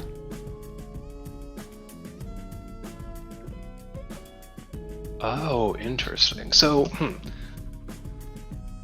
So that's how you do a running animation, basically. It would be just to make the shine images. Because that's what the wheel shine is, basically. Even though it looks like you're just looking at the same sprite, the way it's overlaying this, the wheel shine to have that effect, that the illusion of the wheels actually spinning, they're very quickly flickering between two different levels of highlight on the wheels. So they're flickering between a darker and lighter highlight. So if you were to you place can it mess with that the way that the creator of the Pepsi Man did, to basically have that overlay like a different running sprite as well. Interesting. Unfortunately, you will still have the problem that the original sprite's going to be underneath it, I think, right? That's why you can still... That's why the Pepsi Man running sprite is a bunch of smear frames, basically. Can't slow it down? Maybe you can slow it down. If you go into the properties files, maybe there's a setting to slow it down. I'm not sure. I'd have to explore that more. Burnside's T-posing. That's another option. But I think... I don't know. I think having a 2-frame run cycle is really fucking funny. Yeah. Just going so fast. It's handles in games. Okay. I'll have to double check on that, but... Tis a possibility. And I don't know if Simple Animal adds any more functionality to that. That'd be something I'd have to check as well. God, I wonder if I can find the Pepsi Man sprite sheet. Like if the original creator posted it somewhere? Yeah. Just because that'd be a big helper at this point. For as crappy as that Pepsi Man sprite is, it would be illuminating on the technique. I really like how they handled. I really like how they handled his drifting animation with how much momentum, how much inertia he has. It's really fun. Pepsi Man. I'm assuming I gotta watch a video or something. But I'm assuming it's like they just have the entire thing leaning. Slade? I'm not super accustomed with Slade. I'm not actually accustomed with Slade at all. I could take a peek. But in the meantime, that is all for tonight. Thank you everybody for coming by. Thank you again, Meephen, for providing us with some sick, huge, chunky characters. Yep. And some small floating ones as well. Until next time. I was considering maybe just dropping the notion that I'd have a schedule for streams and just streaming whenever I feel like it. I do not think starting out I really need to rely much on a schedule anyways. That's more a thing like up and growing streamers would do to make sure that they have a core audience coming by whenever they're streaming. Me right now, I haven't really entered that yet. I still need to get off the ground before I start considering any of that stuff. And to properly get it out of the ground, I have to learn to actually like this. Like this outside of when I'm having fun talking to my friends. Makes sense. You gotta make it just a part of thing you want to do. Like a list or something? I'll send you some suggestions. It'll probably take me a little bit more testing just to see like in what the difference between this version and the previous version. When did the yapping become too much? That is the mystery which I will be intending to solve. Where should the balance be set? Where should the line be drawn? If I can figure something out, yeah, I'll fill you in.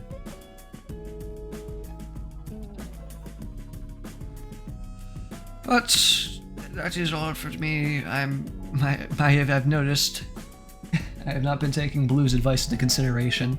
Although I have been strategic with my intake of water. After like a 7-hour stream, it has not been enough. I'm getting a little bit ragged here. You can probably hear it in my voice cracking. Yeah. I must go before I hurt myself further. You know, that's another thing that was asserted in House of Leaves. There is no passion without suffering. Truly, the House of and this baby, is the House of do I Leaves. suffer? Race cards. God, Maybe well, yeah, almost 8 hours. Maybe an improportional amount, to be honest, but all the good art's worth suffering for. But is all of the suffering worth the good art? Well, that's for you to decide. I point to the viewers at home who are in the empty studio. There's no one there. I wish everybody a good night.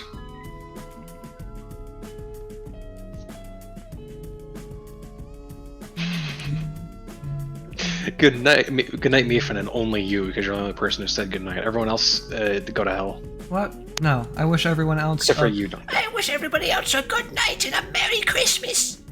Merry Christmas to you all. Merry Christmas, everybody. Happy holidays. God. Oh shit! I shouldn't have said that. Larry's gonna get on my ass. Larry's gonna get on my ass about that one. He's gonna fucking get Sorry about the smiling friends. Did my voice make you think of the smiling friends? You sounded like the fucking I did not mind that I missed the Adult Swim marathon. I don't even know if we have that channel on our TV, to be honest. I'll just probably end up watching season 2 elsewhere. Yeah, it's pretty good. Good night, everybody. Do you think I could really be a character in that show if I try hard enough? I'm gonna be that voice. That voice sounds like a character in that show. Yeah. The stipulation is I have to be streaming for 8 hours before I can do the voice. Oh Christ! That makes for a sucky work day. Hello, everybody. Thank you for watching. Thank you for watching. What does he say? Yeah, look at you. It's Thank you for watching, everybody. Thank you for watching, everybody. Thank you for watching, everybody. God. The grandma, the fucking homunculus. Goodbye, everybody.